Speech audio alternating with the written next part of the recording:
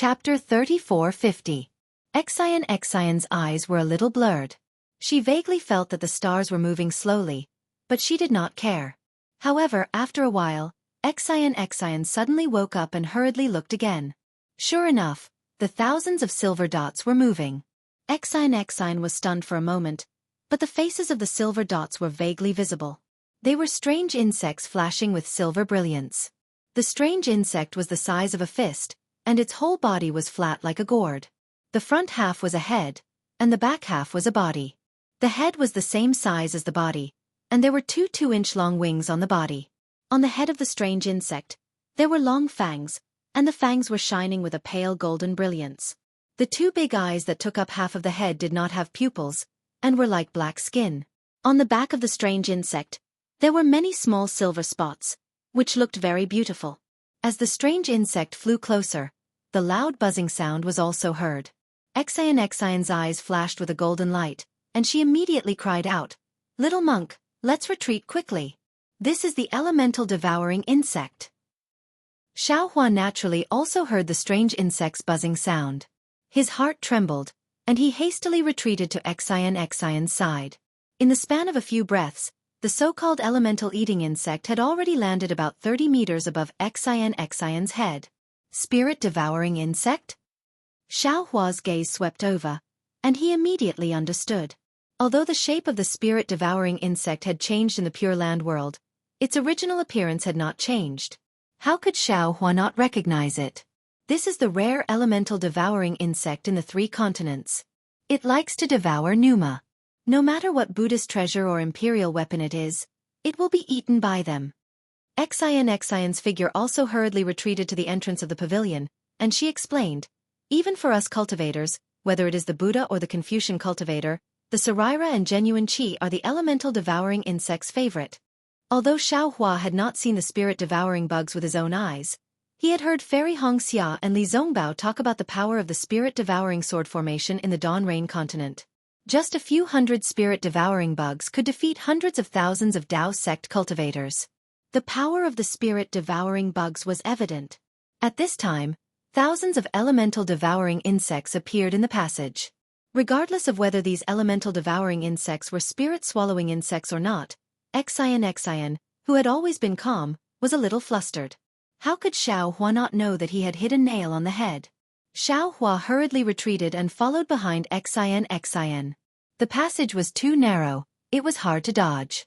Xueqi was afraid that he would only be able to make it to the open space outside the passage. When did the entrance to the passage close?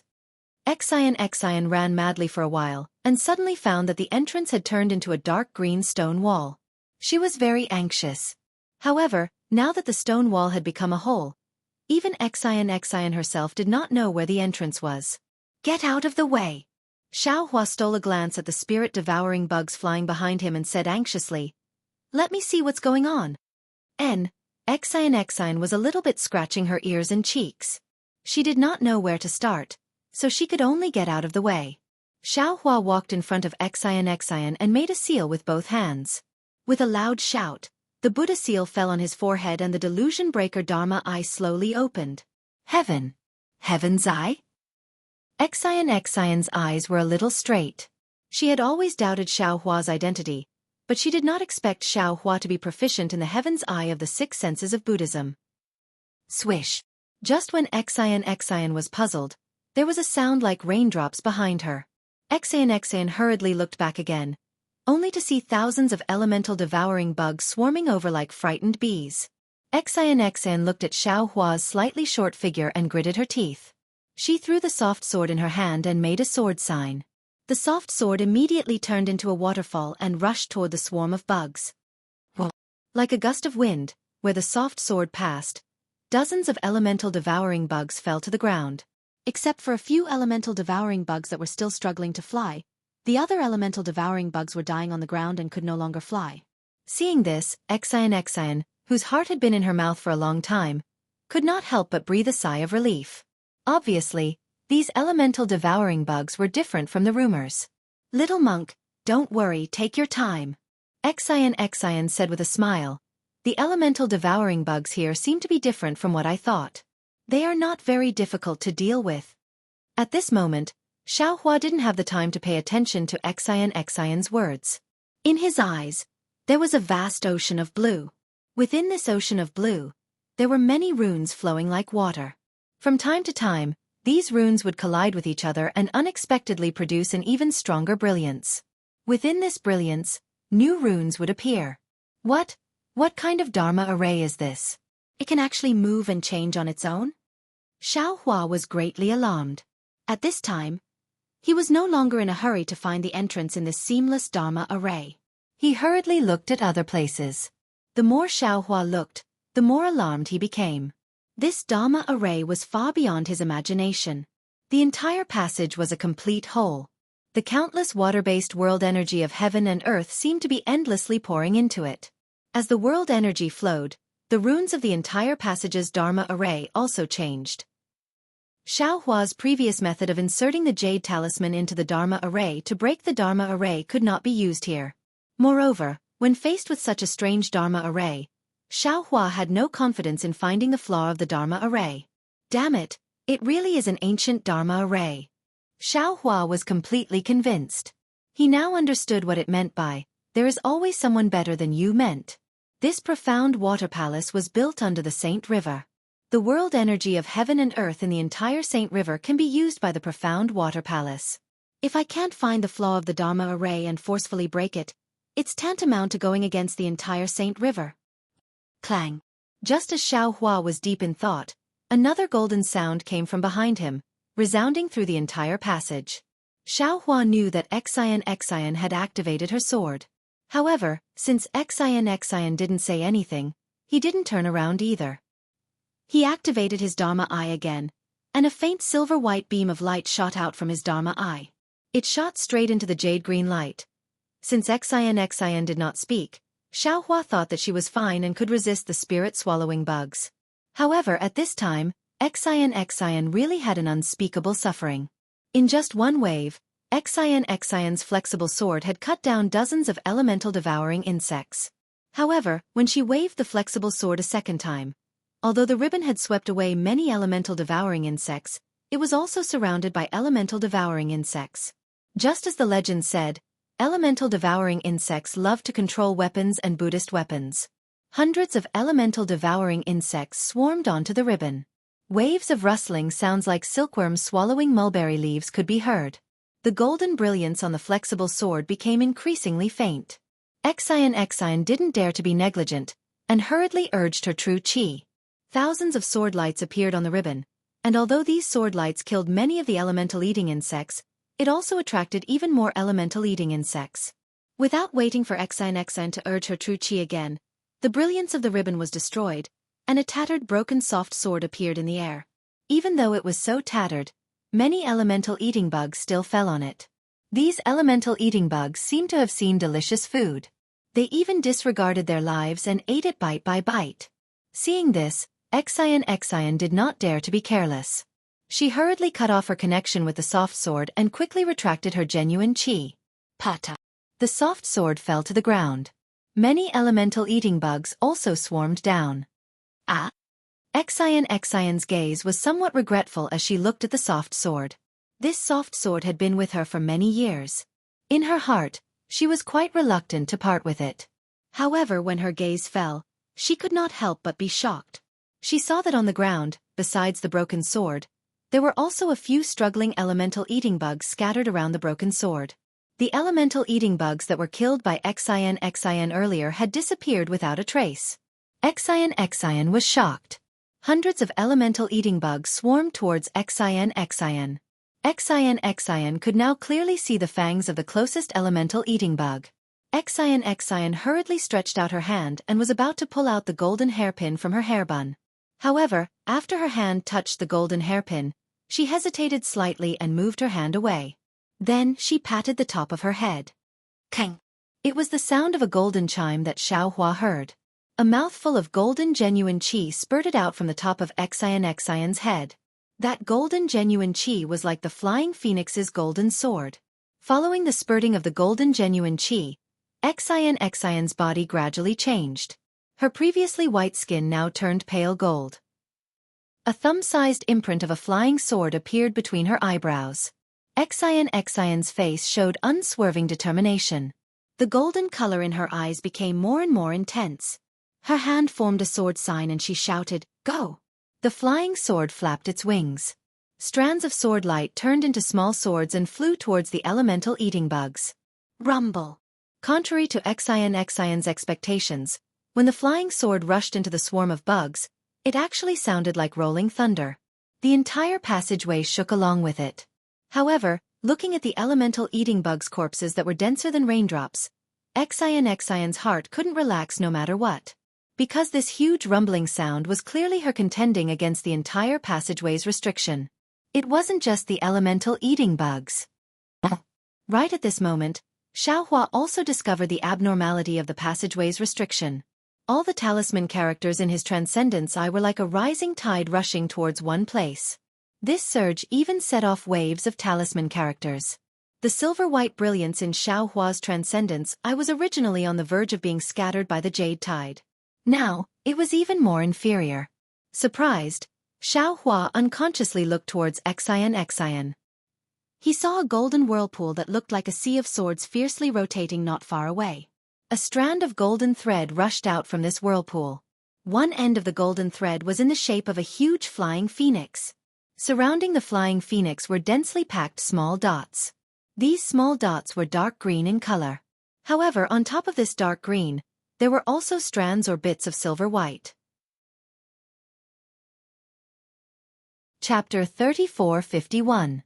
Just when Xueqi was about to close his Dharma eyes, a silver ball of light that looked like a flying phoenix caught his attention.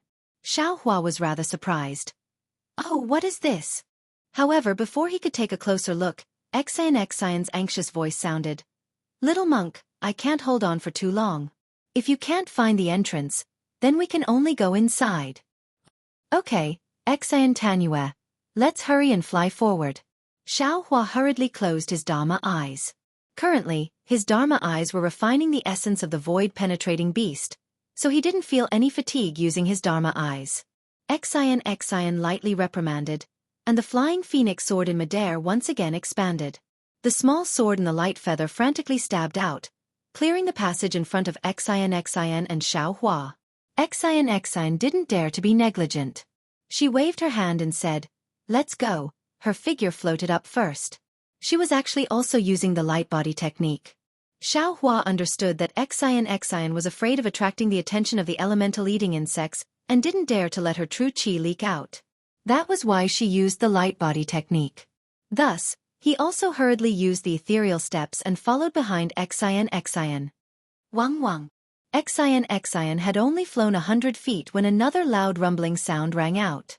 A group of elemental devouring insects that were even larger than the previous one flew out from the restriction of the passageway and pounced towards Xian and Xueqi. "Kill!" Xian sneered. The flying phoenix sword flying above her head once again streaked across the air, and layer after layer of elemental eating insects fell down. However, Xian clearly saw that the number of elemental eating insects killed by this sword was 40% less than before. If Xian could see it, how could Xueqi not know? Xian, these elemental eating insects seem to be related to the formation. It's not easy for us to tangle with them. Let's leave. Xueqi whispered. Xian opened her mouth. Her voice was like a golden chime, very cold. "Only you know. Do you think I can't see it? If you don't speak, I won't know if you're mute. Hurry up and run." Xueqi shrunk his neck.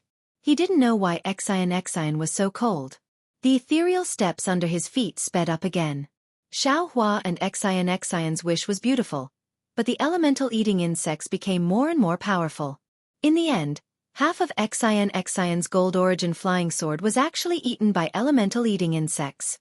A pitiful flying phoenix weakly struggled in midair. "Damn it!"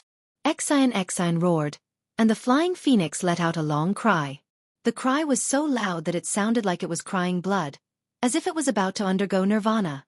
Upon seeing this, Xueqi exclaimed in shock. "Xian, what are you doing?" As he spoke, the green light between his eyebrows shone brightly. Numerous green seal characters that Xian did not understand appeared like a swarm of bees, and layers of lightning appeared in the air. However, before the lightning completely appeared, all the element-eating insects in the passage immediately went berserk. Each and every one of them was more excited than if they had eaten spirit herbs, and they rushed towards Xueqi and Xueqi. Boom! The golden phoenix condensed into a slender flying sword, and suddenly streaked across the air, killing dozens of elemental insects, and then turned into fireflies and disappeared. Xueqi's faint voice sounded. Of course it's to kill the elemental devouring bugs. What do you think I'm going to do? Ouch! Before Xueqi could finish, Xueqi suddenly covered her head with her hands and screamed in pain. As for Xueqi, his entire Naiwen Gong was also splashing with golden light. The elemental insects actually launched a divine ability similar to Soul Stab under Xueqi's lightning and thunder technique. Xueqi is alarmed and hastily withdraws the green light from between his eyebrows. Sure enough, the green light disappears and the lightning disappears. The group of elemental eating insects return to their orderly state. Xueqi's expression also relaxes. Life is really full of surprises. Xueqi looked at Xueqi frowning and wanted to blame himself, but when he opened his mouth, he did not say anything. He could not help but smile bitterly, and thought to himself, these elemental insects are somewhat similar to the strange insects I saw in the spatial vein. I originally wanted to use lightning and thunder technique to kill them, but I did not expect these elemental insects to be able to attack my Naiwen Gong. Alas now! I am not alone here, and Xueqi does not have any other means to defend her Naiwen Gong. This is really troublesome. Looks like I can only use the innate primordial water to protect myself. At this point, Xueqi could only place his hopes on the innate primordial water. Looking at the elemental insects that were much bigger than a fist flapping their wings and flying towards him, Xueqi formed a seal with both hands, and that pool of jade water flew out again. Unfortunately, the Tao of Heaven was probably joking with Xueqi today. Just as the innate primordial water appeared, the entire passageway was filled with emerald green brilliance. The flowing runes that Xueqi could only see with his transcendence vision suddenly surged on the walls, and those waves were exactly the same as the huge wolves in the West Sea. That steaming water vapor and surging turbulence immediately submerged Xueqi's innate primordial water. Damn it! This was not the first time Xueqi's innate primordial water had been defeated, so Xueqi was not surprised. His heart sank, and he immediately wanted to withdraw it. But contrary to his expectations, the innate primordial water did not have the slightest reaction, as if it had completely lost control. Damn it, this is what it means to throw a meat bun at a dog, there is no return. Xueqi was rather distressed, but he immediately became vigilant. Putting away the primordial water bottle, he hastily looked up. Sure enough, those runes that were originally emitting emerald brilliance had almost turned transparent after receiving the innate primordial water. This transparency rapidly spread throughout the entire passageway, and immediately, even more elemental insects appeared from the depths of the formation. We've poked a hornet's nest. Xueqi turned pale with fright, and hastily shouted, Xueqi, quickly run! After Xueqi's gold essence failed, she was originally walking behind Xueqi. Her lightness technique was clearly inferior to Xueqi's, so even if Xueqi took the time to counterattack, she still could not catch up. At this moment, the innate primordial water overplayed its purpose, causing even more elemental insects to fly out, and Xueqi was the first to bear the brunt of these elemental insects' attack. Now Xueqi was really panicking. The sword light around her body surged again, and her right hand once again placed on the golden hairpin. Xueqi's sword light did not move, but with this move, the elemental insects that had just flown out bared their fangs and brandished their claws and pounced towards her. If I don't show my power, you'll think I'm a sick cat. Xueqi clapped his hands, as if he was about to use the hand of Yuanying, but after hesitating for a moment, he took out the wishful steel rod from his space. Even when he took out the wishful steel rod, Xueqi's brows slightly wrinkled. Although Xueqi's strange insects were called elemental insects, and these elemental insects were indeed slightly different from the spirit-swallowing bugs, Xueqi still had more than a dozen spirit-swallowing bugs, gold-swallowing bugs, wood-swallowing bugs, and so on in the sword tomb. Xueqi did not know if these spirit insects would listen to him now, but looking at these thousands of elemental insects, Xueqi also understood that 2 hands were no match for 4 fists. Not to mention the spirit-swallowing bugs. Even Little Black and Little Yellow were unlikely to be the opponents of these insects. Little Yellow and Little Black were Xueqi's own boy. In such a dangerous situation in the void, Xiaohua was reluctant to let them out, let alone let them take risks at this time. Since he took out the wishful steel rod, Xiaohua's whole body surged with golden light, and the divine power of the celestial body was once again displayed. A transcendence golden body of more than 10 feet in size appeared in front of the elemental insects. Little monk, do you want to die? Seeing the appearance of Xiaohua's golden body, the elemental insects that were originally rushing towards Xueqi seemed to smell the fragrance of meat, and they all flapped their wings and rushed towards Xiaohua. Xueqi screamed, and the slightly dimmer flying phoenix also flew out of the top of her head. Kill! Xiaohua shook the wishful steel rod, and the rod became thick and long, waving in mid-air. When the elemental insects touched the wishful steel rod, they immediately burst, and the remains of the elemental insects fell to the ground and no longer disappeared. Good! Xiaohua was overjoyed when he saw this. He knew that his secret method of breaking through with force had worked, and the wishful steel rod in his hand danced even harder. Xueqi's flying phoenix naturally could also succeed, but looking at Xiaohua's majestic transcendence golden body, Xueqi slightly gritted her teeth and let the flying sword hover near her left side to protect herself, fighting while retreating. In the time it took to drink a cup of tea, the previously not particularly long building had not yet reached the end. The elemental insects in the passage could now be described as covering the sky and the sun. Not only did Xiaohua's wishful steel rod not know when, but there were already a few elemental insects that were vigorously biting, and there were also no less than 100 elemental insects on Xiaohua's golden body. Bursts of soreness and itchiness came from Xiaohua's golden body, making Xiaohua almost want to hit himself a few times. Looking at Xueqi again, she was not much better than Xiaohua. She was also surrounded by more than a dozen elemental insects. While Xueqi urged the flying sword to contend with the elemental insects, she also had no good way to deal with these elemental insects. However, her palace dress emitted a golden light, which was obviously a treasure. For a time, the elemental insects could not cause real harm to her. Whoa! As Xiaohua's wishful steel rod swept, a large number of elemental insects fell, and then more elemental insects rushed over. Xiaohua clapped his hands and used the heaven and earth sleeve technique. Shua! A large number of elemental insects disappeared into thin air. Buddha's great Sumuru technique? Xueqi had been staring at Xiaohua. At this time, her eyes were slightly narrowed, and her heart was shocked again. However, without waiting for her thoughts to turn, ouch! Xiaohua's transcendence golden body hurriedly shook his arm, as if it was burned by fire. The elemental insects that had disappeared before appeared again, and even many of them were lying on his arm. Seeing Xiaohua's embarrassed appearance, Xueqi actually smiled. This smile seemed to come from the heart, making her unremarkable face somewhat radiant. Damn it, fortunately I did not use the nascent soul hand. After Xiaohua collected these elemental insects, he tried to use his mind to absorb them into the space. However, although these elemental insects were small, their resistance was not small. His mind could not control them, and they were still under Xiaohua's control. Xiaohua really felt like he was trying to steal a chicken, only to end up losing the rice used to lure it. Alas, no wonder sword cultivators use sword pouches to collect the spirit-swallowing insects. Xiaohua sighed. Seeing that force was not working, he could only use wisdom. But at this time, Xueqi raised her head and shouted, "Little monk, quickly rush forward. Don't care about these elemental insects, first find the exit of the passage. Your transcendence golden body is huge enough for them to swallow, and I will also send out my true qi. Now we can only choose to cut our losses." Chapter 3452. Xueqi's suggestion wasn't wrong. At such a crucial moment, it was probably the wisest choice. However, Xueqi didn't know that Cai Hui and Gu Zhan had also done the same in order to charge out of the encirclement of the many elemental-eating insects. Gag.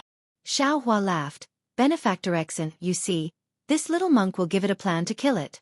Let's see how many elemental-eating insects can run rampant in front of me. Oh, this little monk. While speaking, Xiaohua waved his hand and took out the sword pouch.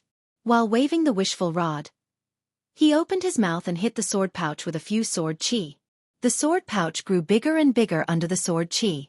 In particular, in the wishful rod, A dozen spirit-swallowing insects that were much smaller than the elemental-eating insects were also released by Xueqi.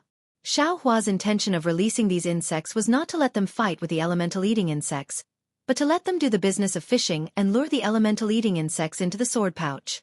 However, to Xueqi's surprise, as soon as the spirit-swallowing insects landed in the air, all the elemental-eating insects calmed down. Not only did the elemental-eating insects on the body of the Transcendence Golden Body stop devouring, but the elemental-eating insects that attacked Xueqi also blankly floated there, as if they were stupid. Seeing such a situation, not to mention the elemental-eating insects, even Xian and Xueqi were dumbfounded. Almost unable to believe it, Xueqi inexplicably looked at Xian, and then the two of them read the confusion in each other's eyes. Just as Xueqi withdrew his gaze, his heart suddenly moved, and he hurriedly raised his eyebrows at Xian. Unfortunately, Xueqi had forgotten that his hair was gone. In fact, his eyebrows were also gone, but Hui and Xian did not mention it.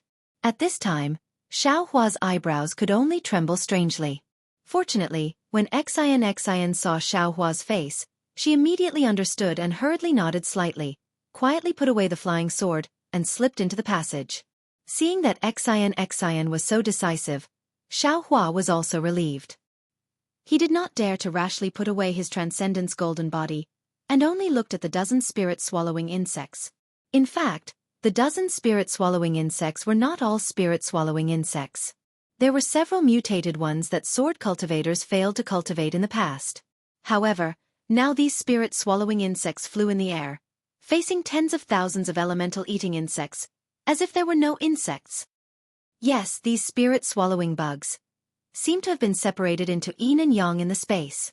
Xueqi's eyes fell on the golden threads on the back of the spirit-swallowing bugs, and he suddenly realized something. Since the superpower centipede can become smart, the spirit-swallowing bugs won't be worse than the superpower centipede, right? Wang wang.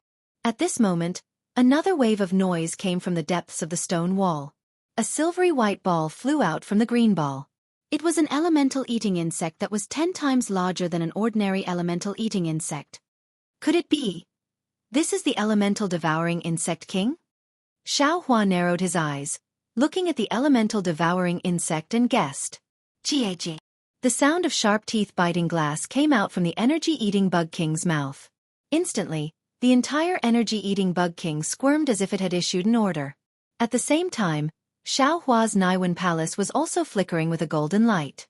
Clearly, the essence-eating insect king's command had the effect of a soul stab. Xueqi was slightly startled and looked at the elemental-eating insects. Out of Xueqi's expectation, these elemental-devouring insects only moved half a foot forward and then stopped, as if they were afraid of Xueqi's dozens of spirit-swallowing insects. Hum. The elemental-eating bug king's wings suddenly emitted a strong sound and pounced on the nearest elemental-eating bug. With a few crunching sounds, the elemental-eating bug was bitten into pieces by the elemental-eating bug king and swallowed into its stomach. The other elemental-eating bugs retreated in fear, but they didn't dare to attack the spirit-swallowing bugs. The elemental-eating bug king hovered in the air for a while and seemed to be helpless. It flapped its wings and rushed to the spirit-swallowing bugs alone. Good. Xueqi praised in his heart. The wishful staff in his hand trembled slightly. He understood that as long as he killed the elemental-eating insect king, these elemental-eating insects would collapse and he would be able to safely pass through this damn passage with Xian. Before Xueqi could raise his wishful staff, more than a dozen spirit-swallowing bugs, which were much smaller than the elemental-devouring bugs, flew up in the air. Then, 9 of them flew up in groups of 3, while the others went to the left and right. They were divided into different levels and attacked the elemental-devouring bug king from the side. Is this still an insect? Xueqi saw this and his eyes widened. An incredible feeling came from the bottom of his heart. The wishful staff in his hand stopped. He knew that if these dozens of spirit-swallowing bugs killed the elemental-eating bug king, these dozens of spirit-swallowing bugs would be the king of the entire elemental-eating bug king. If he forced the wishful staff, these spirit-swallowing bugs may not be able to convince the masses. Hum. Kacha. Kacha. A series of chaotic noises came from midair, and Xueqi became more and more dumbstruck. The elemental-eating bug king was huge and its teeth were sharp. Although there were more than a dozen spirit-swallowing bugs, they were obviously not its opponent. However, These dozens of spirit-swallowing bugs attacked the energy-eating bug king from all sides at the same time. Once the energy-eating bug king heard a spirit-swallowing bug, this spirit-swallowing bug would immediately dodge, and another spirit-swallowing bug would take its place. Thus, the energy-eating bug king still maintained an impenetrable formation. Ordinary people would find it difficult to fight against 4 hands with 2 fists, let alone the spirit-swallowing bugs with sharp teeth. In just a few minutes, a long whisker of the elemental-eating bug king was bitten off by a spirit-swallowing bug. Gotcha! The elemental-eating bug king issued an order again, and the nearby elemental-eating bugs began to squirm. The 3 spirit-swallowing bugs that were flying around the periphery immediately flew out of the battle group and swaggered around the elemental-eating bugs. Sure enough, the restless elemental-eating bugs immediately calmed down. Seeing this, these spirit-swallowing bugs hurriedly rushed into the battle group again. Haha, interesting. Xueqi found it funny. He simply stopped taking back his Transcendence golden body and watched the battle with a smile on his face. If this situation was seen by Xueqi and Gu Zhen, wouldn't they be furious? The thousands of elemental-eating bugs that could devour relics and Buddha statues didn't want to fight at all. They just watched blankly on the wall.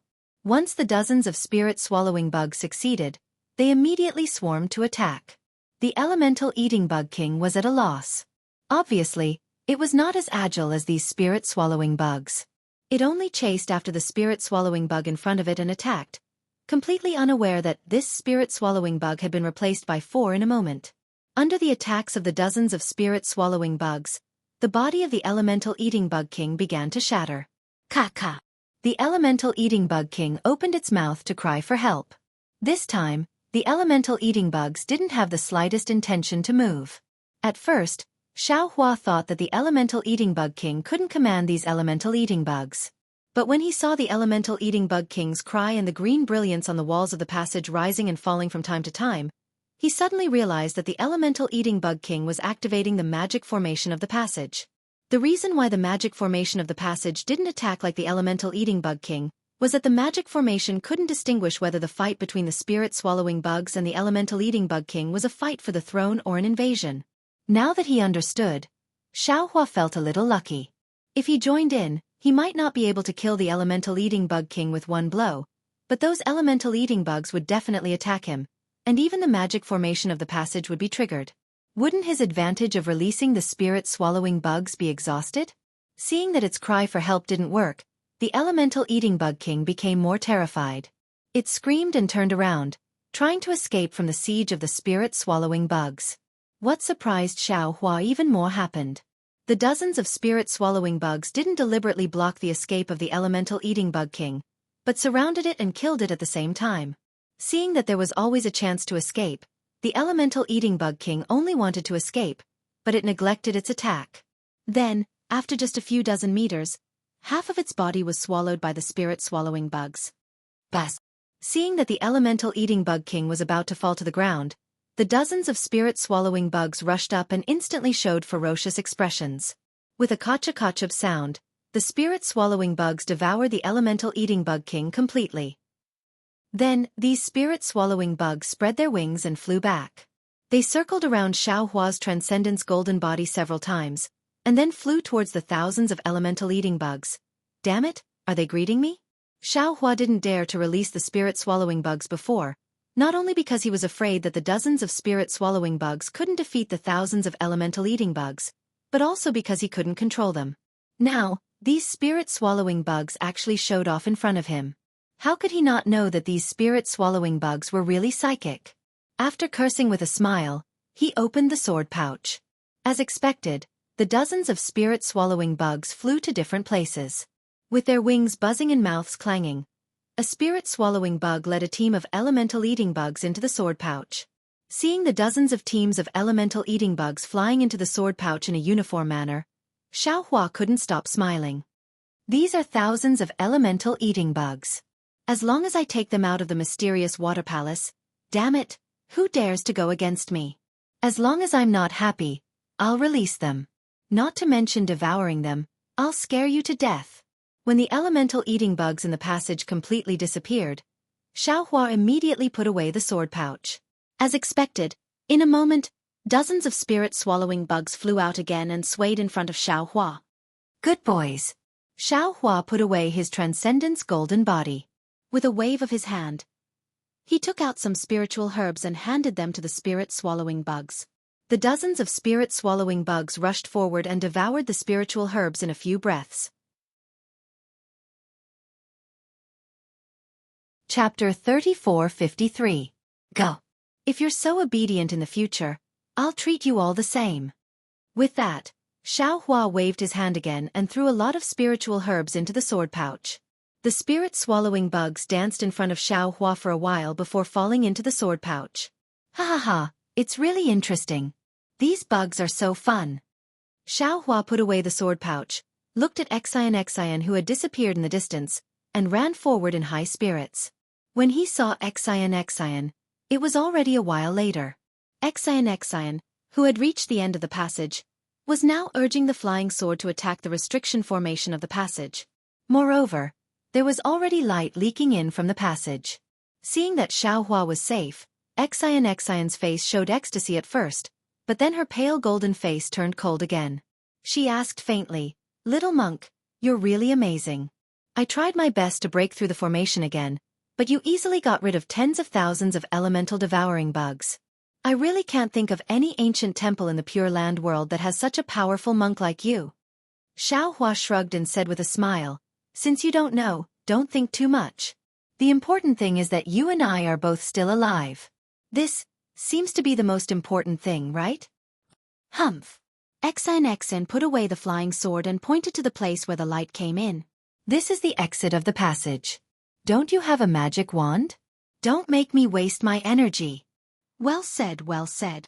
Xiao Hua smiled and took out the wishful steel staff from his sleeve. With a loud shout, he hit the light with the head of the staff. With a rumbling sound, like the sound of a wall collapsing, a 3-meter-long triangle appeared.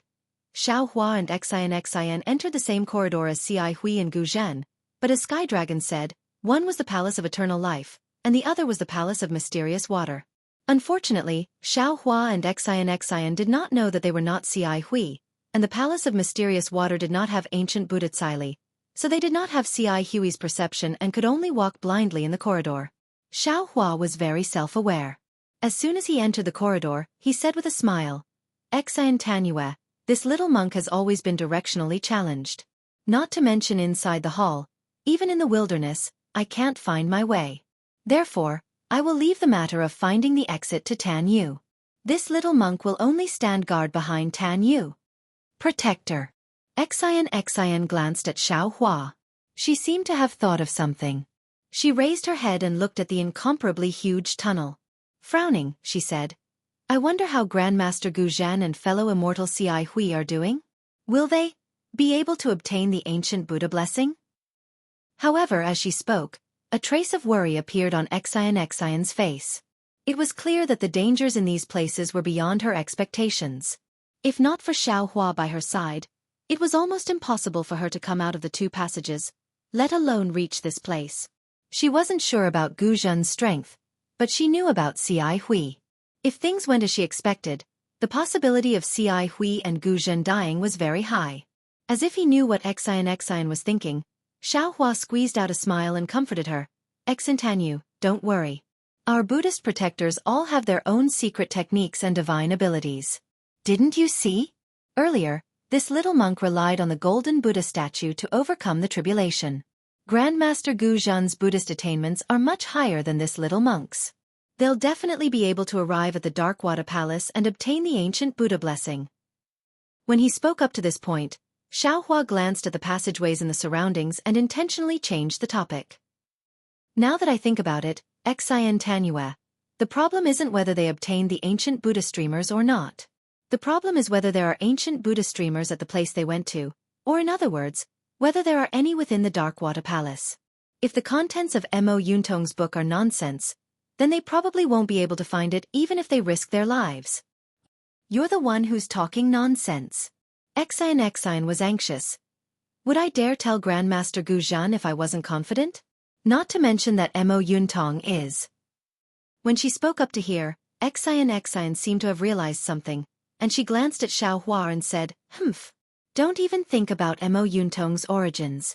Most of the dangers we encountered earlier were recorded in Mo Yuntong's book. I'm afraid she hasn't obtained the rest. If she hasn't obtained it, then how would she know that there are ancient Buddha blessings in the Darkwater Palace? Xiao Hua retorted sarcastically. It seems that I haven't seen any traces of the ancient Buddha blessing even after waiting for so long. Don't tell me I can also write to Mo Yuntong that there are immortal artifacts here? Write if you want, as long as you're not afraid of karma. Xian smiled faintly. At this moment, the two of them had reached a fork in the road. Xian looked around for a moment and randomly chose a path, saying as she walked, "It's good that we didn't find the ancient Buddha blessing. If we did, what would Cai Hui and Grandmaster Gu Zhen do?" "Oh, I understand. Little monk, you're also coveting the ancient Buddha blessing, aren't you?" Xian looked at Xiao Hua with a smile. "Your greed isn't ordinary. I want that immortal artifact." Xiao Hua raised his head and smiled like a little fox. Xian pouted, "Don't even think about it, I want it too." But at this point, Xian's expression changed. Previously, Xiao Hua hadn't revealed his strength, and he was with Cai Hui, so Xian didn't care about him. But now, Xian could see clearly that Xiao Hua had endless means. How could she compare to him? If he wanted the immortal artifact, he might have a chance. In fact, Xian even thought of some bad things. "What?" Xiao Hua saw the change in Xian's expression and said with a smile, "Could it be that you also want the immortal artifact? Instead of looking for someone?" "Humph." Xian snorted coldly. "I'm not someone who doesn't mean what I say. Moreover, I've already made my purpose very clear." Clap clap. Xiao Hua clapped his hands and said with a smile, "Since that's the case, it's good.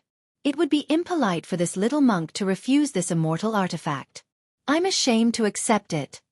Xian fiercely clenched her teeth. It would be a lie to say that she didn't covet the immortal artifact, but she also knew that it was wishful thinking to rely on her own strength to obtain the immortal artifact. Therefore, she only put searching for someone as her top priority, and didn't even mention the immortal artifact in front of others. However, the human heart had always been like this. If she couldn't obtain it, others shouldn't be able to either. But if others could obtain it and she couldn't, it was inevitable that jealousy would arise in her heart. Xian might not be able to reach the level of jealousy of others, but clearly, she also felt uncomfortable in her heart. It was the same feeling as when Gu Zhen faced Cai Hui, the feeling of making a wedding dress for someone else. With Xian's thoughts, the atmosphere unconsciously became strange. Only the sound of light footsteps could be heard in the passageway.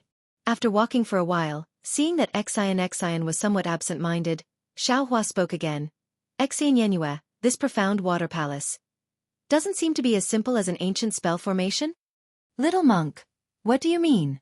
Xian shook her head and did her best to throw away these distracting thoughts as she asked. Xiao Hua pointed at the tall passageway and explained, "If it's an ancient Taoist spell formation, there's no need to use such a tall passageway, right? It's too much of a waste of materials."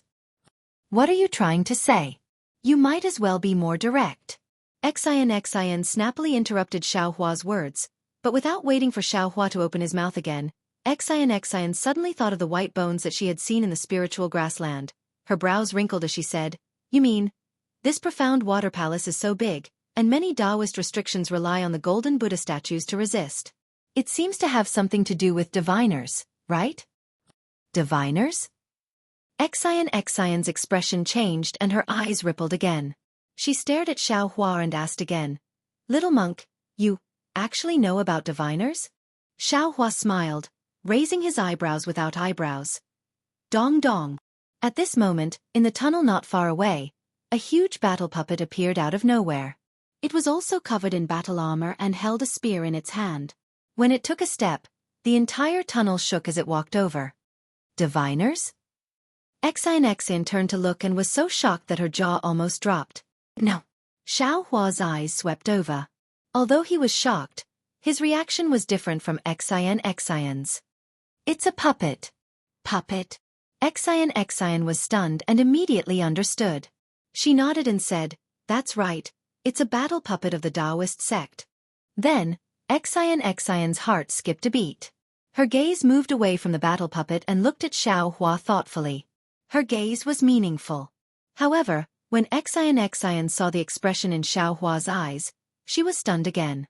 That expression seemed very familiar.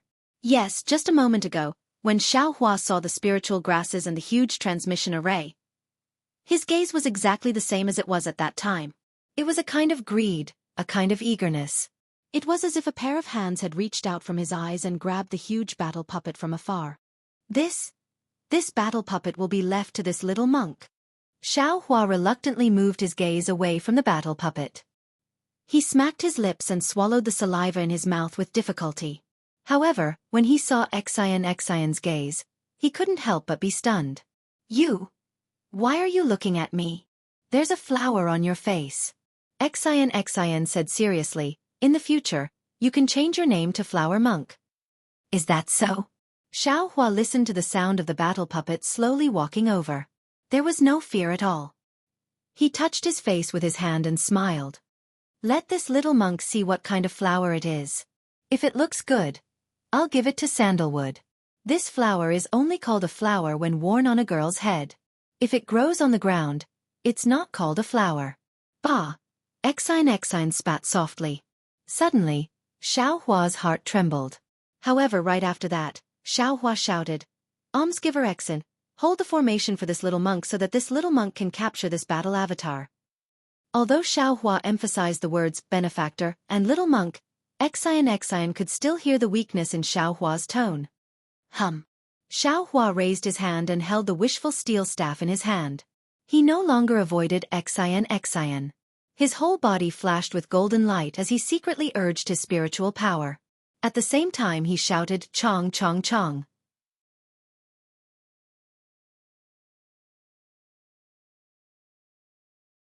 Chapter 3454. Seeing that Xueqi's transcendence golden body was slowly being displayed, from a few dozen feet to a few dozen feet, and even to a few dozen feet, Xueqi's face did not change much. However, when Xueqi saw Xueqi's staff growing thicker and thicker with Xueqi's thoughts, she seemed to have thought of something, and her face turned pale. Xueqi naturally did not know what Xueqi was thinking. The staff swayed in mid-air and hit the stone wall. Xueqi simply threw the staff and hit the stone wall. With a muffled bang, the stone wall was smashed in an instant. Xueqi was very happy and shouted, You brat, can you fight with me? The battle avatar naturally wouldn't answer his question, but the viper-like spear had already answered Xueqi's question. The spear was like lightning, and the tip of the spear was like a snake. The battle avatar actually waved its hand from over 10 zhong away, and the spear left its hand and directly pierced towards Xueqi's heart. Now, Xueqi was like a god.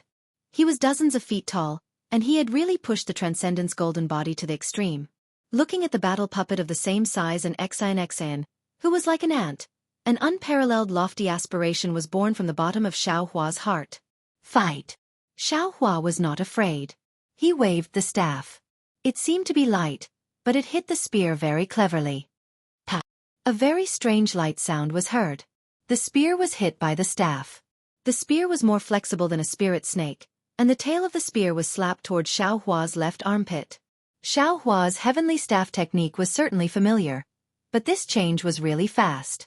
Caught off guard, the spear hit Xueqi all of a sudden. Boom! The power of the spear was beyond Xueqi's expectations. It was shockingly powerful. Xueqi instantly lost his balance, and his body, which was dozens of feet tall, fell towards the stone wall with a loud bang. Crash! The stone wall, which was flickering with blue light, was unable to support Xueqi's Dharma body. It was like an ordinary wall, and everything within dozens of feet collapsed. The golden light around Xueqi, who was lying on the wall, flickered rapidly. The place where the spear had just struck had already caved in. Moreover, in the surroundings of the caved in, there were many cracks spreading out. As the golden light flickered, the cracks and caved in were healing at a speed visible to the naked eye. A bone-piercing pain came from Jin's body. Xueqi couldn't help but suck in a breath of cold air. He lay on the ground, almost unable to stand up. How can this puppet be so powerful? This was Xueqi's first thought. Then with a roar, Xueqi was really angry. His figure did not wait for him to get up. The wishful staff in his hand waved again, and the nearby wall was in a mess. Xiaohua got up from the mess and waved the wishful staff towards the puppet that had already rushed over with its fists like a fighting machine. Boom! The wishful steel staff hit the arm of the war puppet as it wished, but the result was indeed not satisfactory. On the arm of the war puppet, a blue brilliance flashed and finally, it was quickly annihilated. A trace of cracks appeared on the arm of the war puppet. Xiaohua's wishful steel staff could not even break the arm of the war puppet. It was not as good as the previous Gu Zhen. Not only that, but in just a few breaths, the arm of the war puppet reappeared, and the cracks that had been hit were healing. Seeing this, Xiaohua was not surprised, but his eyes narrowed slightly. He was looking at the chest of the war puppet. If Xiaohua's expectations were correct, the body of the war puppet must be supported by the spirit stone. The power of Xiaohua's staff was only the effect of the spirit stone. Xiaohua's current plan was that as long as the spirit stone of the war puppet was exhausted, this war puppet would no longer be the war puppet that could break Xiaohua's golden body with a spear. The war puppet was just a huge puppet. Whether it was to kill it or even subdue it, wasn't it all under Xiaohua's control? Thinking about the words Xiaohua on the forehead of this huge war puppet, Xiaohua could not help but be excited. He unconsciously laughed strangely and said, "Little darling, don't struggle. Quickly come into the arms of this young master. This young master will love you." As he spoke, the wishful staff was raised again, and without waiting for the cracks on the arm of the war puppet to heal, he hit it again. How could the war puppet understand? Next to him, Xian also understood, and her slightly pale golden skin instantly had goosebumps. However, in a moment, Xian was shocked again. In her eyes, this war puppet definitely had the strength of a 5th-level elemental force. This kind of strength did not lie in the depth of the elemental force, nor in the amount of elemental force, but in the strength of the spear, the reaction of the war puppet, and even the moves of the war puppet. Xian understood that this war puppet's moves were ingenious. Each move was flawless, and the waving of the spear was a means to kill the enemy. If she were to face this war puppet, although she could defend herself with the Imperial equipment, the Imperial equipment would definitely not be a match for the huge strength of the war puppet. This was the principle of the so-called one strength conquers 10,000. Xian knew that it was impossible for her to be a match for the war puppet, but the Xiaohua in front of her was unusually brave. He was definitely not the little monk who only knew how to bicker with Xian before. Not to mention the fierceness of the moves, not to mention the elegance of the wishful staff, but the bravery of the war puppet's spear made Xian convinced. The battle between Xiaohua and the war puppet was tragic, and it was almost like the staff was touching the flesh. Xiaohua and the war puppet were evenly matched. Not to mention that you were knocked down by the spear. Even I was swept down by the wishful staff. In half a cup of tea's time, the entire passage was a mess. Within 100 feet of space, there were ruins, and it was really ugly. The body of the man and the war puppet was also full of scars. Not only were there thick cracks all over the war puppet's body, even Xiaohua's golden skin was black and missing a few pieces. It should be because of the war puppet's attack. But the more it was like this, the more Xian was shocked. She really couldn't understand. How could a little monk of the Buddhist sect be so vulgar with the war puppet of the Tao sect? Where did those profound Buddhist techniques and even the previous Tao techniques go? Little monk, after watching for a moment, Xian was frightened and couldn't help but send a voice transmission. Can you beat the war puppet? Where did all your Buddhist divine abilities go? Grandma, Xiaohua roared. I am a Buddhist Vajra. Is it possible that I am afraid of this war puppet?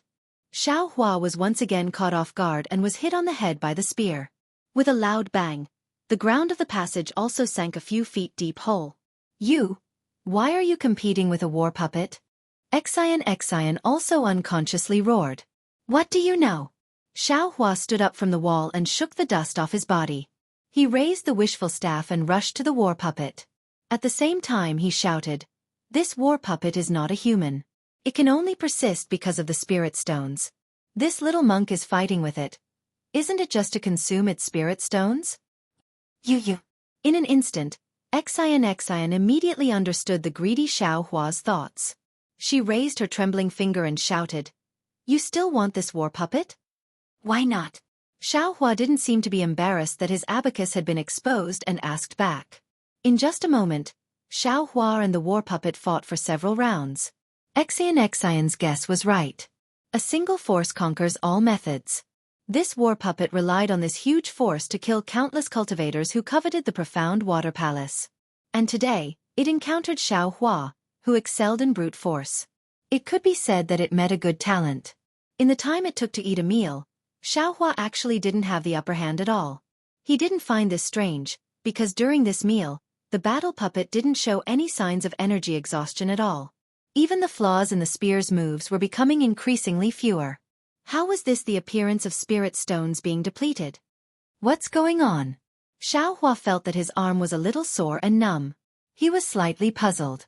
At this time, Xian also felt that something was wrong. Seeing Xian urge her genuine qi, the golden light above her eyes shone brightly.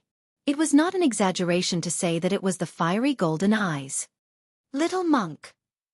Suddenly, Xian, who seemed to have seen something, turned pale with fright again and exclaimed, "Don't you have any ideas? This war puppet doesn't have any spirit stones. The space between its feet and the ground is a little strange. Every time it moves, the world's spirit energy will be sent into the passage. In this passage. No, in the profound water palace, you are definitely not the war puppet's opponent." "Ha! I see." Xiao Hua understood and immediately laughed. "Then it's even easier." As he spoke, he patted his forehead. A huge hand emerged from the top of Xiao Hua's head and grabbed at the war puppet. The hand of a nascent soul? Xian bit her lips. Her eyes revealed an indescribable look. Even Xian herself didn't know what this meant. Boom! The nascent soul's hand grabbed the war puppet and threw it into the air. Buzz! At this time, the war puppet's body shone with a blue brilliance. Rays of light sharper than flying swords pierced the nascent soul's hand. Even the war puppet's spear pierced the nascent soul's hand with a pang sound, pop. Like the sound of a bubble bursting, the nascent soul's hand was instantly destroyed by the light of the war puppet. Xiao Hua's body shone with a golden light. Moreover, the innate divine restriction on his Naiwen palace emitted a faint golden light again. Obviously, the blue thorn could also attack divine sense. This. Xiao Hua frowned and fell into deep thought. He had always thought that the war puppet only relied on its fists and feet and couldn't use magic arts. But now, it seemed that it was just as Xian said. The war puppet was part of a magic array. Not only could it borrow the magic power of the magic array and exchange it for energy, the magic array could also use the war puppet to attack. If this was the case, even if Xiao Hua captured the war puppet, he might not be able to use it. Thinking of this, Xiao Hua's eyes turned. Behind Xian's back, his left hand formed a spell that Xiao Hua had comprehended long ago, but he had never used it. Following the activation of Xiao Hua's Fa Li, an earthy yellow brilliance flashed around the body of the battle puppet. This brilliance instantly turned into tens of thousands of thin threads, completely covering the battle puppet. When the threads of light disappeared, the entire battle puppet seemed to have sunk into a deep pool. Not only was it unable to wave its spear, even its hands and feet seemed to be bound and unable to move.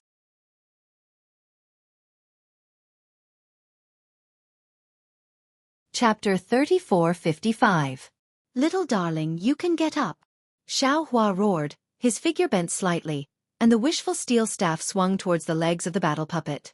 Before Xiao Hua's wishful steel staff could touch the battle puppet, the stone wall flashed with brilliance, and countless fireflies fell like raindrops, covering Xiao Hua and the battle puppet. Oh no! Xiao Hua was shocked. He didn't know what these fireflies were.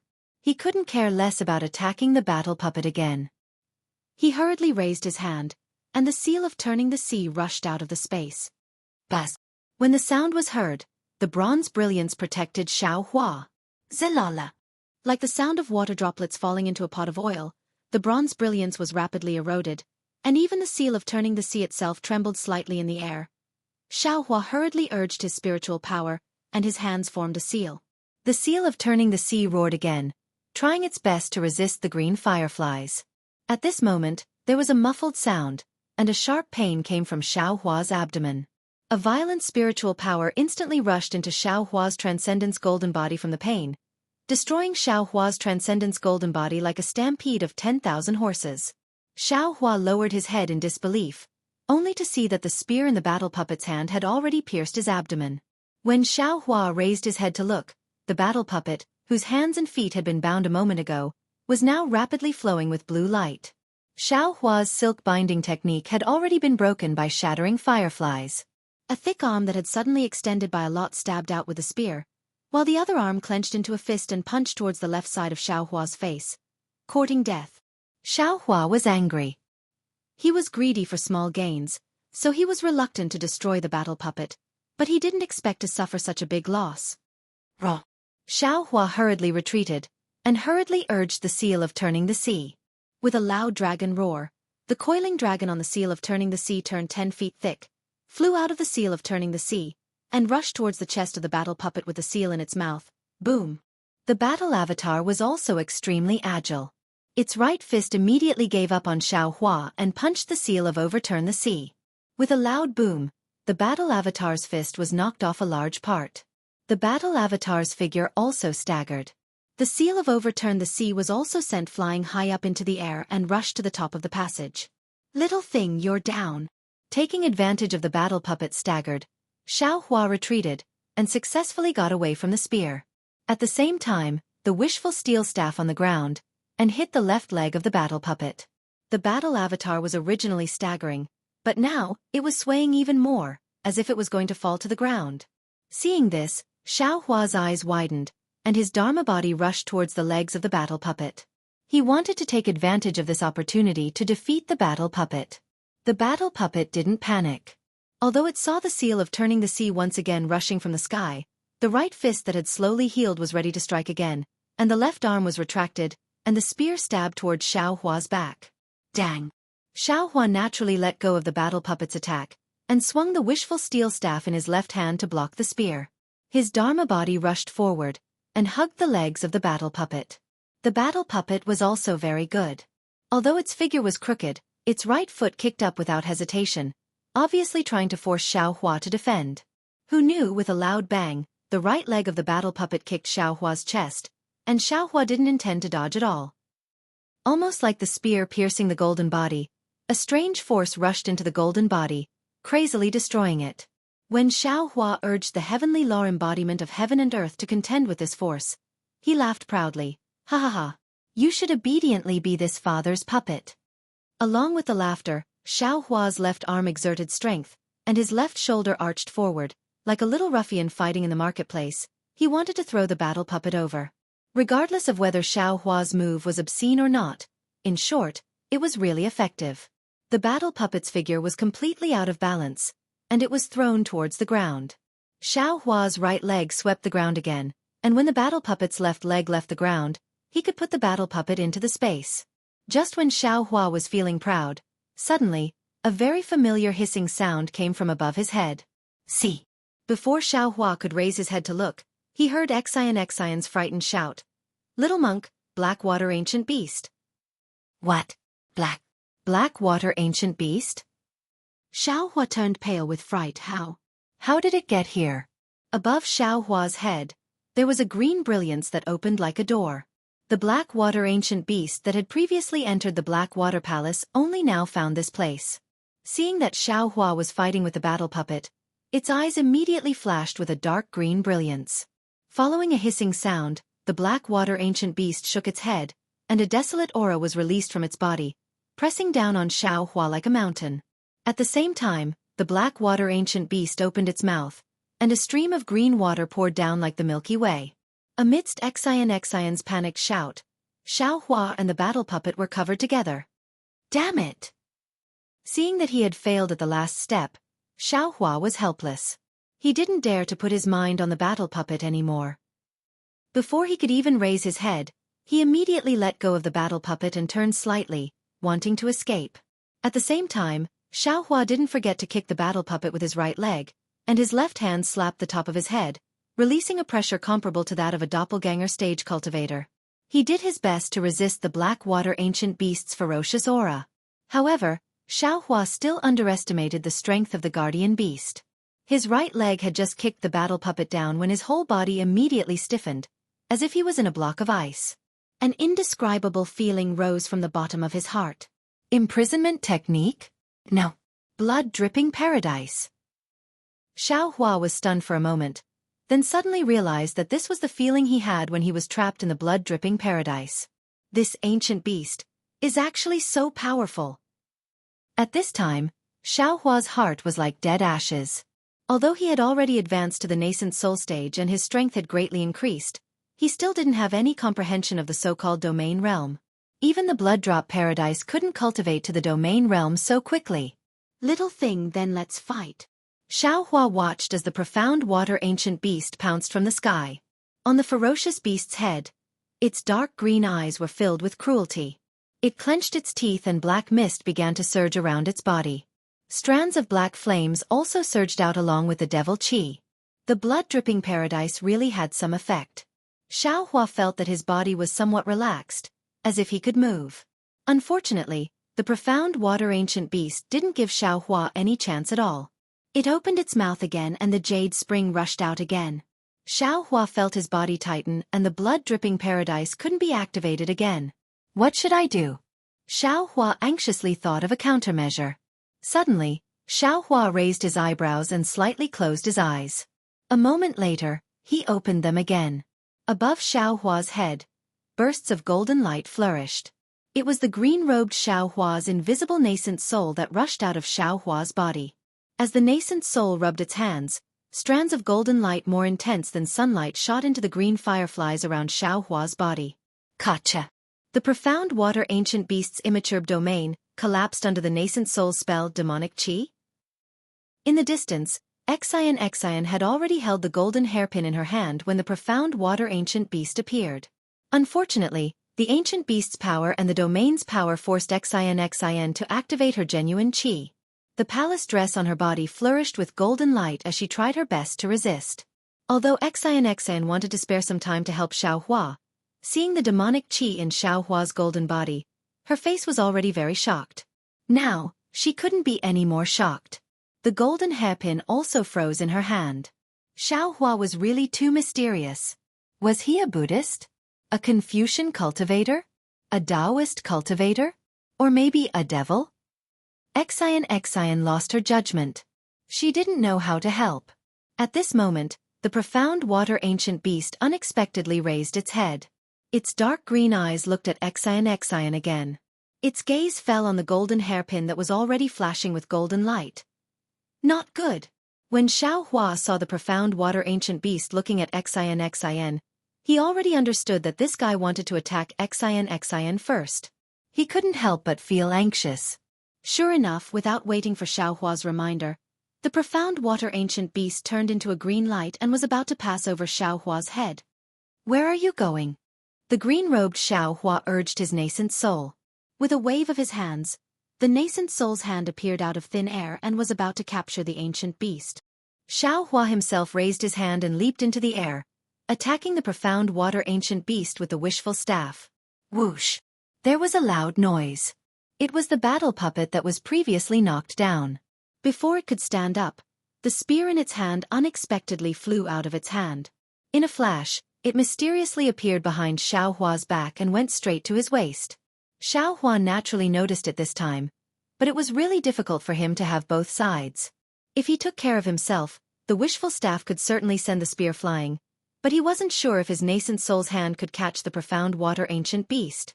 Even Xiao Hua didn't think that a single nascent soul's hand could stop the profound water ancient beast. Forget it. In an instant, Xiao Hua made a decision. His right foot turned and kicked. He didn't care if he could succeed or not. His hands used all the strength of his body to attack the profound water ancient beast.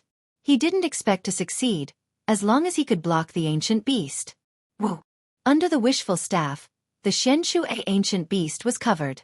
The fierce wind could almost tear the void apart. The Yuanying's hand imprisoned the area in front of the Xueqi ancient beast. He wanted to kill this fierce ancient beast. Seeing the profound water ancient beast's body dim and its entire body stagnant in midair, Xiao Hua was overjoyed. He knew that the two methods were effective. He may not be able to kill the ancient beast, but he could at least block it. Just as this joy was born, the spear actually avoided Xiao Hua's right leg and pierced Xiao Hua's back, causing a sharp pain.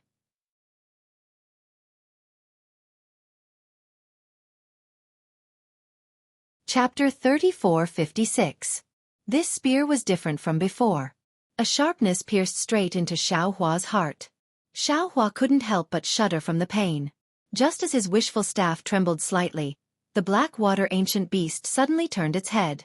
Its two dark green eyes actually showed a hint of cunning. The most unforgettable thing for Xueqi was that the ancient beast's figure turned into thousands of small dots. These small dots rushed through the shackles of the Yuanying stage's hand, and even dodged the wishful staff's attack, and instantly rushed into Xueqi's golden body. Rumble. The countless tiny droplets rushed to the location of Xueqi's golden body. Every single droplet let out an intense rumbling sound, and a hole of several zhong in size appeared in Xueqi's chest. A sharp pain came, and Xueqi once again looked down in disbelief. This was the first time he had been so seriously injured. Inside the hole, the flesh and blood were badly mutilated, and wisps of black light and devil chi lingered between the flesh and blood. There was not a drop of blood, but even so, an indescribable dizziness came from Xueqi's mind, and immediately the entire Transcendence golden body collapsed rapidly. Not only that, after the war puppet spear was pulled out, it pierced towards the back of Xueqi's head. After the ancient beast's figure appeared behind Xueqi, it also followed the spear and prepared to pounce on Xueqi. Xueqi was in danger. At the critical moment, there was a blood-curdling scream. Little monk. With this cry, there was less vigilance, more trust, and more deep regret. With this cry, the entire ventilation channel was filled with a strong wind, and wisps of noble qi condensed from the void. This noble qi was golden in color, almost like water. Xueqi helplessly fell to the ground. Although the huge Transcendence golden body had not completely collapsed, the hole in his abdomen could still be seen. Xueqi's face was full of pain, and he covered the wound with his hand. Although there was no blood flowing out, the scars were really scary. Xueqi's eyes narrowed slightly, and he looked weakly into the distance. He saw Xueqi crazily raising the golden hairpin in her hand, and her mouth continuously spitting out true qi. The true qi was first golden, then mixed with pink, and finally, it was blood red.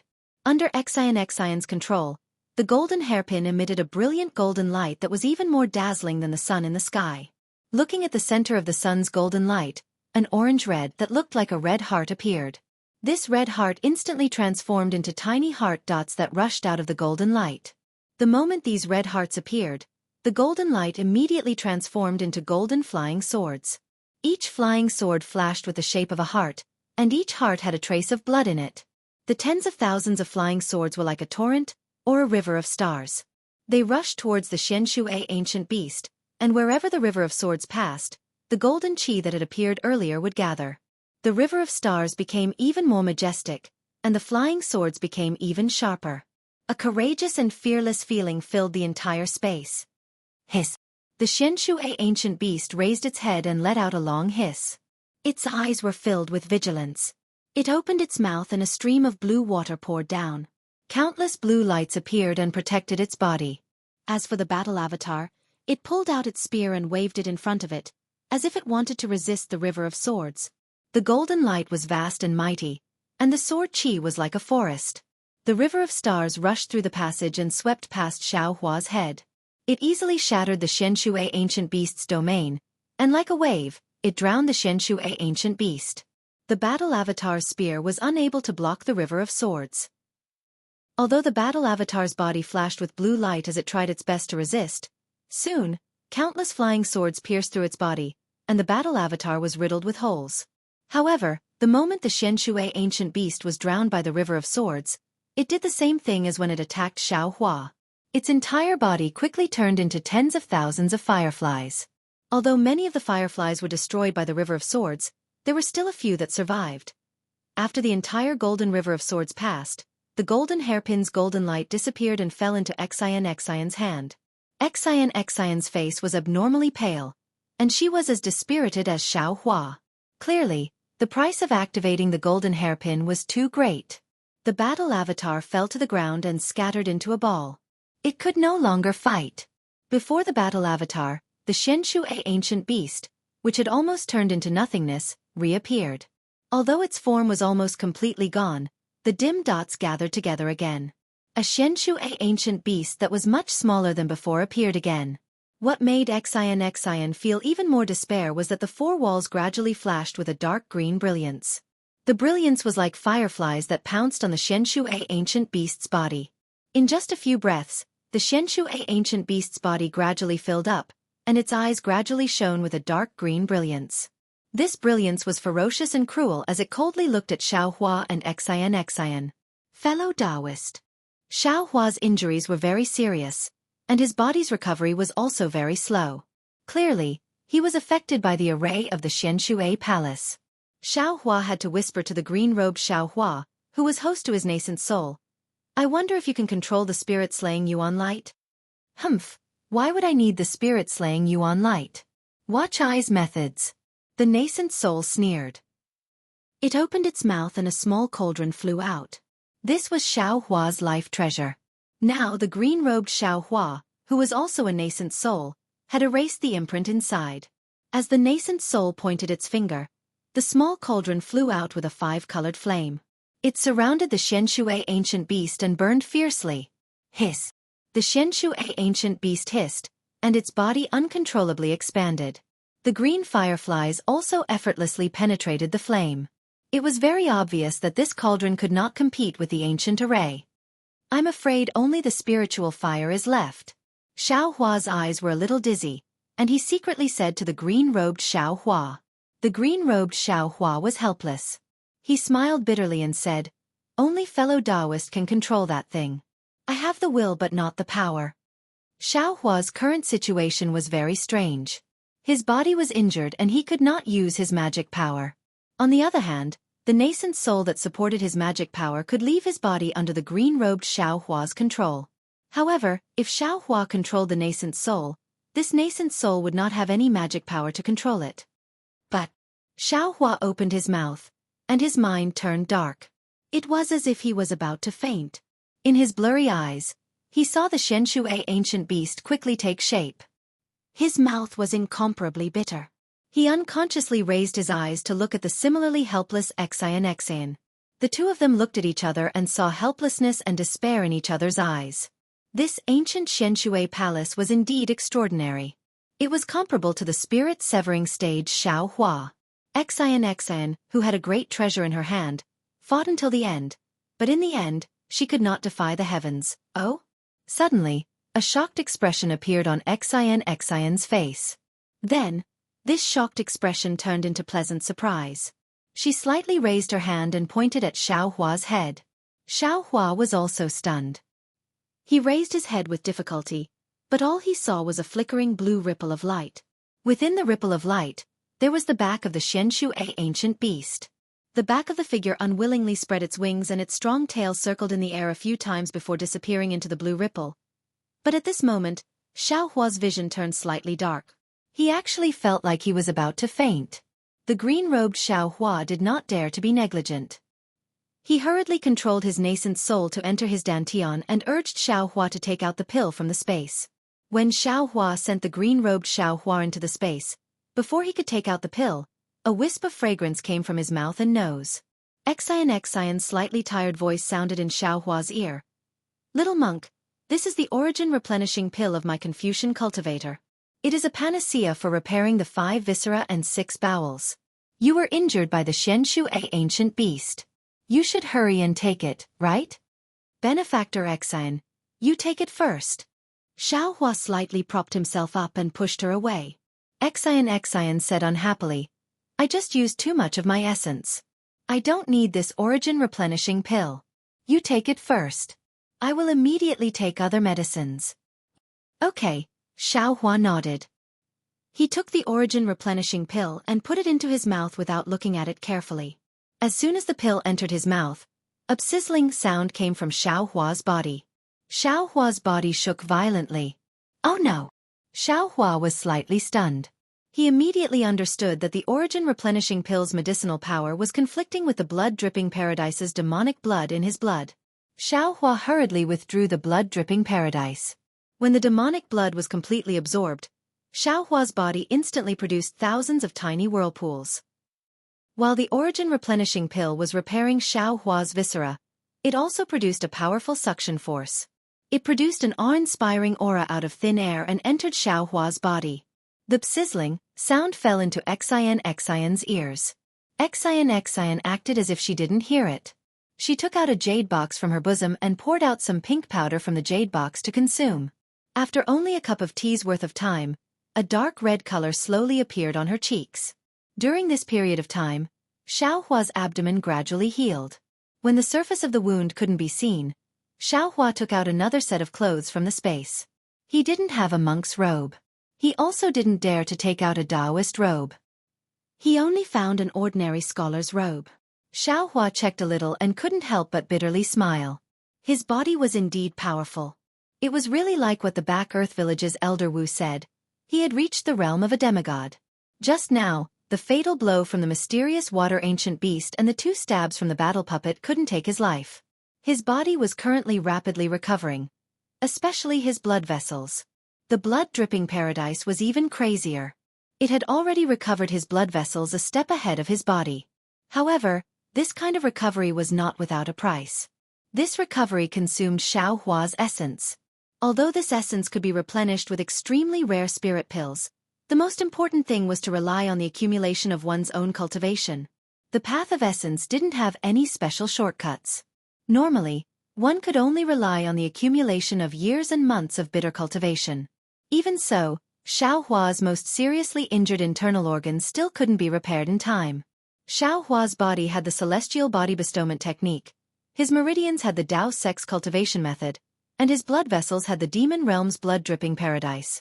However, these internal organs didn't have a specialized cultivation method. They could only be repaired by relying on the body. Xian's Chaoyuan pill was very effective. It had already repaired the most basic outline of the severely damaged internal organs. However, at this time, the Chaoyuan pill had already lost its effect. The remaining parts could only be slowly repaired by the celestial body bestowment technique.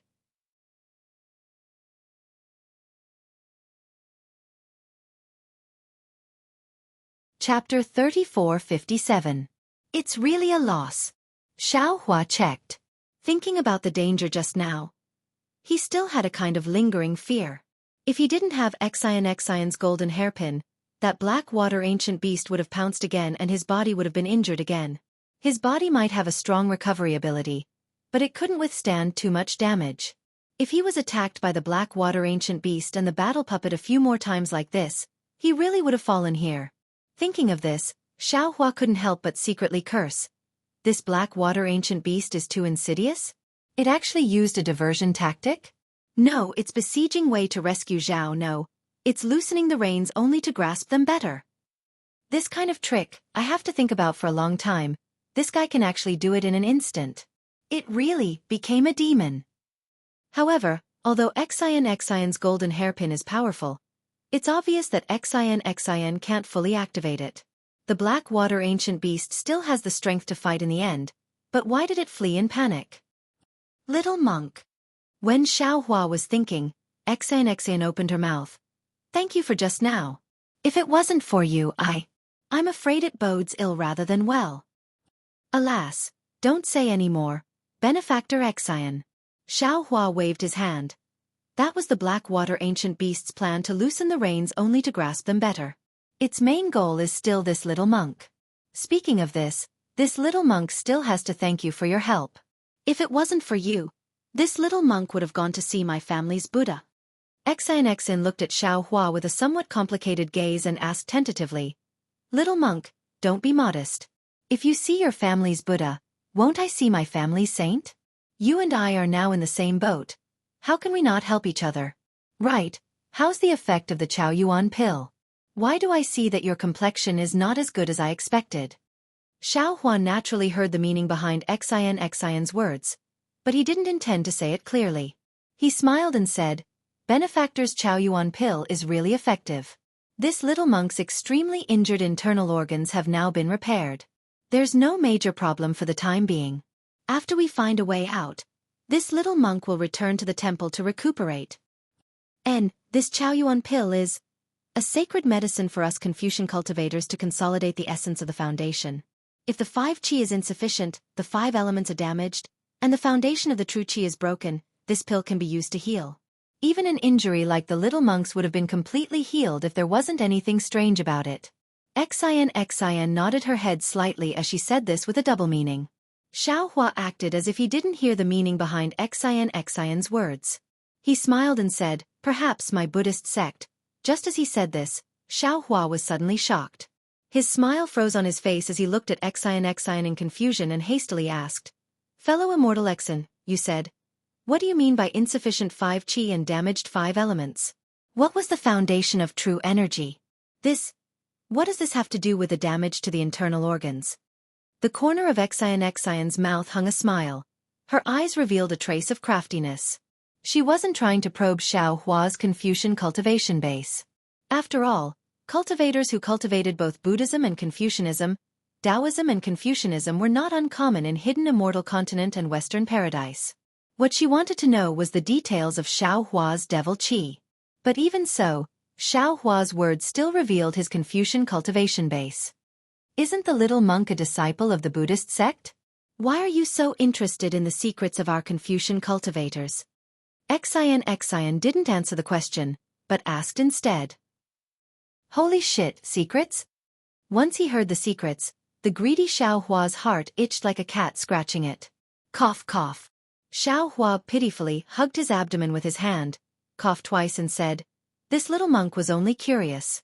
Previously, I only heard that Confucian cultivators only needed to cultivate a lump of righteous qi in their chest to be able to shake the heavens and move the earth, but I didn't expect that this true energy had something to do with the internal organs.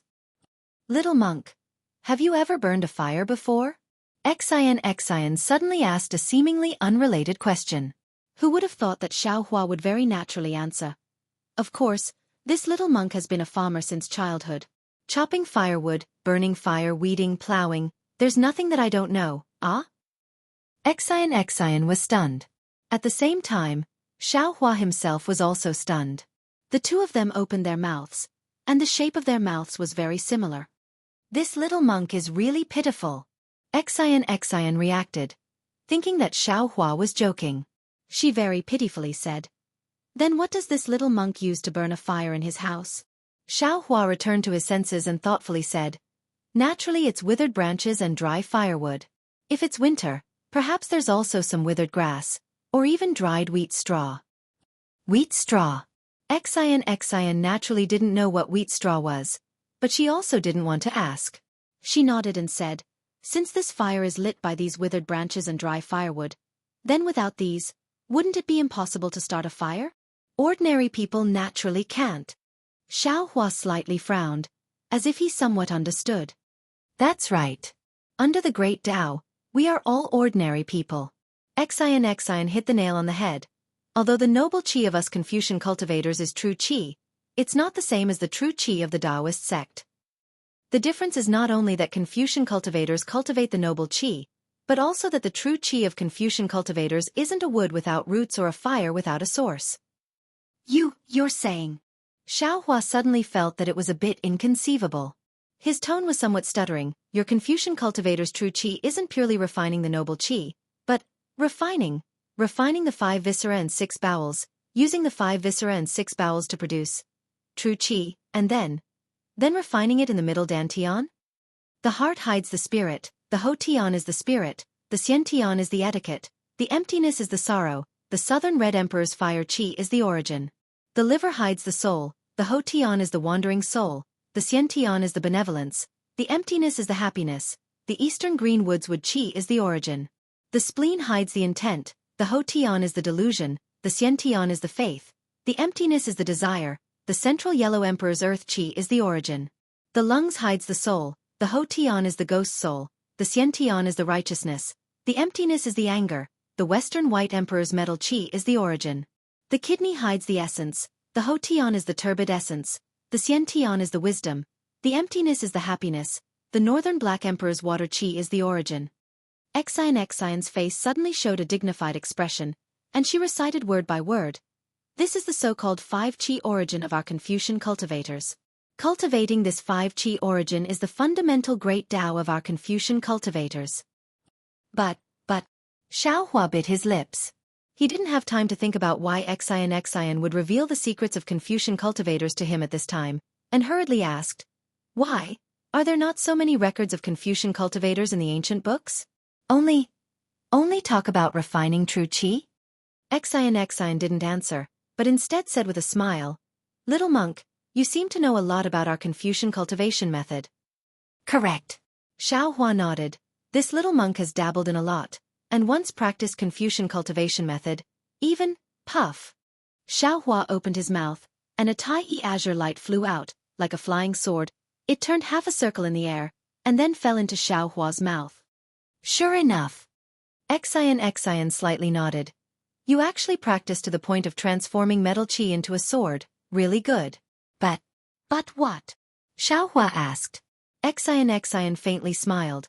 "But this little monk is the same as the majority of people in the hidden immortal continent. He practiced it wrong." "Oh, it can't be said that he practiced it wrong. It should be that he practiced it wrong." "What do you mean?" Xiaohua asked again. Xian also didn't hide it, and explained, "This little monk seems to also have a Taoist cultivation. Presumably, you also practice Confucian cultivators' true qi as Taoists' true qi, right?" Yes. Xiaohua also didn't hide it. Not only that, this little monk also practiced heaven and earth origin qi as noble qi. Now I ask benefactor to explain. I don't dare to say that I can explain, I only know that the people in the world are increasingly utilitarian, and increasingly impatient. On one hand, they give up the foundation of the five qis unification, and only pursue the refinement of true qi, emphasizing the power of cultivation method. On the other hand, they purely pursue the pinnacle of the five qis, disdaining the benevolence of the balance of the five qis, and have long lost the original intention of Confucian cultivators. Xian lightly said, "In fact, in the early years, Taoist sects stole the cultivation method from us Confucian cultivators, and created the method of using meridians to refine true qi, and condensing true qi in my lower dantian. This is originally the inferior method. Now, we Confucian cultivators have actually seen the power of Taoist sects magic, and once again, we only practice true qi, and give up the five qis unification. How can we achieve the great Tao?" "What? You said that Taoist sects cultivation method was stolen from you Confucian cultivators' five qis unification?" Xiaohua laughed involuntarily, feeling very absurd. "This is an old legend, and it's not something I can make up." Xian said in all seriousness, "I also don't know if it's true or not." "That's nonsense." Xiaohua shook his head. "One is the refinement of meridians, the other is the refinement of the five viscera and six bowels. It can only be said that they are different methods to achieve the same result. How can it be stolen? Could it be that only Confucian cultivators have the good fortune of heaven and earth, and that true qi is the true essence of heaven and earth?" This. Xian hesitated slightly, staring at Xiaohua for a moment, and then said, "The refinement of the five viscera and six bowels is different from the refinement of meridians, and the origin of true qi perhaps is not the noble qi." "Then what is it?" Xiaohua retorted sarcastically. Xian faintly smiled, her eyes like the moon. "Why should I tell you? Little monk, we were just casually chatting. Have your injuries healed? Can we enter the real profound water palace now?" As she spoke, Xian pointed at the messy stone wall not far away, where a triangular blue brilliance was slowly emerging. Needless to say, it was the exit of the passage. "Are we going in now?" Xiaohua knew that Xian would definitely not tell him the secrets of Confucian cultivators in full detail. Now that she had said so much, it was already a kind of repayment to him. If he continued to ask, he would only be met with disdain. Thus he no longer thought about it, and looked at the revealed exit with a bitter smile. "We are all injured, so how can we take away the immortal tool?" "Haha, little monk, you really want that immortal tool?" Xian laughed. "You can't even defeat the ancient profound water beast guarding the door, so how can you take away the immortal tool? Let's go, don't think so much. Follow me in and see if there is the person I'm looking for. If there is, little monk, you can help me." "Oh, don't worry, I definitely don't want any immortal tool, I just want to save people. If there isn't, we'll find the exit and leave, okay?"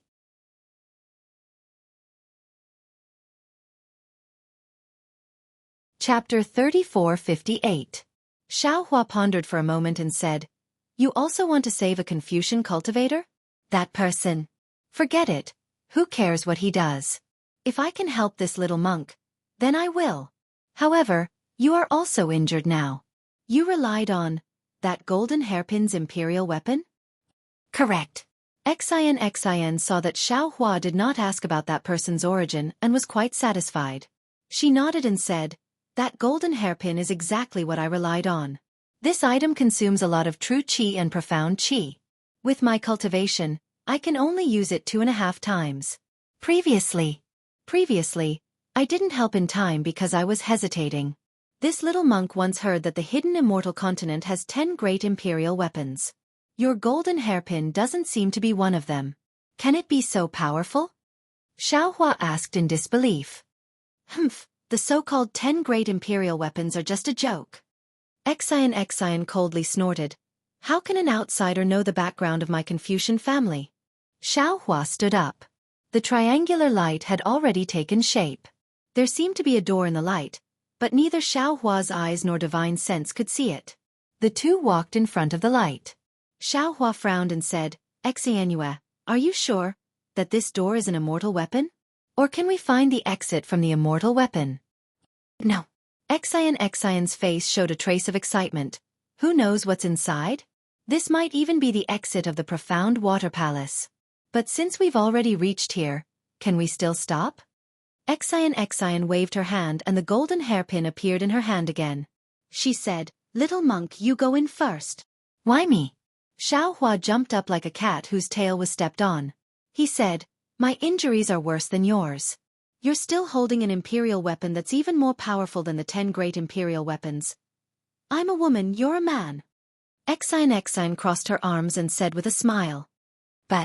But you want to save your lover. There's no reason for me to take the lead, right? Xiaohua still shouted. Xion's face was slightly red. She rolled her eyes at Xiaohua and said in a low voice, Who said I want to save my lover? That person is my relative. Oh. So it's like this. Xiaohua felt very strange. His heart relaxed for no reason. He thought about it and waved his hand. He took out the wishful staff and urged the golden light to protect his body. He stepped into the light. However, just as Xiaohua's figure touched the light shadow, a golden light appeared from the top of his head and quickly swept through his body. Then it disappeared. Xiaohua's figure also disappeared. Could it be that I saw it? Xion frowned slightly. This is the Devil Buster golden light of the Tao sect. Since the little monk has devil chi on him, why hasn't he been killed by the Devil Buster golden light? Even if he wasn't killed, he wouldn't, to go in, right? Xion thought to herself. Her footsteps were not slow. She held the golden hairpin in her hand and entered the light door. As Xion's figure disappeared, the light door suddenly shrank and disappeared. Xiaohua naturally did not know that the golden light was the devil-expelling golden light of the Tao sect. He only felt that as the golden light flashed, his eyes were slightly dazzled, and an overflowing scenery seemed to flow by like the wind. Soon after, his entire body felt light, and before he could focus his eyes and see anything, he felt an indescribable warm current erupting from the bottom of his feet. It did not care about his meridians or blood vessels as it rushed towards the top of his head. In just an instant, this warm current had penetrated through his body. Xiaohua's internal organs were ironed by this warm current, and there was not a single place that did not stick. His 36,000 pores felt as if they had eaten a ginseng fruit, and there was not a single pore that was not carefree. In addition to the comfort, Xiaohua didn't care about the situation around him anymore. He hurriedly checked. What he almost couldn't believe was that not only was his Yuanying, which had lost a lot of true qi, now in high spirits, but his seriously injured internal organs were also in good condition. Where was the serious injury before entering the door? How is this possible? Xiaohua was shocked. He didn't dare to believe that when this golden light swept through his body, all his injuries were healed. Could it be that this is the power of an immortal artifact? As he thought about this, Xiaohua hurriedly looked up. He saw that Xiaohua was in a huge palace. The entire palace was dazzling with gold and jade. 81 huge coiling dragon pillars supported the entire palace. Around the palace, there were 81 flying phoenix curtains covering the 4 walls. At this moment, Xiaohua was standing at the entrance of the palace. The palace door, which was hundreds of feet tall, was inscribed with countless simple and unadorned runes. These runes were the same as the runes on the flow of water in the passageway earlier. They were flowing at varying speeds. Following this flow, mountains, rivers, water, flowers, birds, insects, and fish all appeared on the palace door and even on the walls nearby. Every time a light flashed, it was as if a small world had appeared. Xueqi slightly furrowed his brows when he saw all these living creatures appear. He was somewhat unable to understand whether these runes were real or not. He had never seen the runes of a formation show such an abnormality. But soon after, his heart shook again. My Dao Sex formation has always borrowed the power of the world. However, the power of the world is ultimately limited and is limited to this part of the world. If I really want to take another step forward, I'll have to transcend the world. Could it be that this ancient formation has already surpassed my knowledge? This profound water palace that guards the immortal artifact can actually borrow the power of a small world? If that's the case, then a formation formed from tens of thousands of small worlds isn't something that can be broken by ordinary people. The one who set up this formation must be an immortal. Little monk, what are you thinking about? Why don't you go in? Xian's voice came from behind Xueqi just as he was pondering. This little monk is wondering whether this is the profound water palace. Xueqi's eyes turned as he answered with a smile. Nonsense. Xian raised her brows for no reason. She pointed at the signboard above the palace door and said, "Don't you see it? Isn't it written with the words Profound Water Palace? If this isn't the Profound Water Palace, then, where is it? If this is the Profound Water Palace, then why did the golden light just now seem to have the Confucian school's 5 elements restoration technique? And why is it different from the Dao Sex formation golden light?" Xueqi looked up again. He really didn't pay attention to the signboard above the palace door. Sure enough, at the place where Xian was pointing, there was a huge glittering golden plaque at the top of the palace door, with the words Mystic Water Palace written on it. That's not right. Xueqi's gaze swept over the signboard and was shocked because the words written on it were the Dao Sex characters from the Dawn Rain continent. They were completely different from the hidden immortal continent's inscriptions. He didn't know how Xian could recognize them. Xian didn't know about Xueqi's doubts.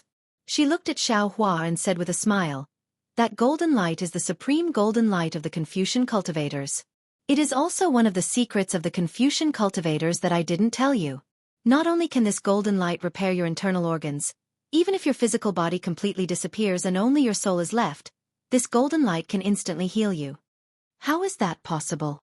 Xueqi was in disbelief. If you don't believe me, you can try.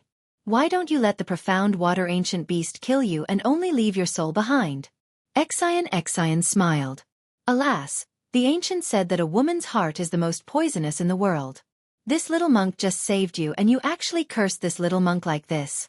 This little monk really has nothing to say. Xueqi sighed and said with regret, "Humph, you're still a little monk." Xian pointed at the signboard above the palace door and sneered. "This is the ancient Dao Sex language. It's lost in the hidden immortal continent and Western paradise. If that Hui came here, she probably wouldn't recognize it. You actually recognize it, yet you still dare to call yourself a little monk? Fine." Xueqi smiled bitterly. "I admit that I have some Dao Sex cultivation. Dao Sex cultivation is even higher than Buddhist sex cultivation. However, I didn't hide this from you. When I repelled the profound water ancient beast, I also used it in front of you. Alas, fellow immortal." Xian sighed and said, "At this point, you finally spoke the truth. This concubine thought that you would continue to hide it from this concubine." Seeing that Xian actually called herself this concubine, Xueqi's eyeballs were about to fall out. He blinked his eyes in disbelief and stared at Xian. "What are you looking at?" Xian rolled her eyes at Xueqi and scolded, "There are no flowers on this concubine's face." Yes. Xueqi rubbed his nose. He knew that Xian was returning the favor. It's this one's eyes that grew flowers. Alas, actually, this concubine shouldn't blame fellow immortal. Xian sighed. Isn't this concubine also hiding her identity? Fellow immortal Xian. When Xueqi heard this, he hastily waved his hand and said anxiously, "Don't say any more." This one has some misgivings and can't tell fellow immortal Xian about her identity. If you do, this one won't be able to return the favor. A trace of hidden bitterness appeared on Xian's face. She glanced at Xueqi, then lowered her head to look at the ground and said in a low voice, "Since this concubine entered Sage River, fellow immortal Xian has saved my life many times. If it weren't for fellow immortal Xian, this concubine would have turned into a skeleton in Sage River long ago." In the face of fellow immortal Xian's kindness of rebirth, how could this concubine have the face to ask fellow immortal Xian's identity? However, if this concubine didn't tell fellow immortal Xian about her identity, how could this concubine have the face to follow fellow immortal Xian into this profound water palace?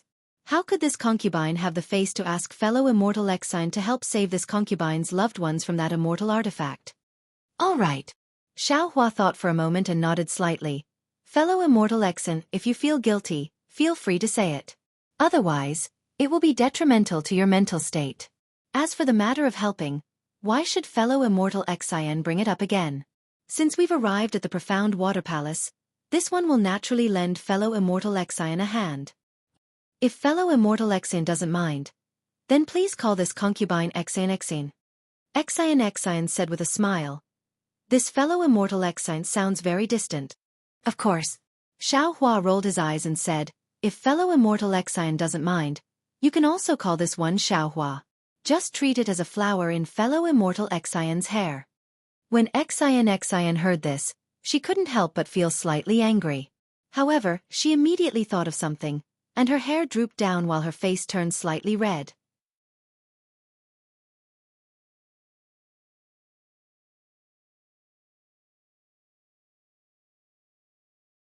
Chapter 34:59. Bad. When Xueqi saw this, he complained bitterly in his heart. Damn it, how could my mouth be so slippery? How could I say these things so casually? Not to mention Hongxia Fairy, even the late Xueqi. Just as Xueqi was regretting, Xian raised her head again. Her face was red, but she still had a resolute expression as she said, Xueqi, I, a Confucian sage, have said that a drop of water should be repaid with a spring of water. You've saved this concubine several times, so this concubine should repay you with her body. However, this concubine feels that my humble appearance cannot enter your eyes. Moreover, this concubine has a heavy responsibility. Before rescuing Jiayan, this concubine doesn't dare to mention this important matter. Don't. Xueqi hurriedly waved his hand. His face and neck were red as he said, this concubine never meant that. This concubine was only joking. Don't take it seriously. Since your father is being suppressed in the profound water palace, you and I should hurry in and rescue him. Xian's eyes flashed with gratitude, but there was also a trace of disappointment. However, she slightly smiled and cleverly concealed it. She said, this concubine's heart is in a mess right now. Young master, please don't take my words to heart. As she spoke, she looked at the door of the profound water palace again, not daring to take a step forward. Xian, what are you afraid of? Xueqi frowned and asked, puzzled. Alas. Xian sighed again. To tell you the truth, this concubine was born in a second-rank Confucian family in the hidden immortal continent. Since childhood, this concubine has enjoyed a luxurious life. Young master may not know the splendor and wealth that this concubine has enjoyed. Even the princess of a country may not be able to compare to this concubine. Oh, I don't know if young master has heard of the Cha Nu kingdom in the hidden immortal continent. The power behind that kingdom is a branch of my Xian clan. Their princess is simply not worthy of being in my Xian clan. Alas, this concubine is talking too far. When this concubine grew up and could cultivate, this concubine not only read all the ancient books in the clan, but also learned some Taoist magic by analogy. At a young age, this concubine entered the realm of refining essence into qi. When this concubine's cultivation was successful, the clan passed down my Xian clan's gold essence cultivation technique. This gold qi gathering art is very difficult to cultivate, and it has always been exclusively cultivated by the men in the tribe. However, in my hands it is like a smooth path for me. The bottlenecks that many others encounter do not even exist in my eyes. Thinking back to that time, I really felt like I was a heavenly beauty. Your aptitude is much better than this little student's. Xueqi couldn't help but sigh when he heard this. What's the use of having good aptitude? Cultivation is just cultivation, nothing more. A bitter look appeared on Xion's face, and she said, I wholeheartedly practiced, wanting to refine the gold qi into the 5 qis unification realm. So, I searched for ancient books and secret arts in the clan and even in the hidden immortal continent, wanting to see the mystery of Confucian cultivation. However, when I found a trace of truth that was buried in time, I found another big secret in the clan. At this point, Xion looked at Xiao Hua. Presumably, young master already knows what the secret is, right? Xiao Hua nodded. It's not like I have a pig's head. How could I not guess? Alas, I never thought that a second-rank aristocratic family would actually hide such filthy things. Xion sighed more than once. My father was originally a candidate for the position of clan head, but the current clan head, in order to fight for this position, actually tricked my father into coming here in the name of treasure hunting, and then used an immortal tool to suppress him. And in order to cover up his crime, he pretended to be fond of me. He never rejected my requests and agreed to all of them. If I didn't obtain the ink cloud pupil personally written by my father, how would I know the big secret of this world? Seeing the always strong Xion become so weak, and the bitterness in her heart poured out, Xiaohua couldn't help but take a deep breath and say, Poor Xion. I didn't think that you had so many difficulties in your heart. Previously, you hid so many secrets, and this little student thought that you coveted the immortal tool, but I didn't think. At this point, Xiaohua couldn't say anything more. He felt that he really let Xion down. Young master, don't blame yourself. Xion raised her head. Tears in the corners of her eyes. It's all in the past. You just need to believe me from now on. But now, I'm standing in front of the profound water palace. My wish of so many years is about to come true, but I'm still a bit nervous. I don't know what I'll be facing. Or will it all be for nothing? Xion didn't dare to continue. At this moment, she felt her hand warm as a large hand grasped her trembling cold hand. Xiao Hua's voice sounded in her ear. Don't be afraid, Xion. You didn't dare to say it before because you were afraid of danger at any time. You were even more afraid of delaying the chance to save your father, so you always faced it alone. And now you have me. The ancients were right. If 2 people share happiness, there'll be 2. If 2 people share pain, there'll be 2 halves. This little student is willing to share this pain with you and reduce your pain by half. Many thanks, young master. Xion was momentarily dazed by the sight of the profound water palace. After saying so much, her heart felt somewhat empty. However, when she heard Xiao Hua's words of comfort, her heart suddenly felt full. Although the words young master didn't refer to Little Blossom, they contained a lot of meaning. Let's go in. Xiao Hua raised his head and narrowed his eyes. Since we're already here, we have to face reality. Even if it's an immortal artifact, this little student wants to flip it over and see what it's like. Young master, you're so bold. Xion praised. She gently pulled her hand out of Xiao Hua's grasp, and then took out the golden hairpin from her hair. She smiled and said, however, young master only needs to help this concubine rescue Jiayan from the suppression of the immortal tool. There's no need to overturn the immortal tool. Xiao Hua smiled, raised his eyes to look at the enormous palace doors, and walked in. Contrary to Xiao Hua's expectations, there was no obstruction at the entrance. There was no radiance or ripples of magic power. It was no different from the entrance of an ordinary palace. Xion naturally followed him into the profound water palace. As soon as she entered, she immediately looked around with an extremely anxious expression on her face. Xion, don't be anxious. Xiao Hua reminded her, since we've already entered, it's best to be careful. Don't lose your composure because of this. Xion took a deep breath and nodded. You're right, young master. I don't know why, but my mind has been in chaos over and over again today. I'm afraid it's because I'm about to see my father, right? Alas, this little student originally wanted to search for the immortal artifact separately from you. But now it seems like we can only go together. Xiao Hua smiled bitterly and shook his head slightly. Xion lowered her head in embarrassment and looked at the ground. Her voice was as soft as a mosquito's. I'll listen to young master's instructions. Let's go. We'll start searching from the left. Xiao Hua waved his hand and led Xion towards the left side of the profound water palace. The floor of the profound water palace was paved with huge blue stones, each of them dozens of feet in size. The edges of every blue stone were covered with strange runes. These runes were golden in color, and they flowed as Xueqi and Xueqi walked. Although Xueqi couldn't sense any ripples of magic power from these runes, he believed that the restrictions within the profound water palace were definitely more formidable than any of the previous passages. First, they arrived before a coiling dragon pillar. Xueqi and Xueqi's gazes fell on the pillar and the coiling dragon. The pillar itself didn't have any radiance, but the coiling dragon's muscular body emitted a faint golden light. This golden light seemed to come from the coiling dragon's scales and body. The huge dragon head that coiled its way up the pillar had its bloody mouth open and was facing the top of the palace. Xueqi stretched out his hand and touched the coiling dragon pillar. An extremely cold feeling came from his palm. Xueqi frowned slightly and slowly withdrew his hand.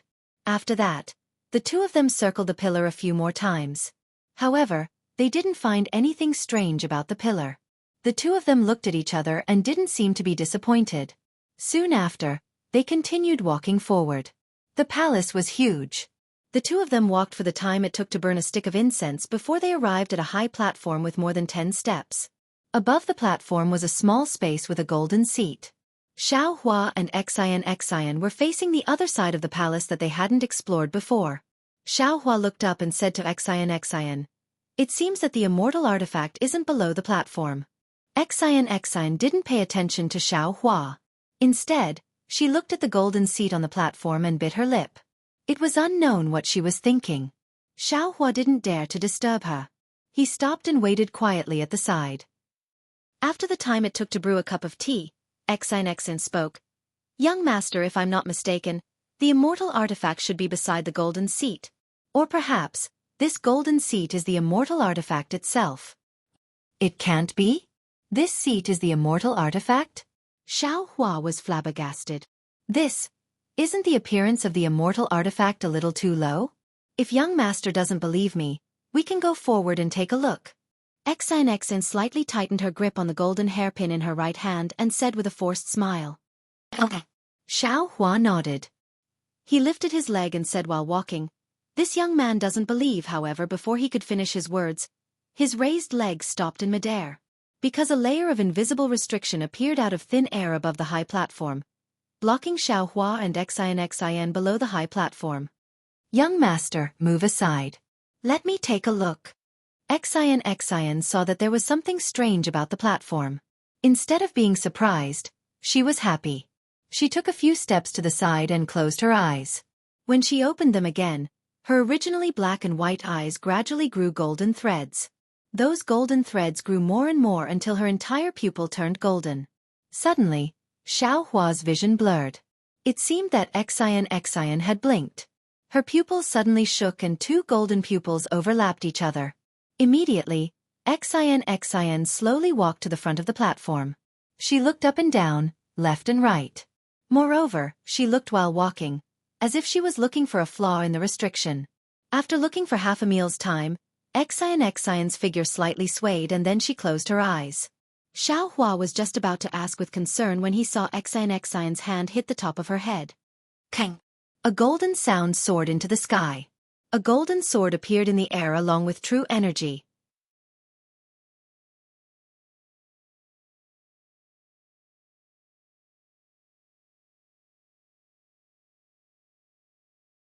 Chapter 3460. Xueqi suddenly raised her arms, and the flying sword suddenly disappeared. When it reappeared, it was already in Xueqi's hands. "Open!" Xueqi roared without hesitation. She was not inferior to men. A golden light flashed, and the golden sword slashed into the invisible restriction on the stage. Swoosh! With a crisp sound, a straight crack appeared. Immediately after, the left side of the crack flashed rapidly. The light spread out in all directions, and gradually, a golden halo that sealed off the high platform was revealed. "Young master!" Xueqi, whose face was full of joy, suddenly shouted, "Quickly give this concubine a hand." Xueqi glanced at the slowly healing crack and answered without hesitation. The staff in his hand slammed down. Boom! A loud sound was heard, and the golden light near the crack immediately turned into golden fragments. A hole in the golden halo was quite eye-catching. Young master, quickly follow this concubine in. Xueqi seemed to be a little shy. She reached out and grabbed Xueqi's sleeve. She wanted to jump through the gap, but just as her figure flew up, she suddenly fell from the air. Xueqi's eyes were sharp and his hands were fast. His right hand held Xueqi's waist, and she floated into the gap like a fallen leaf. Many thanks, young master. Xueqi was very shy, and the golden color in her eyes had not faded. Xueqi very naturally looked into Xueqi's eyes, and a sharp pain like needles piercing his eyes came from them. Without waiting for Xueqi to scream, and without waiting for Xueqi to finish speaking, an unparalleled power, more violent than a flash flood, instantly submerged the two people. Xueqi was extremely frightened, and his body involuntarily trembled. His legs could not stand firm, and a deep fear was born from the bottom of his heart. At this time, Xueqi did not pay attention to the stinging pain in his eyes, and looked up with difficulty. The platform in front of him was very different from before. Above the golden throne, there was an oval mirror emitting a silvery white brilliance like a bright moon. This brilliance covered the entire platform, and that unparalleled power was emitted from this mirror. Following the brilliance, the entire platform was enveloped in this brilliance. Ah! Kunlun. Kunlun mirror? Xueqi was once again stunned.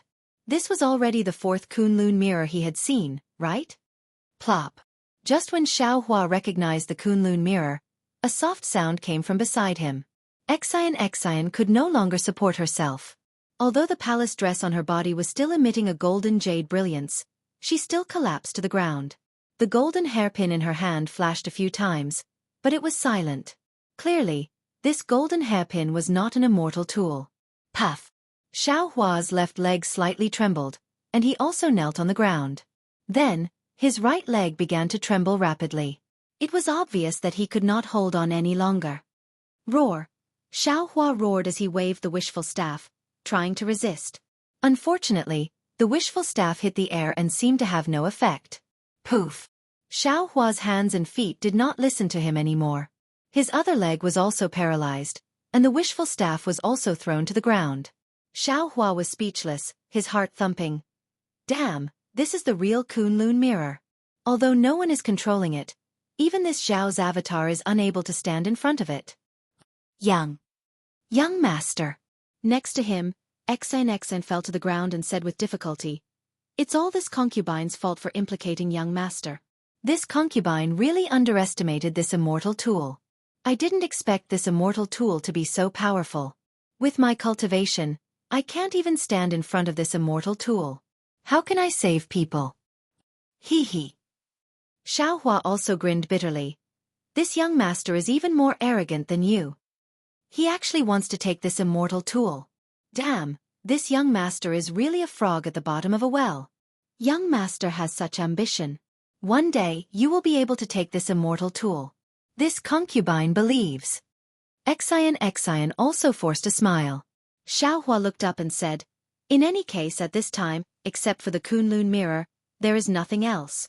Your father doesn't seem to be here." Speaking of this, Xueqi did not know how to comfort her. After all, Xueqi was confident that he did not have the ability to take this immortal tool. Even if Xueqi's father was here to suppress it, he was afraid that he would be powerless. But since Xueqi's father was not here to suppress it, where could he be? Xueqi's disappointment could be imagined. Sure enough, Xueqi's face instantly paled. Two translucent crystals flashed in her eyes. She opened her mouth as if she wanted to say something, but thousands of words and indescribable worries only turned into a sigh. It was as if a mountain was pressing down on Xueqi's body. He could not move at all. Fear grew in his heart. At this time, not only was Xueqi's hope of finding her father dashed, even his hope of escaping from the mysterious water palace had become slim. How do I get out? Xueqi turned his head and swept his gaze over the entire platform. He thought to himself, this Blackwater Palace is a complete palace. It only has one entrance, and this platform is the end of the palace. If there are any exits, they'll all be on this platform. But there is only one golden chair on the platform.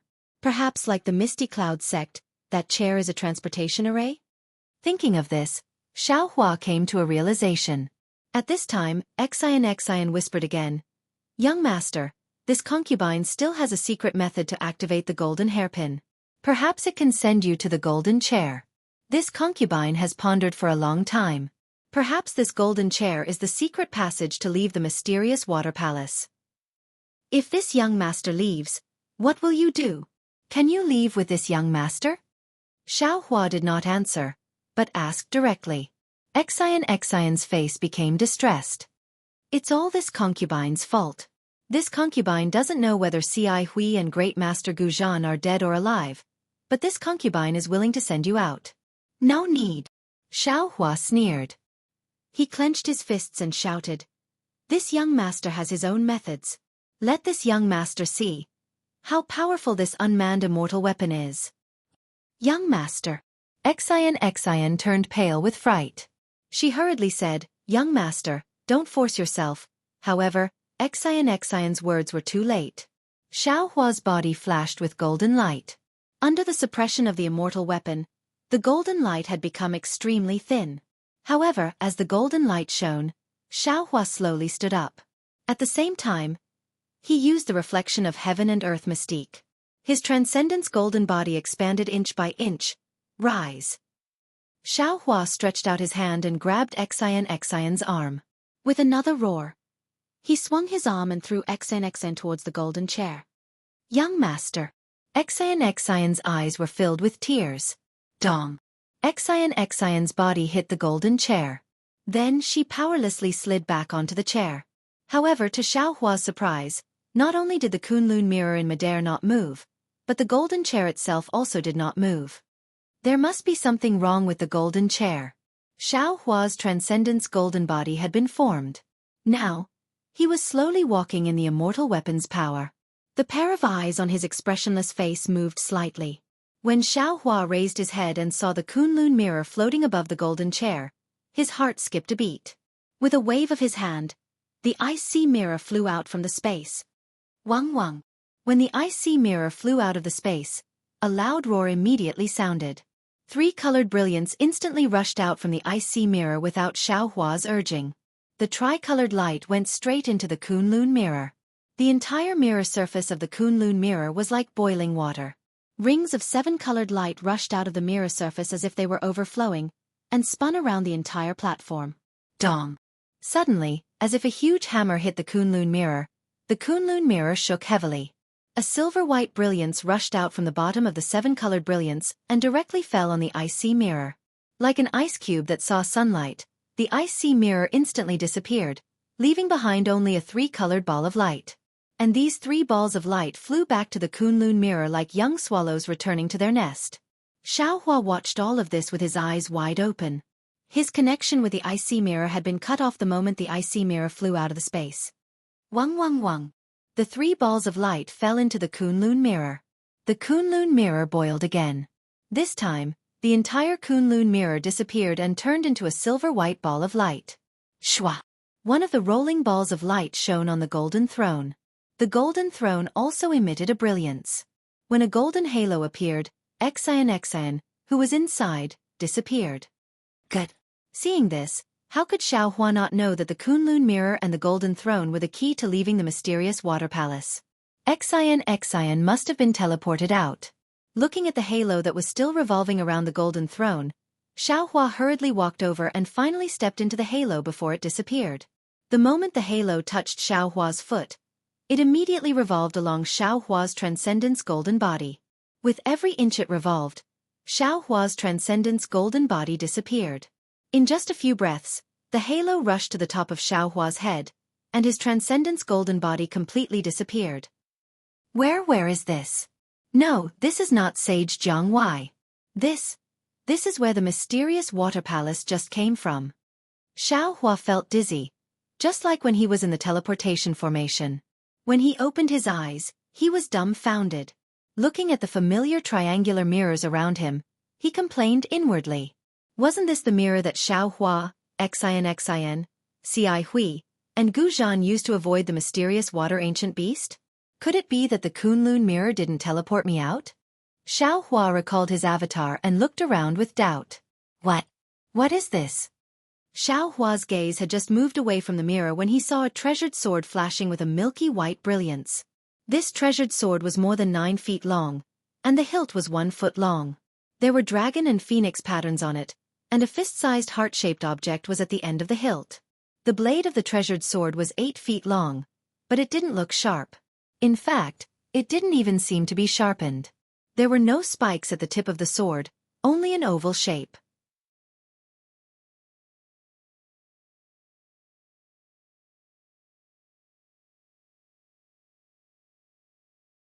Chapter 3461. The Son of Heaven's Sword. Although this treasured sword didn't show that it was the Son of Heaven's sword, Xiao Hua's eyes saw the long sword's great craftsmanship. In his heart, he immediately understood that this must be the Son of Heaven's sword, the Son of Heaven's sword that shook the 9 provinces. So the Son of Heaven's sword was hidden here. Perhaps this is the true profound water palace. Xiao Hua pondered as he spoke, his gaze once again moving downwards. The Son of Heaven's sword light was very quiet, but it also had a kind of absolute dominance. A sword light as thick as a thumb pierced through space and rushed down. Far below the Son of Heaven's sword, where it had almost left the surface of the mirror, there was no light. It was like an abyss. There, the Son of Heaven's sword light transformed into a faint sword of light. Below the sword of light was an extremely dim golden sword of light. The tip of the sword was pointed upwards, resisting the sword of light with all its might. Although Xiao Hua didn't know what the golden sword of light was, he understood when he saw Xueqi's faint figure beside it. This was where Xueqi's father was suppressed by the immortal artifact. The immortal artifact suppressed was none other than the Son of Heaven's sword. Not only was there an immortal artifact in the mysterious water palace, but there were 2 of them. What's going on?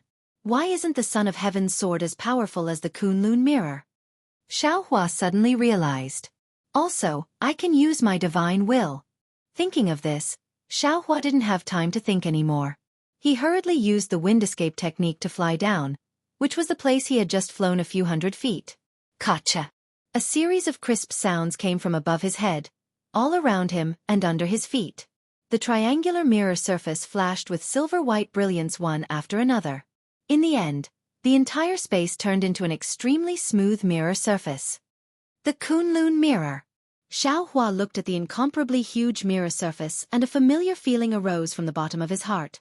This is inside the Kunlun mirror. I understand now. There is indeed only one immortal artifact in the mysterious water palace, and that is the Kunlun mirror. The Son of Heaven's sword is inside the Kunlun mirror. Xiao Hua suddenly realized. Young master.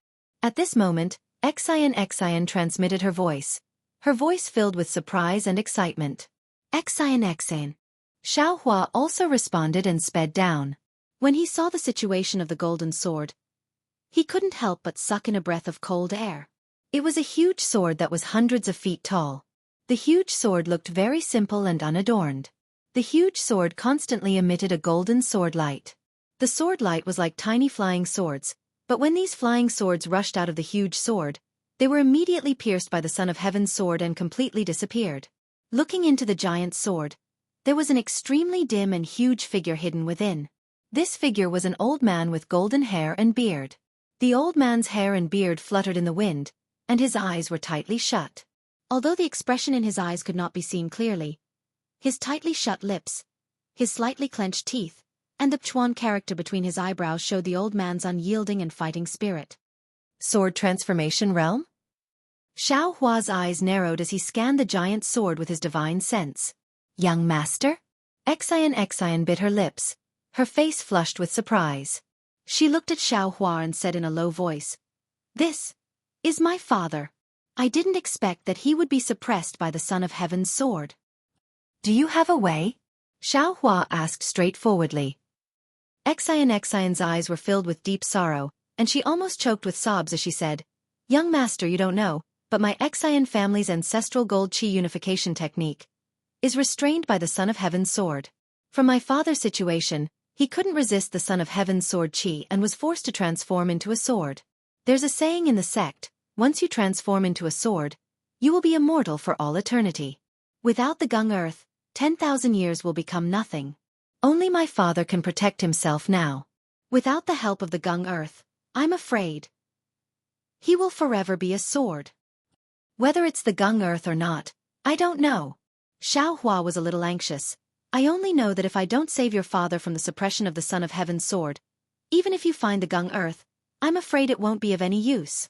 Xian hurriedly shouted, Young master, you don't know, but my greatest reliance is the golden hairpin, and the golden hairpin isn't of the earth attribute. Before young master came over, I had already thought about it. Unless there's a great master who can refine true Qi to the Earth Qi unification realm and use the Gung Earth to awaken my father, then I will activate this golden hairpin. Only then can we help my father escape. Otherwise, I'm afraid I can only rely on the Son of Heaven's sword.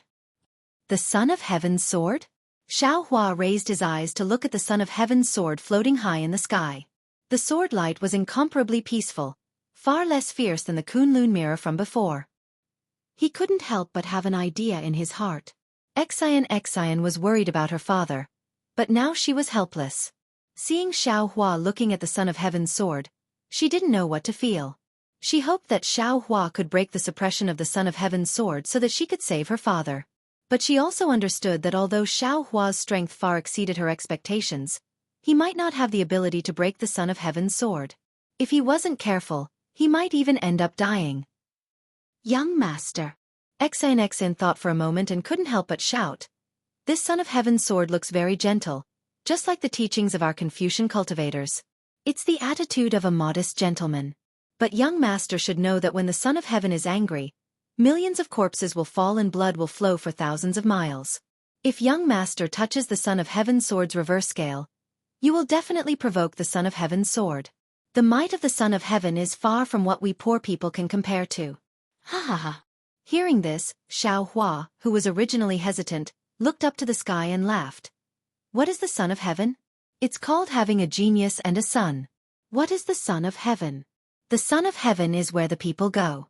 This Son of Heaven's sword doesn't face the people's hearts and suppresses the innocent. How can it become the Son of Heaven's sword? In the Kunlun mirror, there is no heaven and no earth. How can this Son of Heaven's sword be called the Son of Heaven's sword? Now, I am not talented, but I will hold up the sky for you. Since I am the sky in the Kunlun mirror, this Son of Heaven's sword should be in my hands. After laughing, the golden light around Xiao Hua's body flourished again. Countless hurricanes rushed out of the mirror and landed in Xiao Hua's golden body. The golden body, which was originally hundreds of feet tall, became even bigger, reaching hundreds of feet tall. In this space, it was like a demon god. Young master. Xian clenched her hands tightly.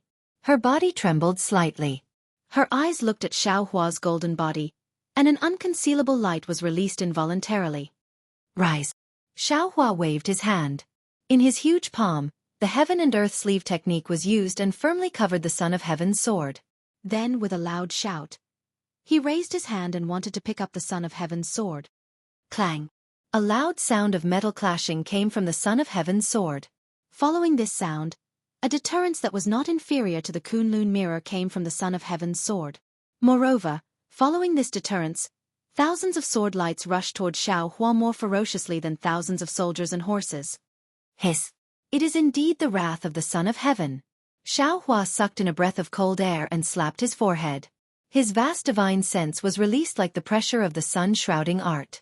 Although it could not compare to the majesty of the Son of Heaven's sword, it was like a howling wind that rushed straight over. Boom! Tens of thousands of tiny whirlwinds appeared out of thin air, and the entire space shook. The smooth surface of the mirror in the surroundings emitted a creaking sound, and rays of clear light swayed in a very disorderly manner within the space. Xiao Hua's golden body deflated, and he spat out a mouthful of golden blood. Before the blood could dissipate, Xiao Hua gritted his teeth and opened his mouth. The spiritual fire flew out and landed in the blood. Tch! Like a firebird that had been reborn from blood, the edges of the spiritual fire flashed with traces of blood. It expanded rapidly in midair and instantly turned into several acres, covering the Son of Heaven's sword. The moment the Son of Heaven's sword, which was like thousands of soldiers and horses, touched the spiritual fire, it immediately melted and disappeared. Even the unparalleled power of the Son of Heaven's sword was greatly weakened by the spiritual fire. Xueqi was overjoyed when he saw this. He stretched out his hand, and his entire right arm turned into flames. The flames were not only spiritual fire, but there were also bits of black flames between the threads of fire. The threads of fire jumped on the side of Xueqi's arm and turned into thousands of firebirds that danced. The black flames also roared and turned into devils that wreaked havoc beside these firebirds. Bringing the firebirds and devils, Xueqi's firearm followed behind the spiritual fire and grabbed at the Son of Heaven's sword. Rumble! The Son of Heaven's sword let out a roar that sounded like heavenly thunder. It was as if the Son of Heaven was enraged as he looked down on the 9 provinces from above. The sword light that was previously charging forward had now completely turned into a faint gold. It was like a war chariot that crushed space in midair and charged toward the spiritual fire. Anger! Anger! Anger! Xueqi also roared. His left arm that did not transform into flames waved in midair, and 9 lightning balls that were dozens of feet in size also let out a loud roar and fell from afar. Boom, boom, boom. Lightning flashed. The 9 heavenly lightning bolts were one step ahead of the spiritual fire and smashed onto the sword light that was like a chariot. The lightning was like the sun, and the sword light collapsed with a bang. It was even more tragic than 10,000 horses falling to the ground. Although the majesty of the Son of Heaven's sword barely supported the sword light, the spiritual fire that came whistling over immediately completely wiped out the unyielding sword light. Puff, puff, puff. The spiritual fire surged and increased its speed. The space of nearly 1,000 feet flashed and disappeared, drowning the Son of Heaven's sword. Strange sounds of destruction were heard. The previous brilliance of the Son of Heaven's sword was quickly swallowed by the spiritual fire. Even the light pillar that suppressed the sword trembled slightly in the flames. Roar! It seemed to be the roar of a dragon, but it was also the fury of heaven and earth. Billions of sharp thorns suddenly appeared in the red and yellow spiritual fire. These sharp thorns were like swords, releasing a golden brilliance. As soon as they appeared, they immediately covered the entire spiritual fire. Xueqi's spiritual fire, which had always been invincible, was instantly pierced by these light thorns. However, although the spiritual fire was divided into extremely small threads, each wisp of spiritual fire was equally powerful. Puff, puff, puff. Fine sounds like bubbles bursting were heard from his sword light, like the washing of rain. In a few breaths, the spiritual fire and the light thorns disappeared, revealing the appearance of the Son of Heaven's sword inside. At this moment, the Son of Heaven's sword was trembling rapidly, and its brilliance was clearly much dimmer.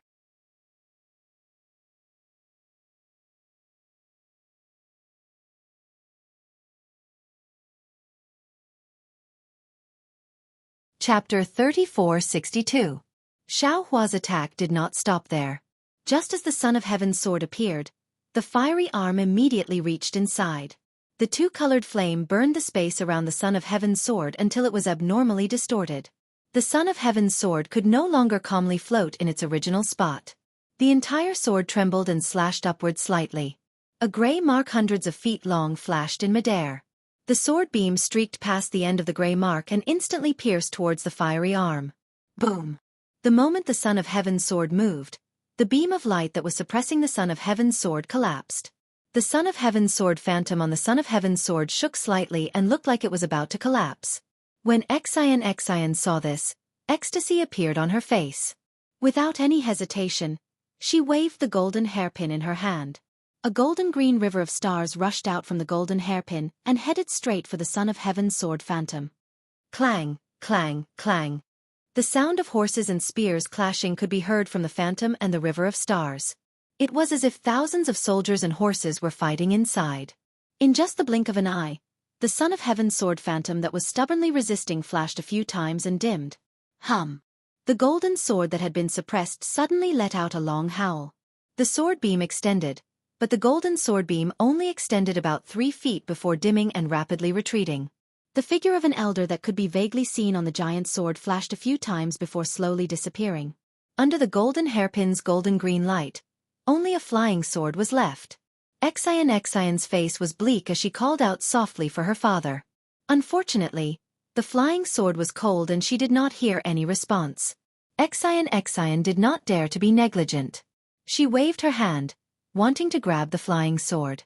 However, The flying sword wailed, and with a flash of sword beam, it slashed at Xueqi's arm. Xueqi saw the danger and did not dodge. Blood flashed as the flying sword slashed into her flesh. Strangely, the moment the blood touched the flying sword immediately stopped. Its brilliance faded and it obediently landed in Xueqi's hand. There was no joy on Xueqi's face. She carefully hugged the flying sword and looked up at the sky. At that moment, the space that had been sealed beneath the flaming arm was easily cleaved apart by the Son of Heaven's sword. The Son of Heaven's sword had already stabbed into the flaming arm. The extremely arrogant flaming arm was easily sliced into two by the Son of Heaven's sword edgeless. Ouch! An indescribable pain rose from the bottom of Xueqi's heart. He looked on helplessly as the severed arm turned into a charred mass and disappeared in mid-air. Black flames rolled rapidly around the severed arm of the embodiment. The golden sword light flashed like lightning in front of the black flames. The severed arm could not be regenerated. Shwa! The Son of Heaven's sword was raised again, and another grey sword mark appeared. This time, the Son of Heaven's sword's target was Xueqi's head. Young lord.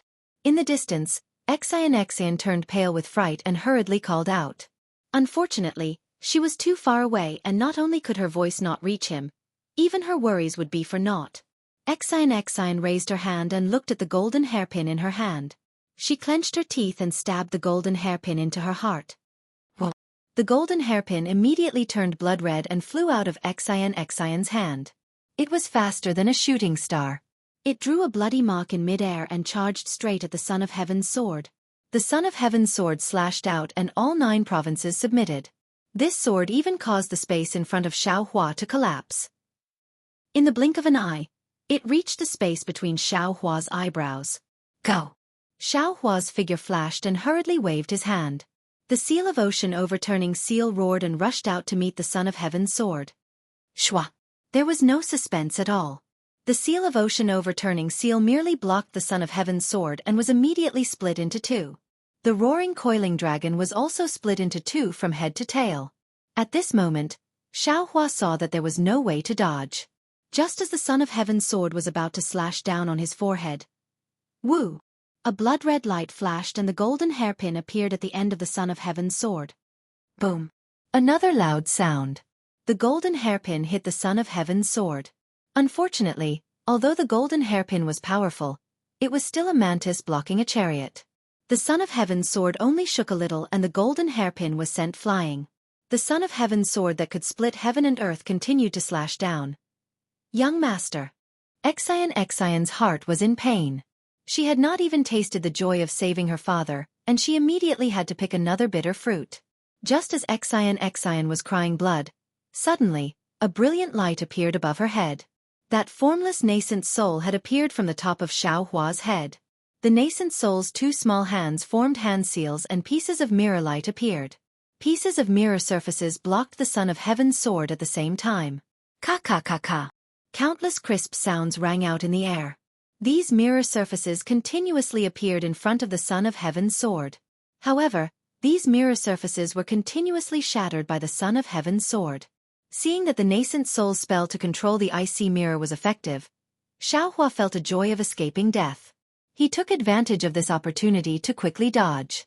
Then the nascent soul waved its hand again. Shwa! Several beams of light appeared from the surrounding mirror surfaces and shone in front of Xueqi. A huge Kunlun mirror appeared. Boom! The Son of Heaven's sword struck again. The entire Kunlun mirror shattered with a bang, turning into millions of fragments. However, all of these fragments flashed with residual light. When these lights shone in front of the Son of Heaven's sword, the entire space was filled with a grayish-white color. Cracks appeared in the space. Come out! There was another soft shout. The nascent soul was very calm. It rubbed its hand again and dozens of beams of light appeared again. Around the spatial cracks, 4 Kunlun mirrors appeared at the same time. The flashing mirror light sealed the area around the Son of Heaven's sword. The Son of Heaven's sword was like a galloping horse. It finally had no way out here. After blocking left and right in the space, it gradually calmed down. At this moment, 4 huge firearms stretched out from the 4 Kunlun mirrors at the same time. Just like the Son of Heaven's sword that had broken them, they grabbed at the Son of Heaven's sword from 4 directions. The Son of Heaven's sword slashed and one of the firearms in front of its head shook slightly. It was as if it was a mirror-like shadow and did not break. Then the Son of Heaven's sword pounced towards the firearm beside it. However, the strange thing was that when the Son of Heaven's sword slashed 4 firearms in a row, these 4 firearms were actually nothingness. None of them were broken. Furthermore, just as the Son of Heaven's sword's blade flashed past the last firearm, the first firearm quickly grabbed the hilt of the Son of Heaven's sword in a flash. Roar! The Son of Heaven's sword roared angrily again. The sword body trembled rapidly, as if it was about to break free from the firearm. Hum! Countless flames and black flames surged out from the firearm, completely covering the hilt of the Son of Heaven's sword. The fist-sized heart was also injected with black flames and flames at the same time, turning red, yellow, and black. Swoosh! The firearm trembled slightly. The 4 Kunlun mirrors once again emitted a powerful light, imprisoning the Son of Heaven's sword. After a full meal, the Son of Heaven finally calmed down. Haha! Xiaohua laughed loudly. His voice shook the sky. The 4 Kunlun mirrors instantly turned into fireflies. As Xiaohua raised his hand, the Son of Heaven's sword flashed and pointed at the sky. He chanted, "I hold the Son of Heaven's sword. The world is in my chest. Congratulations, young master. Congratulations, young master." Xian, who was hugging the flying sword, flew up weakly with a flushed face. She congratulated the incomparably tall Xiaohua's Dharma body. Xiaohua smiled slightly. His body slowly shrunk until it was the size of an ordinary person. He said with a smile, "Congratulations to you too. You have obtained the flying sword. I have obtained the treasured sword.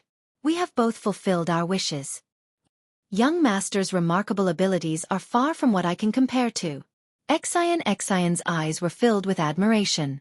She hurriedly replied, "If it wasn't for young master accompanying me this time, not to mention being able to save Jiayan, even my crippled body would have to stay in Saint River." Speaking up to here, Xiaohua glanced at the flying sword in Xian's arms again. He asked with concern, "Xian, how do you save your father? I don't know if I can help." Speaking of her father, a trace of worry appeared on Xian's face. She said faintly, "Although young master's methods are heaven-defying, father has already used my Xian family's secret technique under the suppression of the Emperor's sword. Like I said before, he needs the help of a rustic grandmaster. Only then can he be awakened with my assistance from the side." "But," Xiaohua said anxiously, "your father and Xian family's patriarch are not on good terms. Now that he has brought the flying sword back, wouldn't he be walking into a trap?" Seeing Xiaohua's concern for her, Xian pursed her lips and smiled. "Young master, don't worry. This is Elysium, far from hidden immortal continent. I have made many friends in Elysium. Finding 1 or 2 rustic grandmasters is not difficult." "Hee, that's good, that's good." Xiaohua rubbed his hands and smiled happily. "I am also relieved." Speaking up to here, Xian looked at the mirror on the left and asked tentatively, "Young master has already subdued the Emperor's sword. But how do we get out of here? How do I and young master return to the Sage River?" "Hee, that's easy." Xiaohua waved his hand in the air and a simple Kunlun mirror appeared in his hand. Xian was shocked and asked curiously, "Young master, how did you subdue this Kunlun mirror? How come I didn't see it?" "Hee, it was a coincidence." Xiaohua smiled and said, "I used to have a magic treasure. It was a fragment of the Kunlun mirror. When I entered this place earlier, the fragment was fused with the Kunlun mirror. Because that magic treasure had already been refined by me, I can use the real Kunlun mirror if I don't have to." Young master is very talented. Xian sincerely admired and praised again. Xiaohua raised the Kunlun mirror and spat a mouthful of clear air on it. The Kunlun mirror shot out a misty blue light and landed in the air. A passage appeared in front of Xian. Xiaohua put away the Kunlun mirror and stretched out his hand with a smile. "Let's go, I will send you out." "Yes, thank you for your trouble, young master." Xian replied. Her face blushed. She slightly hesitated and sent her soft hand over. Holding Xiaohua's hand, she stepped into the passage with Xiaohua. The passage was actually very short. Before the warmth of Xian's soft hand could warm Xiaohua's heart, a cool breeze blew in front of his eyes and a mist of water hit his face. The two of them had already reached the Sage River.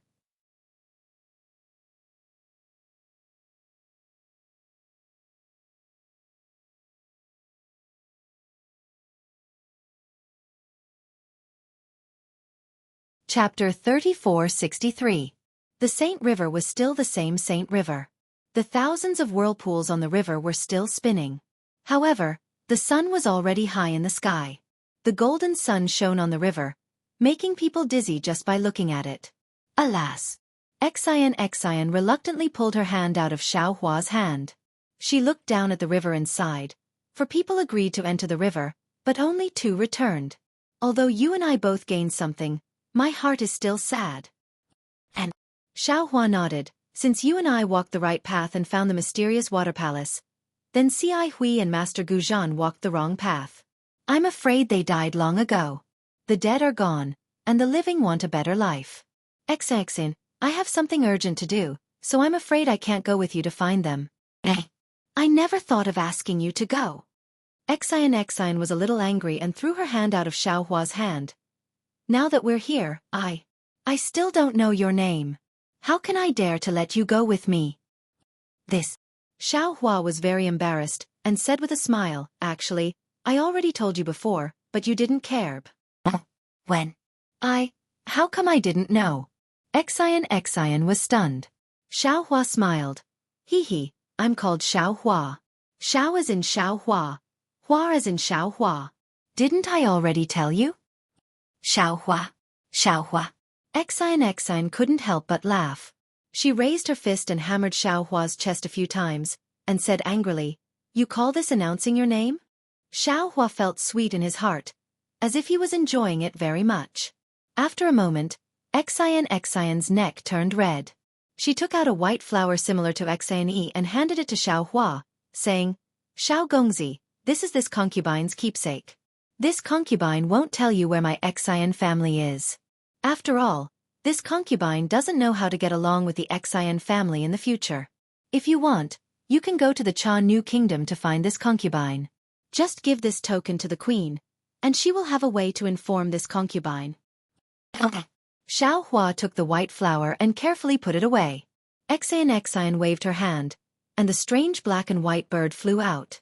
Xueqi stepped on it, and looked back with reluctance, and said in a low voice, Young master, this concubine will go now. If you're doing well, then I'm doing well. Xueqi nodded. You have to take care of yourself. When I'm done, I'll definitely go to Cha New Country to look for you. Good. This concubine will wait for young master's news.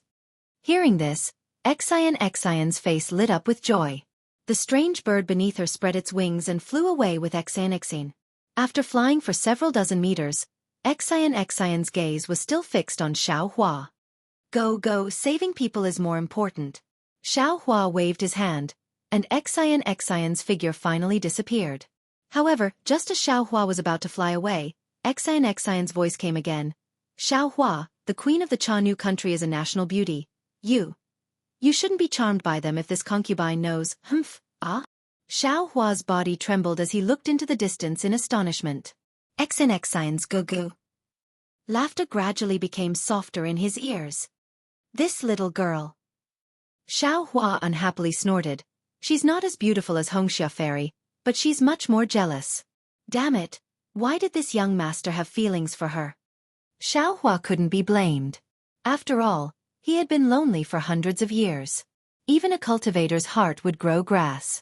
In this Xueqi palace, Xueqi and Xueqi had gone through life and death together several times. Under such circumstances, any man and woman would inevitably feel close to each other. Not to mention Xueqi had risked his life several times for Xueqi, and won her heart. In the end, Xueqi showed his might, took the emperor's sword and Kunlun mirror, and saved Xueqi's father. This kind of great kindness could only make Xueqi repay it with her body, right? Of course, if Xueqi could accompany Xueqi and save Xueqi's father from the sword, that would be even more perfect.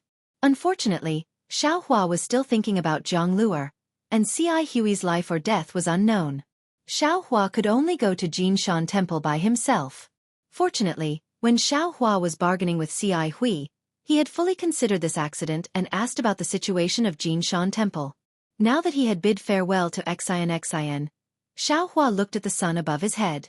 His figure swayed, and he flew in the direction of Jinshan Temple. After flying for half an hour, the mountain ridge gradually became steeper. The trees all over the mountain gradually became thicker, and the people gradually became fewer. Even the commonly seen temples in Elysium couldn't be seen. Xiao Hua's heart unconsciously jumped. He had a bad feeling that he seemed to be lost again. But when he looked up at the sky, he didn't know when, but the scorching sun was in the sky, and the sky was covered with dense red clouds. Bolts of lightning flashed in the clouds, and there wasn't a trace of wind in the whole world. This told him that a huge array had enveloped the world. Damn it, there's going to be a big storm. Xiao Hua sighed. Even if this young master wants to find someone to ask, I can't. Helpless, Xiao Hua released his Buddhist sense and casually looked around. Huh? In just half a cup of tea's time, Xiao Hua suddenly discovered that at the foot of a mountain, next to a stream, under a Bodhi tree, there was a little monk sitting upright. This little monk looked to be around 10 years old. He was wearing an ordinary monk's robe, and his teeth were white and his lips were red. In front of the little monk was a flat piece of land, and there were a dozen or so stones placed on it. Woo! At this moment, a light wind blew from the horizon, gently blowing Xiao Hua's scholarly robe. Along with this light wind, thousands of fierce winds gradually formed. That fierce wind not only wreaked havoc in the sky, but also the green trees and forests between the mountain peaks were blown askew by this fierce wind. Little monk. Xiao Hua used the wind escape technique to land in front of the little monk, and hurriedly shouted, "A big storm is coming, why are you still here? Where is your temple? This one will send you back." Hearing Xiao Hua's voice, the little monk's face revealed a smile. He opened his eyes, and his pair of eyes shined like stars. The little monk opened his mouth, and his words almost scared Xiao Hua. "You finally came?" "Ah?" Xiao Hua was stunned, and his heart became alert. Golden light flashed around his body, and he coldly asked, "Who are you? How did you know this one was coming?" Speaking up to hear, Xiao Hua suddenly realized that if someone knew he was coming, who else could it be besides the person who built the Shaolin Long Temple? Immediately, Xiao Hua's Buddhist sense swept over the little monk, and he hurriedly said, "Senior, who are you? Could it be that you came from the Shaolin Long Temple on the snowy mountain? Were you waiting for this one here?" Hee hee. The little monk was very indifferent. He pointed in front of him, and said with a smile, "Benefactor, don't be anxious. Sit down and finish this game of chess first. This little monk will break it down for you one by one." Play chess? Xiao Hua looked at the stones on the ground. Sure enough, these stones were divided into two halves, and there were also some lines drawn under the stones. Senior is in a good mood. Xiao Hua didn't dare to relax. He cupped his hands and said, "However, at this time, a storm is coming. Even if you want to play chess, you still need to find a place to take shelter from the rain, right?" Ha ha ha. Benefactor's words are wrong. Form is emptiness, emptiness is form. As long as your heart is calm, where will the storm come from? The little monk smiled and pointed his finger to the sky. Sure enough, the mountain where the wind was still roaring suddenly stopped. After a few breaths, the clouds that sealed the sky slowly dispersed. In the clear sky, a blazing sun revealed a smiling face. The little monk was smiling under the shade of a tree. Hiss. Xiao Hua sucked in a breath of cold air. He looked at the little monk in disbelief, and then looked at the sky. Xiao Hua, who had mastered the lightning flash and thunder roll technique, could now make the weather change. However, no matter how powerful he was, it was impossible for him to make such a large area of storm stop with just a point of his finger. Without green seal characters, spells, and magic power. Xiao Hua was sincerely convinced. He cupped his hands and said, "Senior's method is good. This one has learned. Sit down. Let's play this game of chess first." The little monk faintly smiled and pointed with his finger. Xiao Hua had no choice but to sit down. He lowered his head to look at the chessboard and said with a bitter smile, "Senior, this one's talent is naughty and mischievous. I don't know how to play chess." Hee hee, it's simple. This poor monk will teach you. I guarantee that you will be able to learn it in one try. The little monk faintly smiled and pointed at the chessboard on the ground. Xiao Hua listened with rapt attention. After a short while he understood. There were only a dozen chess pieces on the ground, and they were divided into two groups. Moreover, the lines on the ground were limited. No matter how difficult it was easy for a cultivator like Xiao Hua. "Senior, Xiaohua frowned and said, It's that simple? It's that simple.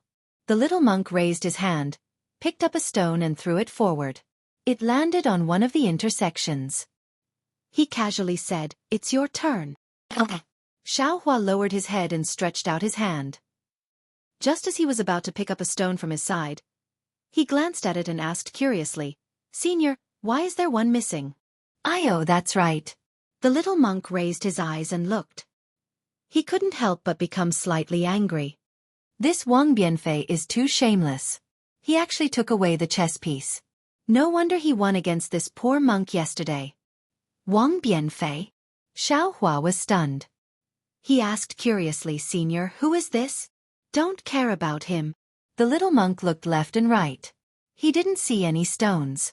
He simply used his hand to touch his chest and took out a black triangle. He threw it to Xiaohua and said, Use this as a chess piece. No need. Senior, I have one here. Xiaohua caught the triangle.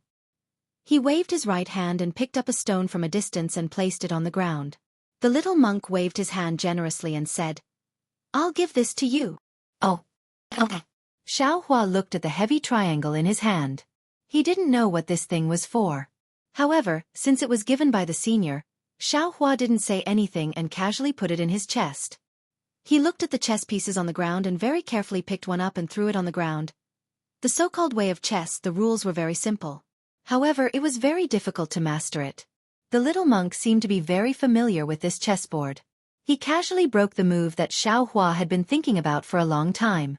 In just a short moment, Xiaohua was defeated by the little monk.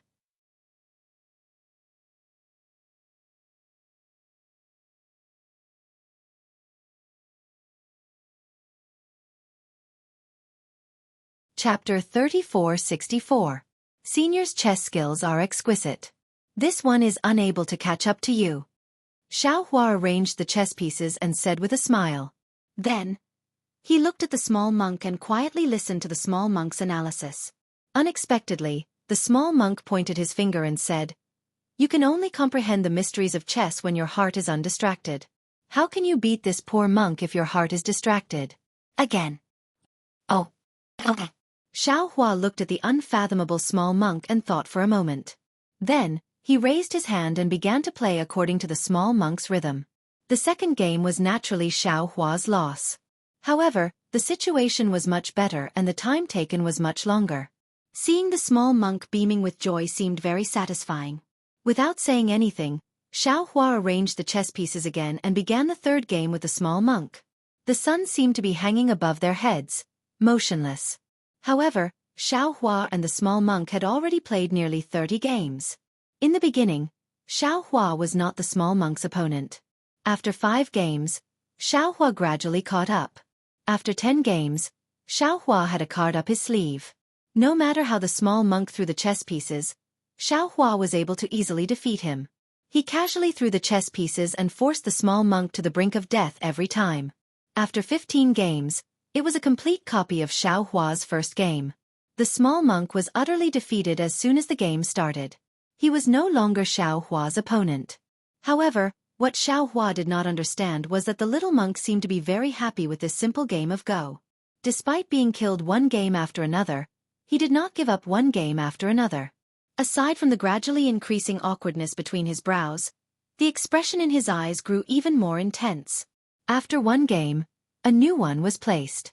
The small monk suddenly flicked his sleeves and stood up. I'm not playing anymore. Damn it, you are much better than Wang Bianfei. Ah! Xiaohua was stunned when he saw the small monk acting shamelessly like a naughty child. However, before Xiaohua could stand up, the small monk pointed behind Xiaohua and said, Hey, isn't that Wang Bianfei? Are you looking for him? Xiaohua hurriedly turned around. However, there was nothing behind him. In the distance, there were still specks of light in the forest. Where was the figure of a person? What is the meaning of this? Xiaohua vaguely felt that something was wrong. When he turned around, something that shocked him happened. The small monk sitting in front of him disappeared. How is this possible? Xiaohua turned pale with fright. Presently, he wasn't an ordinary cultivator. He was a nascent sole grandmaster of the Tao sect and a 5-foot golden lotus realm of the Buddhist sect. Which one of his cultivations wasn't enviable? However, this little monk had actually quietly disappeared in front of him. Xiaohua didn't feel anything at all. How could he not be surprised? What level had this little monk's cultivation reached? However, when he thought of the fact that the other party had been waiting for him at the little Linglong temple on the Great Snow Mountain 10,000 years ago, he must be at least a Buddha lord, right? In other people's eyes, he really looked like a child. However, when he thought of this, Xiaohua was stunned again. He looked at the scattered stones on the ground, as well as the vertical and horizontal lines. This so-called chess skill was nothing more than an ordinary country child's play. Why did this senior expert care so much about it? Could it be? Xiaohua suddenly thought of a possibility, and hurriedly reached out to take out the black triangle from his bosom. Sweeping it with his divine sense, he unexpectedly discovered that this object was not ordinary. This is a Buddhist treasure. Xiaohua immediately understood. This little monk was probably waiting here for this object. Immediately after, Xiaohua used his Buddhist sense to take a look. However, he still couldn't see anything. In the end, he used his Dharma eyes to see that this black triangle hit a thumb-sized chess piece. It really is a chess piece. This senior is unfathomable. Xiaohua closed his Dharma eyes. He was truly convinced. Immediately after, Xiaohua bowed towards the sky. I am Bodhi. Thank you, Buddha Lord, for bestowing this treasure. Hee. Suddenly, a light laugh came from afar. Wasn't that the voice of the small monk? Xiaohua hurriedly released his Buddhist sense and scattered it towards that direction. Oh? Why is there a child here? Xiaohua's Buddhist sense naturally couldn't catch up with the small monk. However, 100 li away from the Buddhist sense, he saw a child who wasn't even 10 years old. He was holding a charcoal pencil and sitting cross-legged in front of a flower and tree that was taller than a person. He was drawing something on the ground in front of him stroke by stroke. The child's clothes looked shabby and several places were sewn with patches. He was also carrying a small embroidered bag on his back. Although this embroidered bag was sewn with needle and thread and rags, it was very clean. Just as Xiaohua was about to withdraw his Buddhist sense, a person who looked like a servant quickly walked over from the valley not far from the child. Seeing the child, he hurriedly shouted, Wang Bianfei, why are you here? Quick, quick! Lord Wang is looking for you. Wang Bianfei. Xiaohua was stunned and secretly said, Isn't this the Wang Bianfei that the little monk was talking about? Soon after, Xiaohua's eyes turned and he leaped into the sky and flew towards the place where Wang Bianfei was. When he flew closer, Xiaohua could already see clearly that this was a small mountain village built in the middle of several mountains. There were more than 100 families in the mountain village. At this time, some people were farming on the mountain and some people were hunting in the mountain ridge. Within the village, women were weaving and planting vegetables, washing and cleaning. There was also a group of children playing and making noise. It was a lively scene of a village. At this time, Wang Bianfei was standing in the courtyard of the largest family in the mountain village. A middle-aged man with a protruding mouth and monkey-like cheeks was saying something to him in a sharp voice. Another middle-aged man with a fat head and big ears was arrogantly sitting on a recliner not far away. He was holding a palm leaf fan in one hand and a wine pot in the other. The fat man fanned himself a few times and snorted a few times. He then stuffed the wine pot into his mouth and took a few sips. He looked very free and unfettered. Xiaohua's body was hidden in the air and he could already hear clearly. He heard the middle-aged man say, Wang Bianfei, Lord Wang called you over today because he took a fancy to your painting skills. I heard that everything you paint is vivid and lifelike. Today, I want to let you show off your skills. As he spoke, he took out a silver ingot from his bosom and said with a smile, If your painting can satisfy Lord Wang, then this silver ingot is yours. Wang Bianfei glanced at the silver ingot. His expression did not change and he did not accept the silver ingot. He only slightly nodded and said, Head butler, please tell this lowly one what to paint today. If this lowly one's painting can't satisfy Lord Wang, how can this lowly one dare to accept this silver ingot? To others, it is extremely difficult, but to you, it is very simple. The skinny butler slightly smiled and put the silver ingot back into his bosom. Wang Bianfei slightly frowned. He looked at Lord Wang who was not far away and then looked at the butler. He bit his lips and said in a low voice, "Head butler, this lowly one has a question. I don't know if I should ask." "There is no harm in speaking."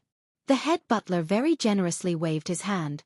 "Although this lowly one knows how to paint, this lowly one is still small and clumsy. It is impossible for this lowly one to satisfy Lord Wang." Wang Bianfei opened his mouth and his words were mature again. "If Lord Wang has any important matters, please feel free to invite the great painters in Pingxi City to do it. This lowly one knows that his painting is not worth a silver ingot." Since Lord Wang asked you to come, he naturally has his own plans." The butler looked at Wang Bianfei with some astonishment. He really did not expect Wang Bianfei, a child who was not even 10 years old, to be able to think so much. He smiled and said, "You don't have to ask so many questions. Just focus on painting." Wang Bianfei nodded and said, "This lowly one understands." Immediately after, the butler walked to the fatty's side and whispered a few words. The fatty waved his hand to indicate that he understood. The butler then brought Wang Bianfei into the backyard. The backyard was a place that was similar to a garden. A lady dressed in gorgeous clothes was sitting on a swing. The butler brought Wang Bianfei forward and pulled Wang Bianfei, saying, "Aren't you going to greet young lady?" "Yes, this lowly one greets young lady." As if he understood something, Wang Bianfei calmly bowed and greeted. Get up." The young lady seemed to have something on her mind. She absent-mindedly waved the circular fan in her hand a few times and said. Seeing that the young lady did not pay attention to Wang Bianfei, the butler hurriedly pulled Wang Bianfei to the side and said in a low voice, "Lord asked you to come here today because he wants you to paint a portrait of the young lady. This is very important. You must paint it well. As long as Lord and young lady are satisfied, that silver ingot just now will be yours." "Yes, this lowly one understands." Wang Bianfei nodded vigorously. "This lowly one will do his best to paint it well." "Good." The butler clapped his hands and said, "It's up to you." After saying that, the butler waved his hand and a few servants who were already at the side immediately brought over a desk, rice paper, brush, ink and other items. After the servants had arranged the items properly, a few servant girls quickly walked over and opened up the rice paper and other items and put them away. There was even a little girl who walked to the side of the desk and prepared to grind an ink stick. Wang Bianfei hurriedly waved his hand and signaled for everyone to stop. He walked to the side of the inkstone and carefully took out the ink stick. He poured some clear water into the inkstone and slowly ground it. At the same time, he frowned and stared at the young lady who was also frowning while sitting on the swing. After the time it took to drink a cup of tea, the entire back garden was silent except for the sound of the wind. A few servants and servant girls were puzzled, but they did not dare to make a sound. They stole glances at Wang Bianfei and then at the butler. The butler patiently waited for a while, but when he saw Wang Bianfei's reaction, he looked left and right and waved his hand to signal everyone to leave. He quietly retreated to the entrance of the garden and looked at the Lord and Wang Bianfei in the distance. "That's strange. What is this? Even if he wants to paint a portrait for this young lady, he should find an adult painter. There may not be any in this village, but there are plenty in Pingxi City. There's no reason to find this child." Xiaohua, who was invisible in the air, felt a little strange and secretly said, "Moreover, there are only 100 or so families in this village. How can there be such a rich Lord Wang? He is 10 times or even 100 times richer than a local rich man." He looked at Wang Bianfei again. He stared straight at the young lady for more than enough time to eat a meal. Then, he slightly closed his eyes and composed himself. He then turned around and walked to the front of the desk. He lifted his foot and stepped on a small stool that had been prepared earlier. He reached out and picked up a slightly thick brush from the brush washer. He dipped the brush in the thick ink of the inkstone and waved his hand to draw on the rice paper.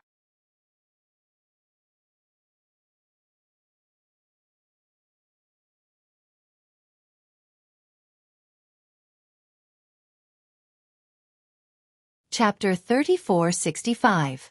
Xiaohua was very curious and leaned over to take a look. He saw that Wang Bianfei's first few strokes were actually drawing around the entire Xian paper. Not to mention a human figure, even a graffiti seemed to look better than Wang Bianfei's few strokes. However, in just a few breaths, Wang Bianfei only slightly drew on these lines, and an extremely plump woman's silhouette was revealed. Good. Xiaohua didn't know how to draw, but seeing how confident Wang Bianfei was and how he didn't even look at the woman, and how his brush seemed to have the help of the gods, he couldn't help but praise in his heart. Such an intelligent child is indeed rare in this world. And at this moment, he also understood why Lord Wang didn't look for other painters. Wang Bianfei used a thick brush to outline the rough outline of the portrait. Then, he picked up a small thin brush to draw on the outline in detail. In the end, he took out a small, rough red brush from his embroidery bag and slightly modified the cheeks and lips of the portrait. Finally, he took a deep breath and took out the thickest brush from the brush washer. He dipped it in ink and touched the eyes of the portrait twice with lightning speed. Xiao Hua felt his eyes light up. The person on the Xian paper seemed to have come alive. That kind of bashfulness, that kind of blurred mental journey, all of a sudden revealed the thoughts of the young lady on the swing. Good. Xiao Hua forgot that he was hiding at the side and almost called out. Fortunately, Wang Bianfei was concentrating on brewing and didn't notice. When he put away the brush, he raised his head and called out, "Housekeeper, I'm done drawing." After finishing the portrait, Wang Bianfei's high spirits immediately disappeared. He carefully put down the brush and respectfully said while standing at the side, "Master, master." The housekeeper didn't come over and instead called out, "So fast." Lord Wang quickly ran over. The fat on his body trembled and beads of sweat dripped down. The two were originally happy, but when they walked to the front of the desk and saw the portrait Wang Bianfei drew, their faces immediately froze. "Master." Seeing this, Wang Bianfei's face also slightly changed. He said in a low voice, "Could it be I didn't draw well?" "Humph." Old Master Wang snorted coldly and didn't say anything. He glanced at the butler. At this moment, the young lady also walked over from the swing. When she saw the portrait, her expression changed greatly. There were tears in her eyes. She covered her face and quickly walked away. The steward's face changed, and he said angrily to Wang Bianfei, "Don't you have eyes? My family's young miss is as beautiful as a flower. How could you paint her like this? With this painting of yours, how could the son of the deputy county magistrate take a fancy to miss?" But, Wang Bianfei was stunned. He looked at his painting in confusion and said curiously, "Master, I painted it according to Mrs. Appearance. It's exactly the same." Wang Yifei didn't understand the inside story, but Xiao Hua, who was in midair, had a clear mind. Sure enough, that housekeeper pointed his finger at the left cheek of the portrait and shouted, "My family's miss clearly doesn't have a mole here. Why did you draw one here?" "Master, I've been wronged." Wang Bianfei hurriedly defended himself. "Miss clearly has a black mole on her left cheek, and it's not small. There are 4 more on it." "Shut up." The steward slapped Wang Bianfei's face and said angrily, "Quickly, remove this black mole." "No." Wang Bianfei's face was red with 5 finger marks. His tears flowed out, but he still clenched his teeth and said, "Father said that a painter is the eyes of people. Whatever you see you have to draw. If you fake it, you're not a painter." "Little baby." Master Wang next to him took out a gold ingot from his arms and shook it in front of Wang Bianfei's eyes. He smiled and said, "If you remove this black mole, I'll give you this gold ingot." Unfortunately, Wang Bianfei looked at the gold ingot, slightly bit his lips and shook his head. "No, I saw it, so I have to draw it, humph." Master Wang flung his sleeve and threw the gold ingot on the ground. He said coldly, "If it weren't for this black mole, I wouldn't have asked you to draw it." After saying that, he panted and left. "Wang Bianfei, don't refuse a toast only to be forced to drink a forfeit." The steward looked at the gold ingot on the ground and a trace of greed flashed in his eyes. He carefully picked it up and wiped away the dust on it and said, "I know that in your family, only your mother makes a living by weaving and starching.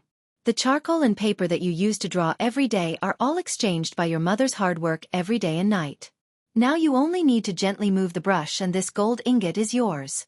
It's enough for your family's expenses for 10 years. Think about these 10 years. Your mother doesn't have to work hard. Don't you think that you..." At this point, the steward didn't say anything more and looked at Wang Bianfei with confidence. "No." Unfortunately, Wang Bianfei still shook his head. As the saying goes, don't do good because it's small, don't do evil because it's small. 1,000 miles of dike can be destroyed by an ant's nest. As long as I start to draw a fake painting and lie for the first time, I can't do it again. Pa. Without waiting for Wang Bianfei to finish speaking, the steward gave him another slap. The other half of Wang Bianfei's face turned red again. Xiao Hua was slightly angry and raised his hand. But just as he was about to make a move, he frowned again. He looked left and right and asked curiously, "This Wang Bianfei should be that senior's friend despite the difference in age, right? With that senior's divine ability, it's impossible that he doesn't know about this matter. Why doesn't he make a move?" Thinking of this, Xiao Hua also put down his hand and looked on with interest. "Master." Wang Bianfei's tears fell down, feeling very wronged. Unfortunately, the steward still didn't plan to let him go. He pointed at the painting and said coldly, "Wang Bianfei, look at what you've drawn. It doesn't look like my family's young miss at all. I won't let you remove the mole. This rice paper is 1 tael of silver. You can leave after you pay the money." You. Wang Bianfei turned pale with fright. "Where do I have 1 tael of silver? You also didn't say that I have to pay the money if I don't draw well." "I don't care so much. Since your drawing doesn't look like it, you have to pay the money. I can draw whatever I see. How can my drawing not look like it?" Wang Bianfei argued. "How about master let the young miss compare with this painting?" "Humph. Is the young miss someone you can see whenever you want?" The steward sneered, "Unless you can prove that whatever you draw looks like it, otherwise." Wang Bianfei might not be able to tell that this was a small trap, but Xiao Hua understood. However, with him here, he wasn't afraid that Wang Bianfei's life would be in danger. Thus, he simply flew to the top of the wall and sat there to watch. However, after that little monk disappeared, he didn't appear again. Xiao Hua released his Buddhist awareness several times, but there was no trace of him within 100 li. "Master, how do you want me to prove it?" Wang Bianfei took the bait as expected. After all, he couldn't afford to pay that tael of silver. The steward's mouth revealed a trace of a sinister smile and said, "This is easy. I will invite your mother from home and let her be locked together with my family's vicious dog. As long as you can draw a tiger that scares the vicious dog, it will prove that your drawing is good. If you can't, TSK, either you let the vicious dog eat your mother, or you remove the mole from this painting." You. Wang Bianfei didn't think that he would suddenly drag his mother into this. His mind was in a mess. "Men," Steward Yi ordered, "tie up Wang Bianfei's mother and bring her here." "Yes." The nearby servants had already responded and hurriedly left. But, I have never seen a tiger before. How can I draw this?" Wang Bianfei's face turned red as he hurriedly explained. Steward Yi flicked his sleeve and left with his head raised. "Mother!" Wang Yifei cried and stumbled as he ran out. The servants were in high spirits. Without waiting for Wang Bianfei to plead with Master Wang, they had already brought Wang Bianfei's mother over.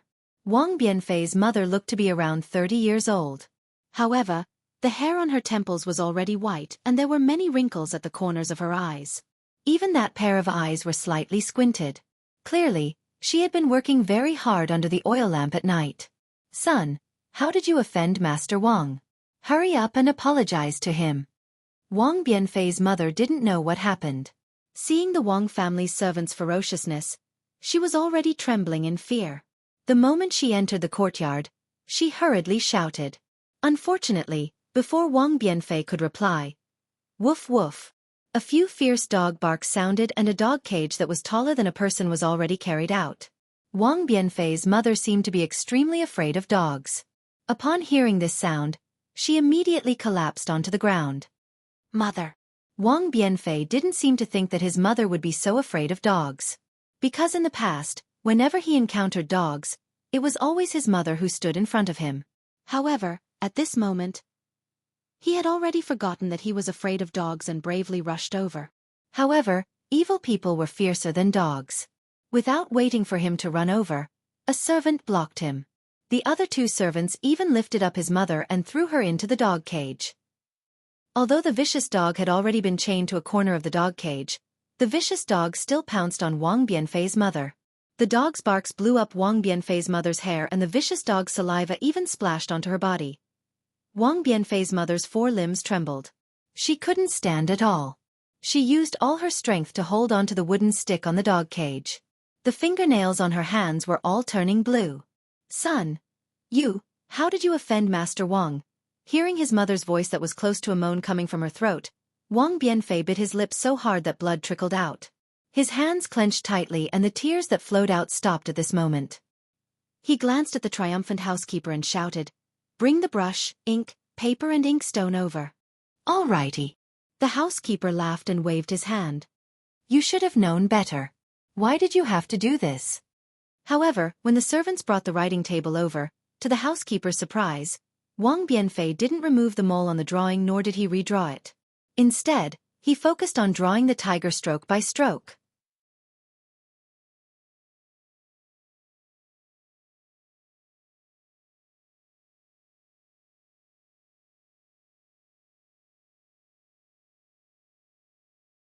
Chapter 3466.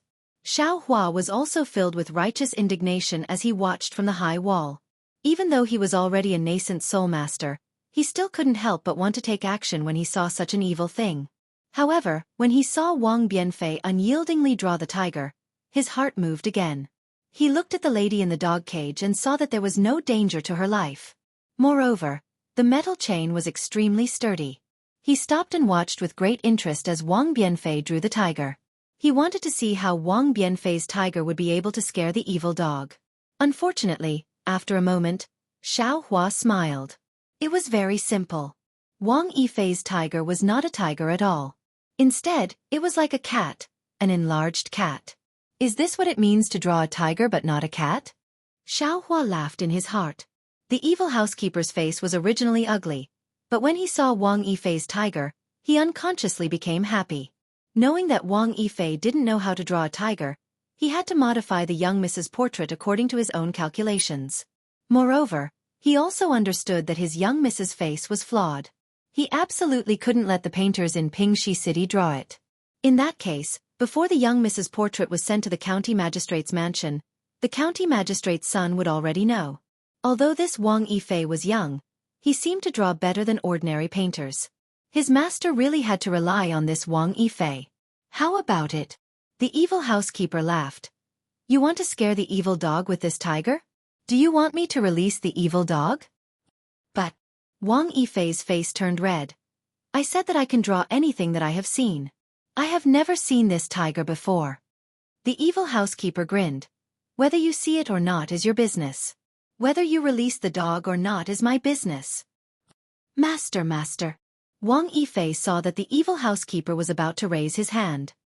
His eyes turned and he hurriedly ran in front of Master Wang. With a plop, he knelt on the ground and said anxiously, Master, can you give me 3 days? No, 1 day I will go up the mountain. Go up the mountain? Master Wang looked at the side helplessly. Hearing Wang Yifei's pleading, he couldn't help but stare blankly. Wang Yifei shouted, I will go up the mountain to see if there is a tiger. I will come back and draw a real tiger. When old Master Wang heard this, he didn't know whether to laugh or cry. He didn't want Wang Yifei to draw a tiger. He wanted Wang Yifei to draw a portrait of his daughter. Just as old Master Wang was about to get angry, young Miss Wang came out. At this moment, young Miss Wang's face was covered with a veil. She said a few words in front of old Master Wang, then turned around and left. Old Master Wang looked at his daughter with pity. He raised his hand and said, All right, I'll give you 1 day. Go and come back quickly. If by this time tomorrow, you still can't draw a tiger that can scare the evil dogs, don't blame me.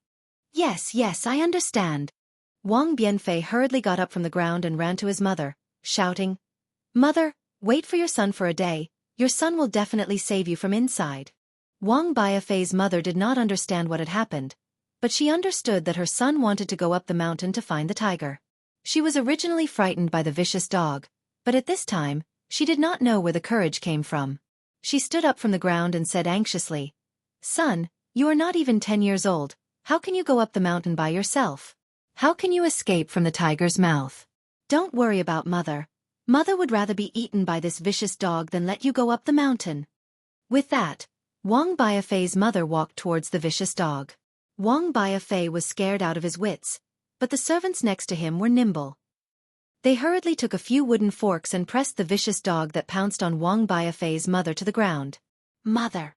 Wang Bianfei gritted his teeth and forced a smile on his face. Don't worry, boy secretly went up the mountain to draw last year. He also saw the tiger, but he did not draw it. This time, Boy went up the mountain to secretly take a look. He will come back immediately after drawing the tiger. There will be no problem.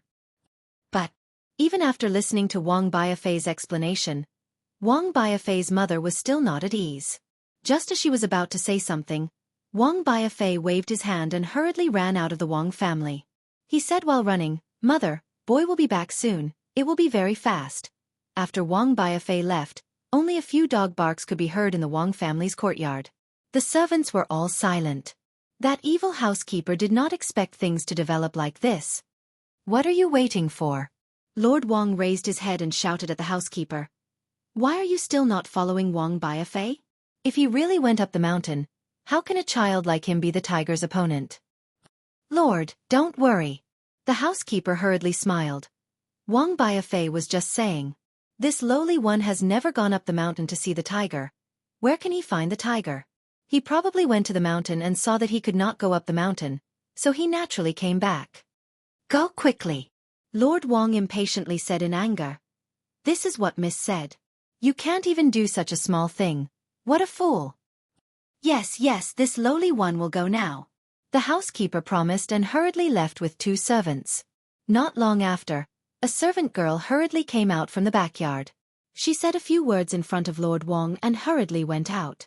Lord Wang's face showed helplessness. He waved his hand and ordered a few servants to carry Wang Biafei's mother out of the dog cage and bring her to a firewood room at the side. "This miss is not bad." Xueqi stood in the air and watched, nodding slightly. Then his figure flew up again and followed Wang Biafei, who was running in the distance. Behind Wang Biafei, there were naturally the housekeeper and a few others. However, these people chased Wang Biafei out of the village and lost him. After all, the mountain village was surrounded by fields and could go up the mountain from anywhere. Wang Biafei was also small, so who knew where he went? "Housekeeper." A servant looked at the road leading up the mountain and said with a smile, "Wang Biafei is only a child. How can he go up the mountain by himself? Besides, this mountain is so big. Where is he going to find a tiger? Don't worry, even if he goes, he will come back in less than half a day when it's dark. You and I don't have to accompany him to run around blindly." "Humph. How can I go up the mountain?" "Go. Bring the wine and meat, I will wait here for that kid to escape back." The housekeeper ordered and sat down on a stone. The other 2 servants secretly went back. Looking at the corner of the mountain village, the servant girl who came out earlier also came out of a small courtyard. Behind her was an old hunter with white hair and beard. The servant girl returned to the Wang family's courtyard and the old hunter quickly went up the mountain. Xueqi flew in the air while invisible, overlooking everything that happened in this small mountain village. He couldn't help but sigh inwardly. Who said that the Pure Land world is a paradise? Not to mention that there are wild beasts and evil dogs here. There are also a lot of evil people and evil deeds here. It is no different from the hidden immortal continent. People, won't change their nature just because they are in a different place. Clasping his hands behind his back, Xueqi released his Buddhist sense and followed Wang Biafei up the mountain. He didn't understand why the so-called senior led him to this small mountain village, and why he met Wang Biafei. However, he was also patient. It was only a day. He wanted to see how things would end in the end. This was not out of the Wang family's servant's expectation. However, this servant only guessed half of it right. This mountain was indeed big. Wang Biafei couldn't find the tiger in a day. However, what he didn't guess was that Wang Biafei didn't hesitate at all and went up the mountain by following the vague mountain path. However, this mountain was really big. Wang Biafei went straight for nearly half a day. Seeing that the sun was about to set, he was still groping in the mountain forest and didn't even see a tiger's hair. Of course, Xueqi knew where the tiger was. However, he didn't need to remind him. The old hunter found Wang Biafei's trace and went up the mountain from the side. He even took advantage of Wang Biafei's blind groping to catch a tiger cub from the tiger's den and went to meet Wang Biafei. This was definitely an intentional chance encounter. Wang Biafei saw the old hunter. When he saw the tiger cub in the old hunter's hand, Wang Biafei hurriedly shouted, "Grandpa Zhang, did you catch a tiger cub?" "Wang family's boy, it's so late. Why are you still on the mountain?" The old hunter naturally didn't reveal any trace of his whereabouts. He was very surprised and shouted, "Quickly go down the mountain, it's already late, it's too dangerous here." Grandpa, where did you catch this tiger? Are you going back to the village? Wang Biafei asked somewhat anxiously. The old hunter smiled and said, Grandpa is old, how can I catch a tiger? This tiger cub was picked up by Grandpa on the road. Now, I am going to send it back to the tiger's den. Why do you want to send it back? Wang Biafei didn't understand. Little guy, if you don't go home, won't your mother look for you all over the village? The old hunter smiled and said, if this tiger cub is missing, won't that dumb insect look for you all over the mountain? And it is very likely that it will directly rush into our village. That will be troublesome. Hearing the old hunter mention his mother, Wang Biafei couldn't help but cry again. After all, he was still a child who was not even 10 years old. Oh, little boy, what happened to you? Are you lost? Don't worry, Grandpa will send this tiger back, and then we will go down the mountain together. The old hunter hurriedly comforted him. But Wang Biafei asked again, Grandpa, can you take me to the tiger's den? I want to see what a real tiger looks like. You don't want to live anymore. The old hunter was shocked. He was afraid that the maid who looked for him earlier didn't explain clearly, so he quickly replied, even I don't dare to go to the tiger's den. Don't forget, a tiger's nose is more sensitive than a dog's, and it can run faster than a dog. Once you get close to its den, it will immediately notice you. It will be too late for you to run away. Then, Wang Biafei hurriedly said, Grandpa, I just want to see a real tiger. It's fine if I don't get close to it. You silly child. The old hunter smiled and said, don't I have a tiger here? Although it's not a big tiger, after you see it, you can think of it as a big tiger, right? Wang Biafei was a little hesitant.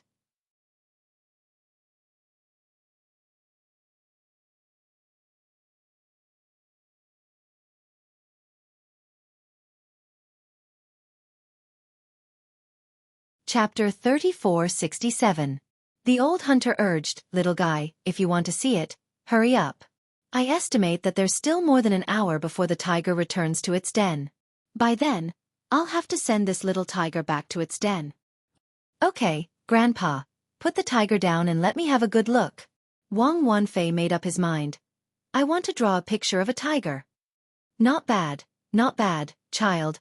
You will definitely become a great painter in our Pingxi city. Hearing this, the old hunter finally relaxed. He put the little tiger down and sat at the side to smoke his pipe. The little tiger was much bigger than a cat, but smaller than a dog. It was furry and cute. Wang Wanfei played with the little tiger for a while, then took out a charcoal pencil and started to draw. The little tiger circled around Wang Wanfei while the old hunter watched with a smile. Wang Wanfei's drawing skills were really good. He finished drawing in a moment. However, on the rough paper, the little tiger's charmingly naive look was vivid on the paper. Where was the imposing manner of an adult tiger? Wang Wanfei looked at the tiger drawing and felt like crying. Child, didn't you draw very well? The old hunter didn't know the whole story and asked with a smile. Why are you unhappy? Wang Wanfei bit his lips. His little face was gloomy like the shadow of dusk.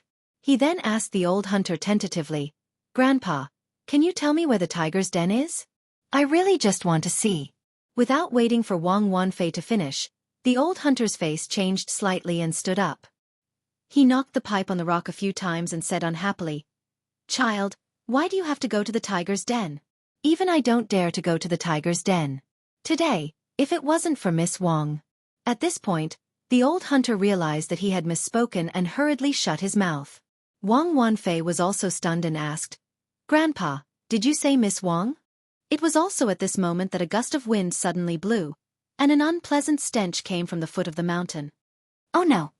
The old hunter saw the strong wind and immediately woke up. He jumped down from the rock and shouted, Child, run, the tiger is coming. Ouch! The old hunter did not expect the big tiger to come so early and follow its scent to this place. He knew better than Wang Bianfei how powerful the tigers in the mountains were. How could he not panic now? As the saying goes, when one is in a hurry, one makes a mistake. The old hunter stepped on the edge of a rock and fell to the ground. Grandpa! Wang Bianfei turned pale with fright and hurried over to support him. Although the old hunter was old, he was quite agile and immediately jumped up from the ground. However, when he stood on the ground, The old hunter's face was ghastly pale because he had sprained his ankle and it looked very serious. His ankle was visibly swollen. Run! The old hunter pushed Wang Yifei and said, I'm here. Dumb insect won't chase you. No! Wang Bianfei panicked at first, but now he calmed down and said seriously, Grandpa came for me, so how can I abandon Grandpa and run away? Even if I die, I want to die in front of my grandfather. Roar! An angry tiger's roar shook the forest in the twilight. The birds were startled and flew away. The fierce wind rose again. The originally cheerful little tiger also raised its head and roared in a low voice. Run! The old hunter saw that the situation was very urgent, so he immediately pulled Wang Bianfei and ran down the mountain. The old hunter was running with a limp, and Wang Bianfei's legs were short, so the two of them couldn't run fast at all. When a huge tiger showed up from the hill, the two of them had only run a distance of several hundred feet. Seeing the big tiger, the little tiger who was chasing after the two of them, turned around and ran towards the big tiger. The old hunter's face was pale. He grabbed Wang Bianfei's collar and ran even faster without caring about his injured leg. He hoped that the big tiger would see its child and stop chasing them. Unfortunately, the old hunter miscalculated. The big tiger roared and jumped down from the hill. It ran towards the little tiger and caught it with its mouth. Then it continued to chase after the two of them. We're going to die. That was the only thought in the old hunter's mind. However, at that moment, the old hunter's eyes lit up. There was a crack in the mountain wall that was as tall as a person. He grabbed Wang Bianfei and ran towards it without hesitation. Fortunately, the crack was just big enough for one person to enter. The inside of the crack was not too shallow either. It was about 4 feet wide. After the old hunter threw Wang Bianfei in, he squeezed in with his body sideways. Just as the old hunter entered, the tiger pounced on the crack. It slammed its claws on the crack, and the sound of rocks breaking could be heard. It was as if the entire mountain wall was shaking. The old hunter had never been so close to a tiger before. He was so scared that he sat on the ground and crawled into the crack. However, before the old hunter could take more than a few steps, he hit the rock wall and Wang Bianfei. He could not take another step forward. Roar! The tiger pounced on the crack and let out a loud roar. The stench from its bloody mouth really hit them in the face. Then, the tiger stretched out its claws from the crack and tried to grab Wang Bianfei and the old hunter. The tiger's shining claws swayed in front of Wang Bianfei's eyes. Different from the old hunter's panic, although Wang Bianfei's little face was also pale, his eyes were filled with surprise. He clenched his little hands tightly and stared at the angry tiger without blinking. Seeing that someone actually dared to look at it, the tiger became even angrier. It crazily attacked the crack, leaving deep marks on the hard rock wall.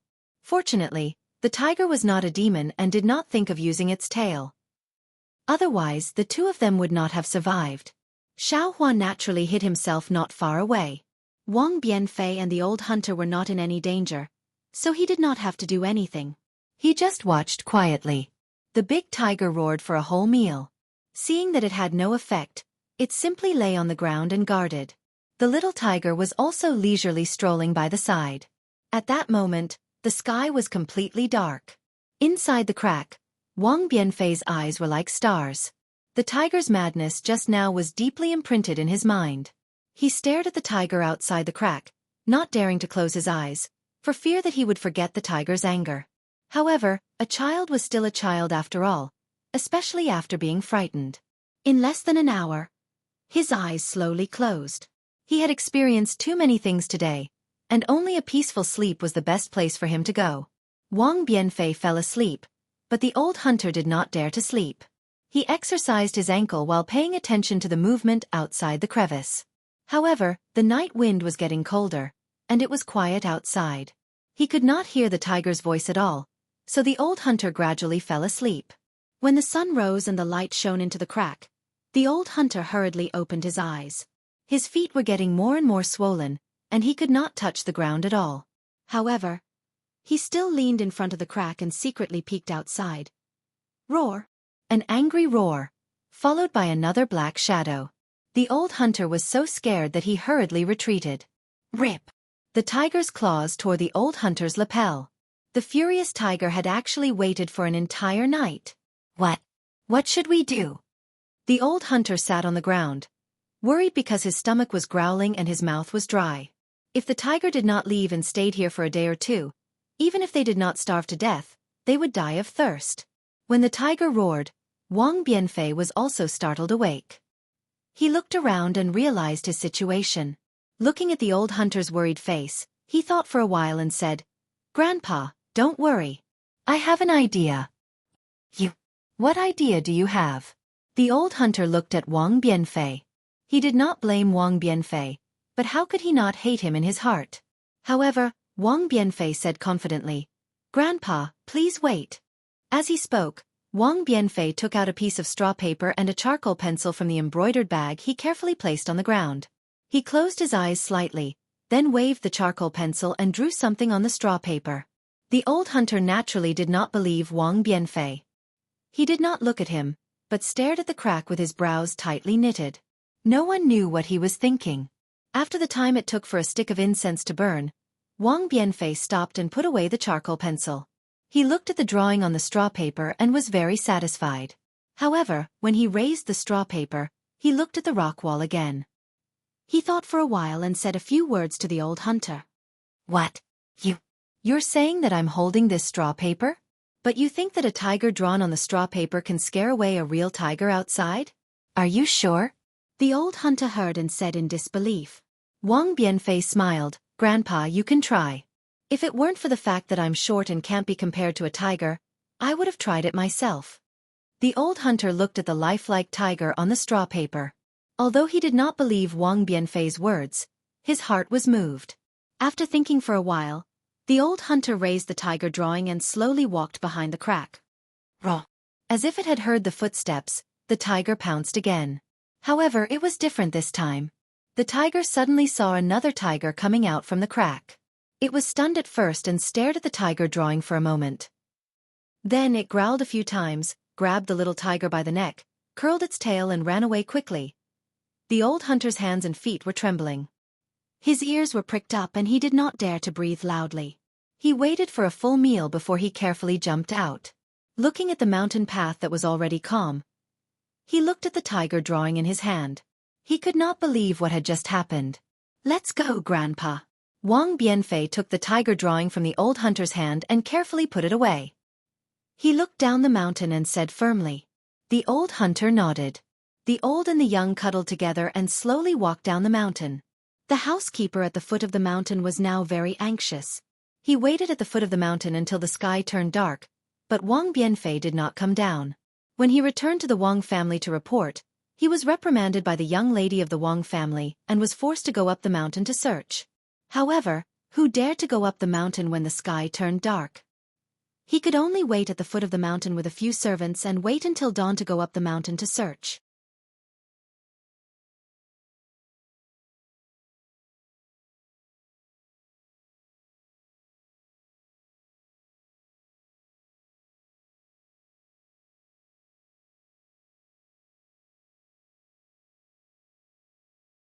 Chapter 3468. Wang Bianfei wasn't surprised to see Butler Yi go up the mountain. Since Miss Wang could let the old hunter go up the mountain, she could naturally let the butler go up the mountain. However, when he thought of how Butler Yi's idea almost cost him his life, Wang Bianfei's face turned cold. The butler didn't care about Wang Bianfei's attitude. As long as Wang Bianfei didn't die, he could answer to Miss Wang. The old hunter was naturally sent home by the servants while Wang Bianfei was brought back to the Wang family by the butler. Wang Bianfei's mother didn't sleep the entire night. When she saw her son return safely, her vision turned black and she couldn't stand steadily. Wang Bianfei was shocked. He didn't care about anything else and wanted to pounce over. However, he was stopped by the butler. "Wang Bianfei." The butler sneered, "Your mother is fine. She ate a lot of chicken, duck, and fish last night. Today you came back. Originally, I wanted to send her back to the dog cage. However, since her body is weak, there's no need to send her back. Our agreement is still in place. If you're not confident, there's still half a day left." Wang Bianfei looked at his unconscious mother with heartache and interrupted the butler. "No need. Let's do it now." Okay. The butler waved his hand and said, "Bring everything over." Woof woof. The vicious dog barked and was brought into the dog cage. A few servants brought over the desk and the portrait from before. When Wang Yifei's mother heard the dogs barking, she actually slowly woke up. At this moment, Master Wang also walked over slowly and sat on the armchair at the side. Wang Bianfei didn't walk to the desk.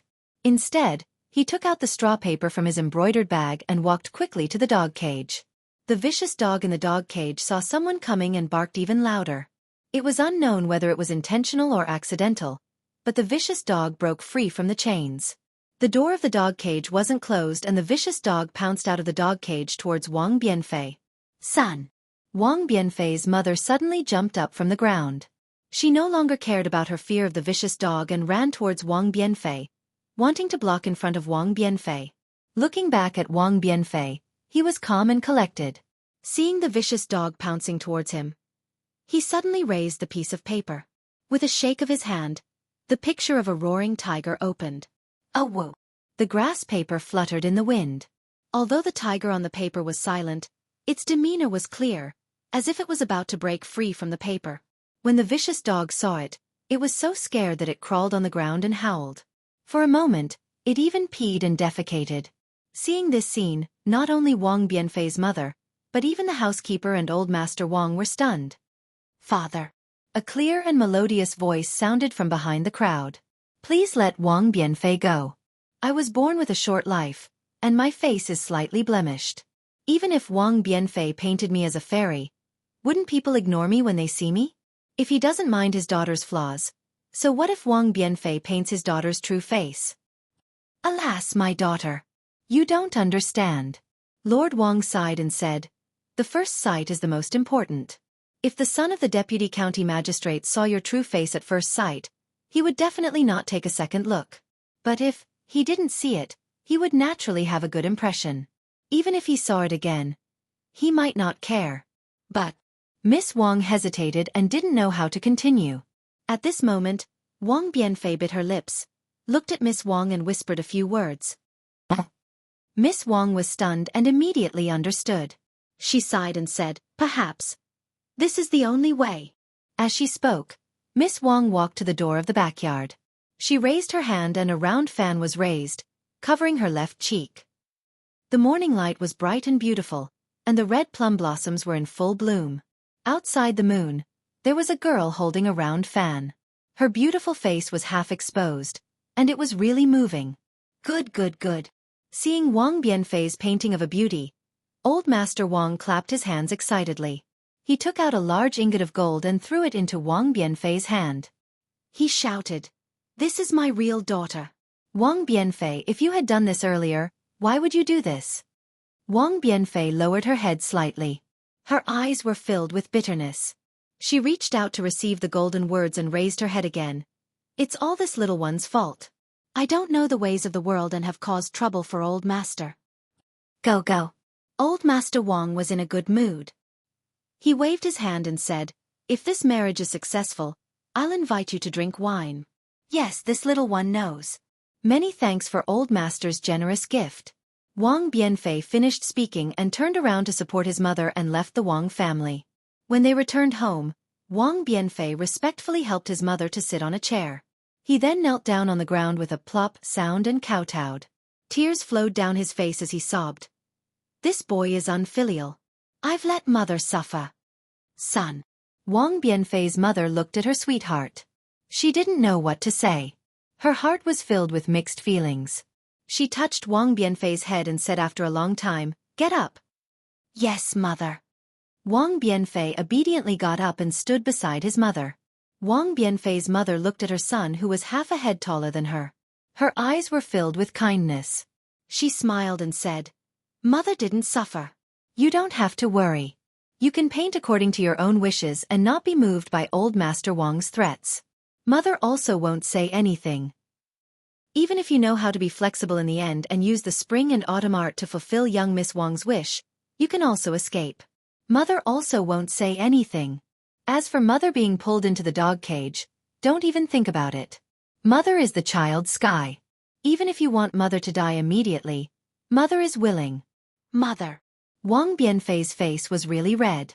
He really regretted that his persistence put his mother in danger. As she spoke, Wang Yifei's mother's smile immediately vanished and changed into a serious expression. she reprimanded. What mother wants to punish you today is that you actually lied to mother and went up the mountain to look for a tiger without permission. Wang Bianfei didn't dare to be negligent. He hurriedly knelt down again and extended his hand. He lowered his head and said, Boy knows his wrongs. Boy is willing to accept punishment. And, come over here and receive your punishment in front of your father. Wang Bianfei's mother got up. Her tone was a bit sad. She turned around and went to the inner room. Wang Bianfei's face slightly changed. His small teeth bit his lips until they turned white. He knew that if he didn't make mother sad, mother definitely wouldn't let him be punished in front of father's portrait. On the wall of the inner room, there was a portrait. The middle-aged man in the portrait was very similar to Wang Bianfei. It was Wang Bianfei's father who died early in his prime. Wang Bianfei obediently knelt in front of father's portrait and extended his two small hands. Wang Bianfei's mother picked up a ferule from the offering table. She slightly bit her lips and raised the ferule up high. With a pop sound, it hit Wang Bianfei's small palm. Hiss! Wang Bianfei took a cold breath and didn't cry out in pain. Even so, how could Wang Bianfei's mother not hear it? The corner of her mouth slightly twitched and her hand unconsciously trembled. However, she gritted her teeth and raised it again. With a pop sound, the ferule came down again. Wang Bianfei's arm involuntarily trembled again. However, when Wang Bianfei's mother raised the ferule again, her gaze fell on Wang Bianfei's hand. On his palm, there were two dark red marks from the ruler. There were a few bloody scratches from the mountain rocks. Now, with a hit, they split open again and blood flowed out. These blood stained the rough calluses on his fingers red. Son. Seeing this scene, how could Wang Bianfei's mother still hit him? She couldn't help but let out a heart-wrenching cry and threw the ferule to the ground. She hugged Wang Bianfei's small head and cried out loud. Seeing his mother's loss of self-control, Wang Bianfei instead calmed down. He leaned into his mother's embrace and said word by word, Mother, don't feel sorry for this boy. Boy made a mistake and should be punished. It's this boy who is unfilial and made mother sad. However, the more Wang Bianfei spoke like this, the more Wang Bianfei's mother's heart ached. She cried for an entire meal's worth of time before stopping. Xiao Hua, who was invisibly standing outside the room, felt his heart ache when he heard this. He used his hand to touch his chin and seemed to be thinking about something. After Wang Yifei's mother finished crying, she remembered that Wang Yifei had not eaten a drop of rice or drank a drop of water for half a day and a night. She hurriedly took her son out of the room and prepared food for him.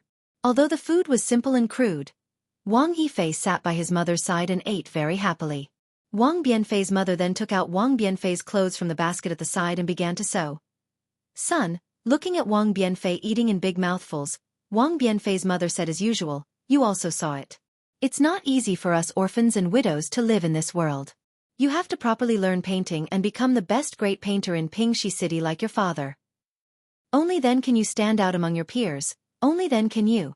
Speaking to this point, Wang Bianfei didn't raise his head like before and obediently agreed. Instead, he lowered his head and only ate, not replying.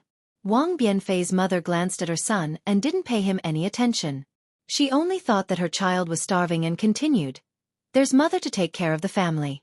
You don't have to care too much. You can only properly learn painting. When your father was still alive, he told mother that your talent far surpassed yours. You can definitely become the most famous great painter in Pingxi City. Even, mother. Wang Bianfei, who had been burying his head in eating, suddenly raised his head. He looked at his mother and said word by word, boy. Doesn't want to learn painting anymore. What? Wang Bianfei's mother was stunned. The sewing needle suddenly pierced her finger and a bean-sized drop of blood instantly flowed out of her finger. However, she didn't seem to see it as she stared at Wang Bianfei. Wang Bianfei saw that his mother's gaze was so sharp. His eyes unconsciously flickered and he wanted to lower his head. You. Wang Bianfei's mother was about to get angry. However, she took a deep breath and placed her bleeding finger in her mouth to suck it. She suppressed her emotions and said indifferently, why don't you want to learn painting? Mother. Wang Bianfei was a little scared. However, looking at the broken porcelain bowl in front of him, he bit his lips and said, boy said it. Mother, don't be angry.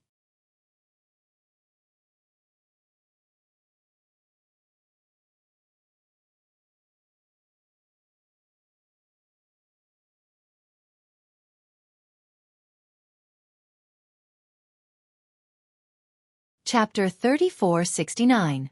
Say it. You're all grown up. Mother can't possibly worry about everything for you.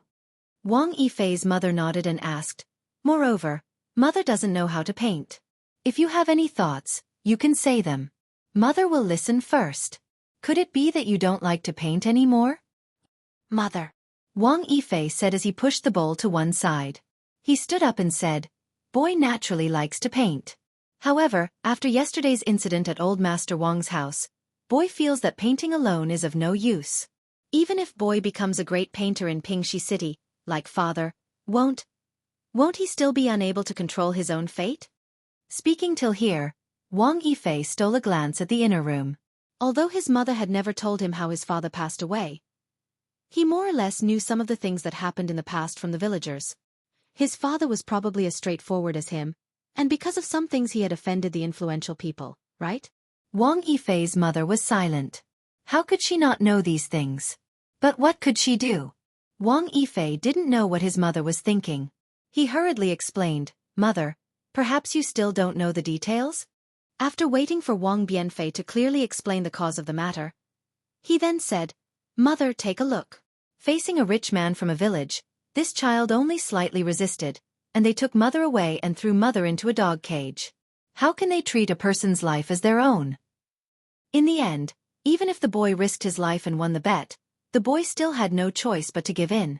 If the boy didn't give in, even if they didn't say anything about today's matter, it would be inevitable that they would make things difficult for us in the future. We are fish on the chopping block. Also yesterday's matter, if it wasn't for the kind Miss Wang, not only would the matter of the painting not be left at that, even the boy's life would be in danger. It doesn't feel good to have my life in the hands of others. Wang Bianfei said very seriously, from this matter, the boy has already seen that even if the boy becomes the best painter in Pingxi City, even if the boy becomes the most famous painter in the entire Buddhist kingdom, he will still be someone else's plaything. Whatever the others ask the boy to draw, the boy has to draw. Whatever the others don't ask the boy to draw, the boy can't draw. What's the point of having such a great painter? Just like today, when the boy drew well, the Wang family rewarded him with an ingot of gold and praised him, saying that the boy was talented and was a useful person. In the future, others would give him more gold and praise. Even if they said that the boy was the best painter in history. What was the use? Fate is not in one's own hands. In the end, it is all for naught. Son. Wang Bianfei's mother was somewhat stunned. She really couldn't think of a 10-year-old child who could think so much.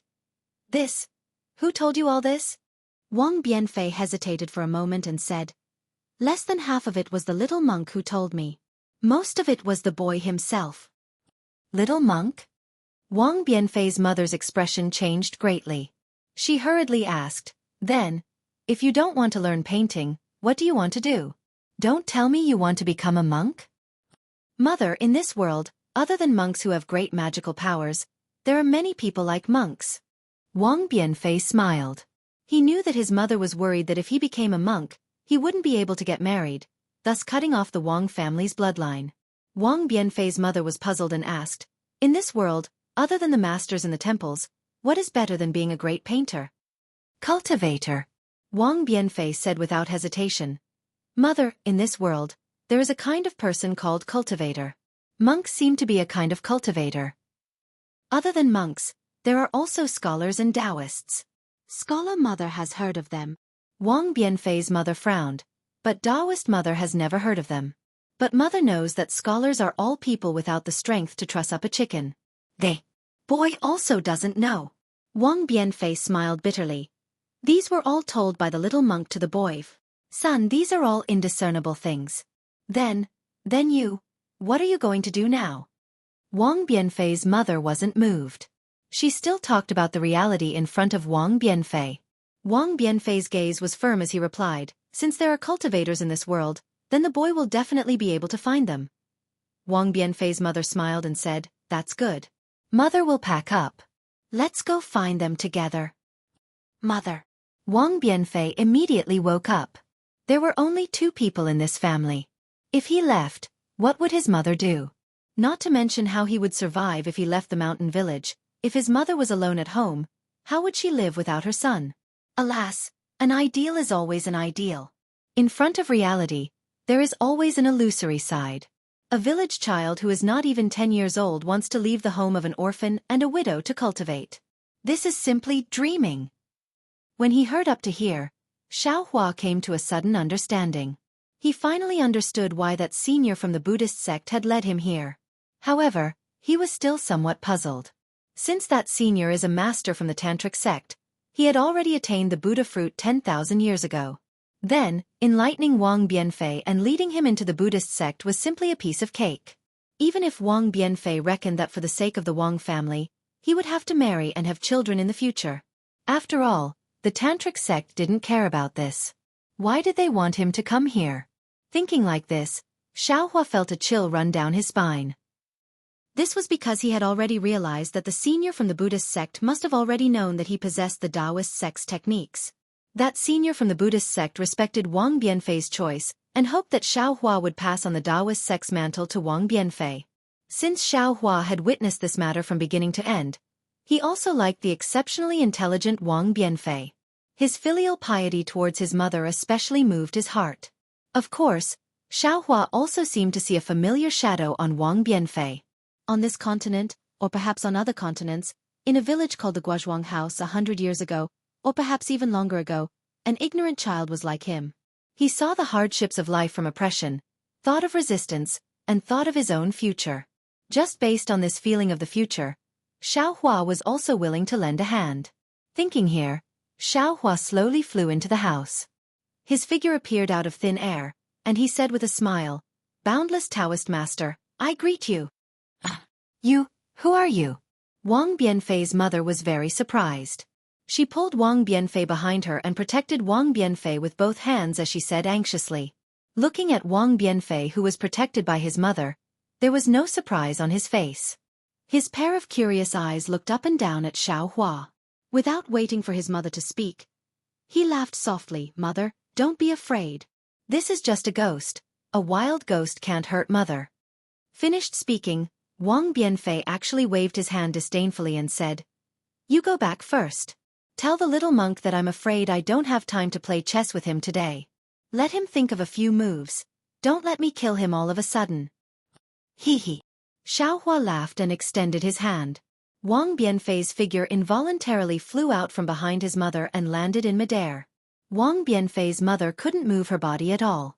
At this time, Wang Bianfei was stupefied. He looked at himself in disbelief, then looked at Xueqi and said in shock, You're not a ghost?" "I naturally am not." Xueqi still had a smile on his face. "I master." Wang Bianfei's mother was very anxious.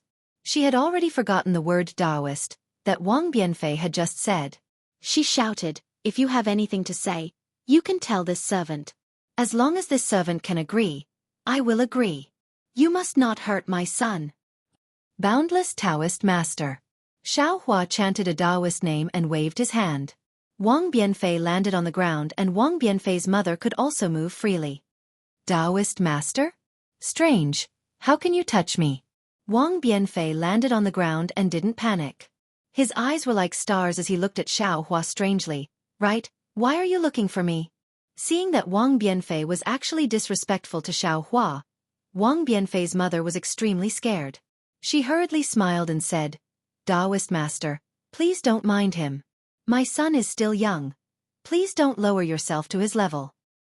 "No matter," Xueqi said with a smile. "I's name is Xueqi. Taoist name is Taoist Master Xiao. Yesterday when I passed by here, I just happened to witness Wang Bianfei painting a tiger. Last night, when that hungry tiger was roaring in the mountain ridge, I was also at the side. I extremely admire Wang Bianfei's aptitude and filial piety. Just now, I heard that Wang Bianfei had the heart to pursue the Tao, so I showed myself." "Ah?" Wang Bianfei's mother was dumbfounded. She looked at Xueqi up and down and said in a low voice, Little monk, you don't have a fever, right?" Wang Bianfei even laughed out loud. He pointed at Xueqi and said, "Taoist Master Xiao, did you team up with this little monk to brush me off? You're really funny. You even passed by here, and you can actually look at me from the side. Why didn't I see you?" Hee. Xiao Hua naturally knew that someone as intelligent as Wang Bianfei wouldn't casually believe him. He said with a smile, "You've never cultivated before, so how can you see I? Come, don't be afraid. I'll let you see I's methods." After saying that, Xiao Hua waved his hand and sucked in the two people. His figure turned into the wind and flew towards the sky outside the house. How was it?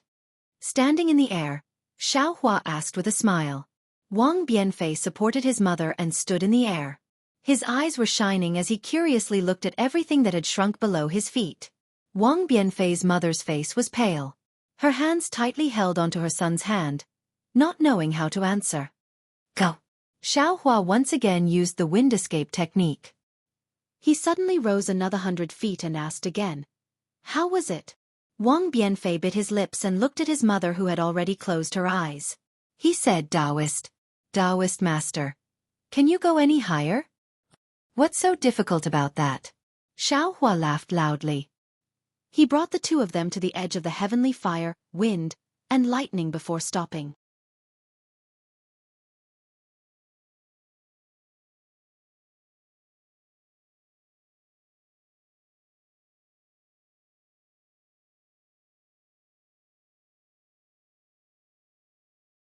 Chapter 3470. Looking at the endless thunder, fire, and wind, Wang Bianfei's face flushed with excitement. He shouted, Fun, fun! The little monk has never brought me here before. You're so awesome! Xiao Hua sweated. This is called fun. Son, hurry back.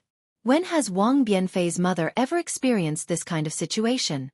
Her bones were already weak and her muscles were already numb. She shouted weakly. But the strange thing is, she wasn't talking to Xiao Hua, but to Wang Bianfei. Wang Bianfei hurriedly replied, Yes, mother, let's go back now. Saying this, Wang Bianfei was about to fly down. Looking at Wang Bianfei's appearance, Xiao Hua smiled and watched with folded arms. Why can't I go back? Wang Bianfei turned pale with fright. Nonsense, if I don't bring you down, how can you go down? Xiao Hua scolded. But Wang Bianfei opened his mouth, as if he suddenly understood something. He asked curiously, Could it be? I'm not dreaming? Son, hurry back. Hurry back. Wang Bianfei's mother urged again. Wang Bianfei said respectfully to Xiao Hua, Taoist priest, this lowly one already knows Taoist priest's divine ability. Please send this lowly one back. Okay, look at the changes in the surroundings. Can you comprehend something? Xiao Hua's heart moved. He thought of some of his comprehension from a long time ago. He nodded and said, Even if there isn't, you can see if you're dreaming or not. Yes, this lowly one understands. Wang Bianfei didn't dare to be negligent. Hearing Xiao Hua's words, he looked around. The earth came closer from afar. The village grew bigger from small. When Wang Bianfei returned to his house, his face was still filled with confusion. He still didn't dare to believe whether he was dreaming or not. Wang Bianfei's mother also sat there blankly, looking like she didn't dare to believe. Wang Bianfei, I heard what you said outside the house earlier. What you said was very good. Your own fate must be controlled by your own hands. Xiao Hua said indifferently, Even if you don't have the ability to control it now, you must have an unyielding heart. How big the heart is, how big the world is. I was born in the Tao sect and was similar to you from a young age. We were both born in a small village. I may not be able to move mountains and create seas, but I am still capable of causing storms and clouds. Are you willing to be my disciple in name? Taoist priest. Without waiting for Wang Bianfei to speak, his mother cried out, Please don't take my son away, he's still young, don't worry, sister-in-law. Xiao Hua said with a smile, I won't take him away for the time being, and I won't forbid him from getting married in the future either. If he is willing to enter I's tutelage, I will only temporarily pass on the mnemonic chant and cultivation method to him, and wait until he cultivates to a certain level in the future. By then, not only will sister-in-law live a long life, even your son will be able to marry a celestial immortal for you. Really? Wang Bianfei's mother couldn't believe it. Out. Xiao Hua almost said, Monks don't lie. When Wang Bianfei heard that he could prolong his mother's lifespan, his eyes lit up. He nodded his head firmly and said, Since Taoist priest says so, then I am willing to be your disciple. It's just, what is a disciple in name? A disciple in name is to first remember your name, and wait until you have succeeded in your cultivation. Only then can I truly accept you as my disciple. Xueqi explained, if your cultivation isn't good, I won't accept you as my disciple. Then, how many disciples does Taoist priest have? This. Xueqi shook his head slightly. I currently have a few disciples in name like you, but I don't have any true disciples. Then, what are the rules for becoming Taoist priest's disciple? Wang Bianfei looked somewhat disappointed and asked again. Xueqi slightly scratched his head, thought for a moment and said, for the time being, there are no rules. Since you are just a disciple in name, I will first give you some cultivation method to cultivate. I can't stay here for long, so I will first pass on some cultivation method to you and give you some pointers. Everything can wait until later. Can't stay for long? Wang Bianfei was somewhat puzzled by Xueqi's words, but he didn't dare to ask more, and very cleverly claimed to be a disciple and asked, then, can disciples still paint? Hee, why can't you? Xueqi said with a smile. Actually, Master also knows Confucian cultivation methods. In the future, if you are willing, you can also cultivate. According to Master's knowledge, the 6 arts of Confucian cultivation are etiquette, music, archery, imperial, calligraphy, and mathematics. Calligraphy includes painting. Disciple Wang Bianfei pays respect to Master. Wang Bianfei no longer dared to neglect, kneeling on the ground and kowtowing. On the side, Wang Bianfei's mother was somewhat surprised. She didn't expect Wang Bianfei to be so decisive, and suddenly felt somewhat at a loss. Xueqi raised his hand and helped Wang Bianfei up, and said with a smile, since you have entered my sect, you are my disciple. With me here, I will definitely not let you be bullied. Saying this, Xueqi smiled at Wang Bianfei's mother and said, sister-in-law, I will borrow your child for 3 days, after 3 days, I will bring him back. These are some of my Taoist priest's spiritual dates. Taste them first. Remember, you have to eat them bit by bit. Don't swallow them all in one bite. Taoist priest. Wang Bianfei's mother seemed to still want to say something, but Xueqi had already turned into a cool breeze and fled far away. Only a few dates that looked dazzling with golden light were left on the table. When Wang Bianfei opened his eyes, he was on the mountain ridge beside the mountain village. From the top of the mountain, he could still see his family's house. Seeing that he was not far from home, Wang Bianfei's heart felt a bit more at ease, and said with a smile, Master, you are very good to disciple. Wanting to quickly teach disciple divine abilities, disciple is very grateful. But next time, can you properly talk to mother first? If his disciple is on the mountain, he won't be too worried in his heart. Okay. Xueqi nodded, opened his mouth and said a few words, then turned his head and said with a smile, Master has already told your mother. Thank you, Master. Wang Bianfei was very happy. Master is much better than that little monk. That little monk only knows how to play chess with disciple. Xueqi hurriedly stopped. That is a senior of the Buddhist sect. Don't treat him lightly. Senior? Him? Wang Bianfei almost laughed out. Playing chess every day, he still has to play chess. What senior? Forget it. Let's not talk about others. Xueqi waved his hand and said, Master's time is limited. I have to leave this place soon. How about I teach you a simple cultivation technique first? Master can leave this place? Wang Bianfei asked very inexplicably. Xueqi looked up and down, also puzzled. Why can't I leave? What do you mean by that? However, Xueqi did not take Wang Bianfei's word seriously. How could a country child know the divine abilities of a nascent soul master? Immediately, Xueqi took out a Tao sect entry cultivation technique and taught it to Wang Bianfei. What made Xueqi surprised was that this Wang Bianfei was smarter than Lu Yi. After only listening to it a few times, he already understood it, and after asking a few difficult questions, he could already practice. Damn it! This aptitude. Isn't it too monstrous? Xueqi was really speechless. He originally wanted to use 3 days to teach. Who knew that it would be finished in just half an hour? How could he not be depressed? Disciple, you practice. See if you can detect the spiritual energy of heaven and earth. Xueqi weakly instructed. Wang Bianfei was very surprised. He smiled and said, Master, you didn't make a mistake, right? How can there be spiritual energy of heaven and earth here? I told you to try. Just try, Xiaohua said unhappily. Of course, Wang Bianfei did not understand. He could only do as he was told, but after a full 2 hours, he replied with a crying face, Master, disciple can't sense it. Xiaohua slightly nodded. He thought for a moment and said, Disciple, close your eyes. If there is any abnormal movement, don't use your eyes to resist. Let Master take a look for you. Finished speaking, Xiaohua waved his hand. That white bone soul bridge appeared in his hand. Wang Bianfei looked at this bone ball carved out of white bone very strangely. He obediently closed his eyes. Xiaohua waved his hand. The soul bridge floated in the air. Then the space between Xiaohua's eyebrows flashed with a dark green brilliance.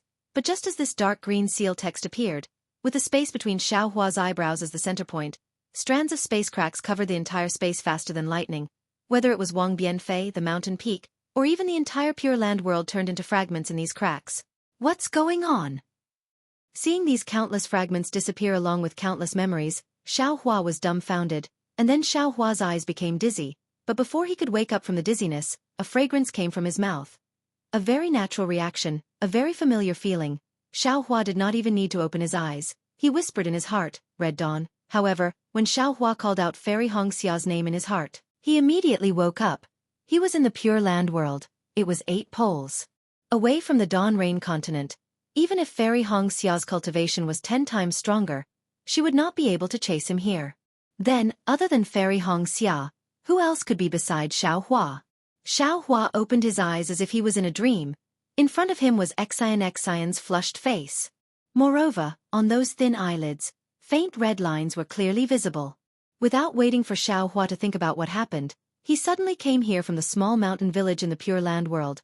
The slightly trembling eyelids in front of him suddenly opened.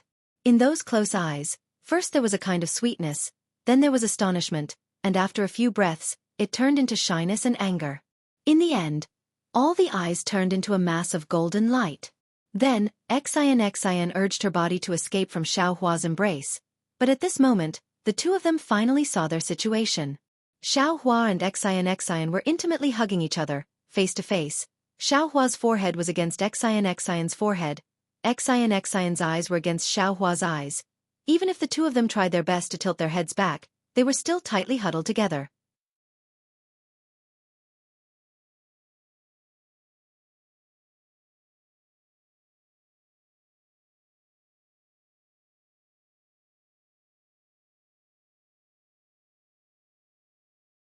Chapter 3471. Their auras had never been so close before. Xiaohua slightly tilted his head, trying his best to avoid looking at Xian's face. He hurriedly asked, Xian, what's going on? Little monk. Xian's tone was extremely cold. She also tilted her head, as if she hated Xiaohua very much. Can't you see for yourself? How would I know what happened? While speaking, Xian also looked up and down. See. Looking around, Xiaohua unconsciously sucked in a breath of cold air. This was a space of nothingness. The entire space seemed to be boundless. In this space there were 2 kinds of colors. One was the part where Xiaohua and Xian were. It was completely pitch black. The endless black gas mixed with the black flame was surging violently like the sea. The other was pure blue. It was above Xiaohua's head. This pure blue was not the sky blue of the space outside, but a kind of crystal clear blue of water. Moreover, this blue water was different from the black gas. It took the shape of a jade and flowed above the entire space like a fountain. Not only did it cover the entire sky above the black gas, even the boundless distance was filled with a kind of blue water. As for Xiaohua and Xian, they were at the intersection of this water blue and pitch black. After Xiaohua finished looking around, he hurriedly lowered his head. He saw that his entire body was bound by strands of black gas. This black gas was mixed with black flames. Wasn't this the demonic gas he was extremely familiar with? Damn it, how can there be demonic gas? Xiaohua was puzzled. What is this place? Didn't you already take your father's flying sword and leave? Why did you suddenly appear here? That's not right, you called me little monk? Suddenly, Xiaohua distinguished from the appellation. How could Xian, who had just escaped, still call him little monk? Even if she didn't call him Xiao Lang, young master, Young master was already catchy. Your father just turned into a flying sword. Xian angrily said. You're a Buddhist disciple. Don't tell me you don't even know about illusion arrays. Illusion? Illusion array? Xiao Hua was stupefied. Completely stupefied. He knew about illusion arrays, but he didn't think that illusion arrays could actually become real. Everything that had happened to him seemed to be vivid in his mind. No matter how he looked at it, it seemed to be real. Xian didn't say anything. Everything that happened in the profound water palace might have been his own wishful thinking. But what about the little monk, Wang Bianfei, and everything that happened to Wang Bianfei? Could it be that everything was what he was thinking? Xian gazed at Xiao Hua, who was hugging her tightly, and she said furiously, We fell into an illusion formation as soon as we entered the dark water palace. If my guess is correct, then this is an illusory formation created by the demon Qi. Everything that has happened since we entered the profound water palace is an illusory formation. Xiao Hua frowned slightly and asked curiously, How can you be so sure? Why don't you say that this is the illusory array? Or perhaps, you and I haven't escaped from the illusion array yet? When Xian heard this, she didn't refute and said, That's right. I can't deny that what we're seeing right now is also an illusion. Then what should we do? Xiao Hua was hugging Xian with both hands. He couldn't pinch his thigh even if he wanted to. He even felt that even if this was an illusion array, pinching his thigh would definitely hurt because this wasn't a dream. However, he could vaguely confirm that everything in front of him was probably real because the injuries to his internal organs had appeared again. Let's break free first. Xian said helplessly. Don't tell me you want to hug me for the rest of your life. Xiao Hua's heart skipped a beat. Thinking about the Xian in the illusion, he originally wanted to say something glib, but when he saw the disdain at the corner of Xian's mouth, he didn't dare to say anything. He smiled bitterly and said, Do you think this little monk doesn't want to?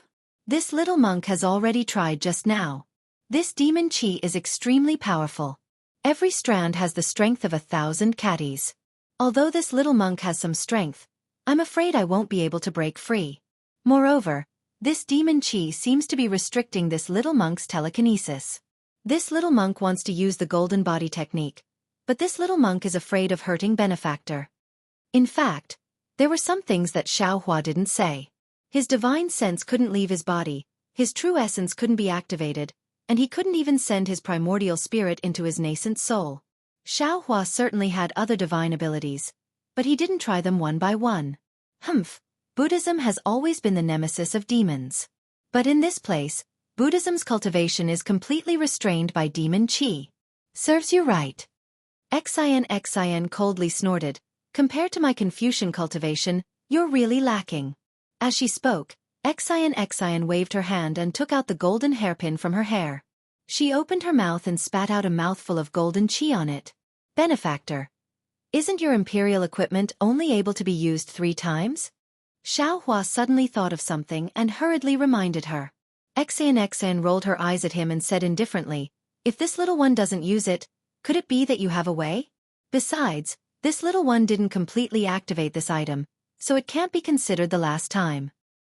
Okay. Xiao Hua was reprimanded by Xian.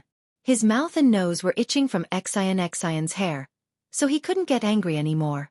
He then looked at Xian, who saw the golden hairpin flickering with brilliance, and hurriedly slapped the golden hairpin on her head. Boom! A thunderous sound rang out, and a golden light soared into the sky, like thousands of golden swords stabbing into the void. Whoa! An extremely loud rumbling sound rang out, and a boundless amount of righteous Qi bombarded down from the void. Not only did it crash into the demonic Qi binding Xiao Hua and Xian, it also knocked down the demonic Qi several zhang around them. That righteous Qi really was the nemesis of demon Qi. In an instant, the demon Qi completely melted away, and the blue water jade necklace above Xiao Hua and Xian's heads pressed down. Let's go. Seeing the demon Qi around him greatly reduced, Xiao Hua stretched his arms and tore apart the remaining demon Qi. Xiao Hua didn't have time to remove his arms from Xian's back, so he grabbed Xian's slender waist and soared into the sky. Let go! Xian's face was cold. It's not like I can't fly. I don't need you to carry me.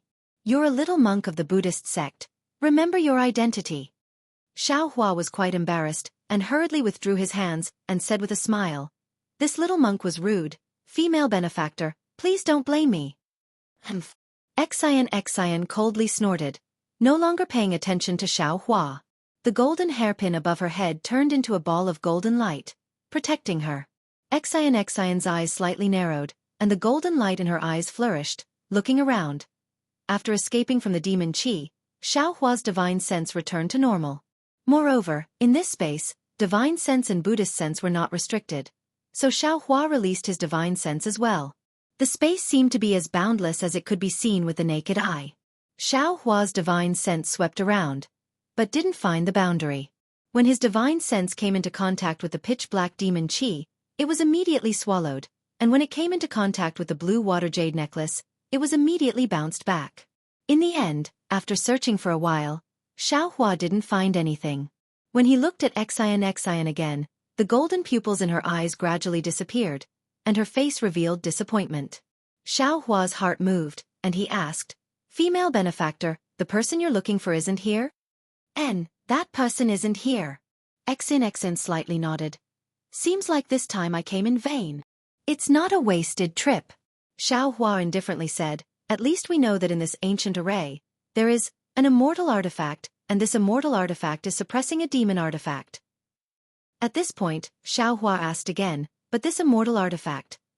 This little monk feels that it doesn't live up to its name. Why doesn't it have the aura of an immortal artifact?" "What kind of aura does the immortal artifact in little monk's eyes have?" Xian asked with interest. Xiaohua naturally told her about the situation in the Kunlun mirror that he encountered in the illusion. "Haha, little monk." Xian laughed. "In the eyes of ordinary people, you're an immortal. Don't tell me that you usually release your aura when you have nothing to do? You bully ordinary people for no reason?" Perhaps, Xiaohua somewhat understood Xian's meaning, but this is an immortal artifact, something that shouldn't exist in the ultimate land of bliss. Xian looked at the blue water above her head, and then looked at the pitch black under her feet, as if taking advantage of this time to rest. She suppressed her temper and explained, "Since it's not something from the ultimate land of bliss, when it comes to the ultimate land of bliss, it will be suppressed by the ultimate land of bliss. Not to mention an immortal artifact. Even if an immortal came, it would also be the same. This immortal artifact has not been activated, so it should be similar to an ordinary imperial artifact. Also, didn't you see? This immortal artifact has been suppressing a demon artifact for who knows how many years. Although the immortal artifact has the ancient array to provide vitality, it must be consumed. Now, whether it's an immortal artifact or a demon artifact, I'm afraid that it has reached the point of exhaustion. At this point, does female benefactor know what this immortal artifact is?"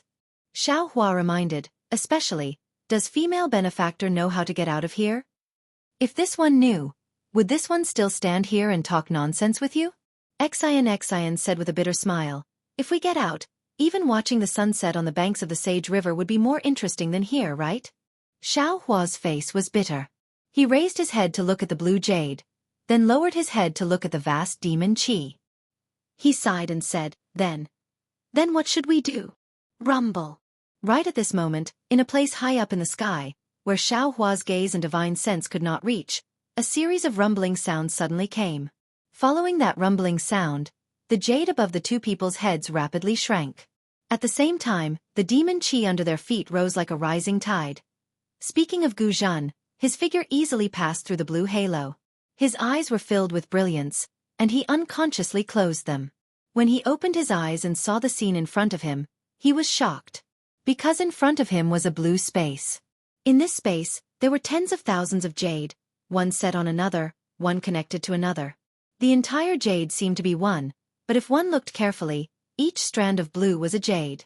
Gu Zhan released his Buddhist sense. With his Buddhist sense in the lotus realm, he could not see the true appearance of the jade. Even when his Buddhist sense reached its limit, he could not see the end of this space. Moreover, when he turned back to look at the arch bridge he came from, there was already no trace of it. He was just standing in the void.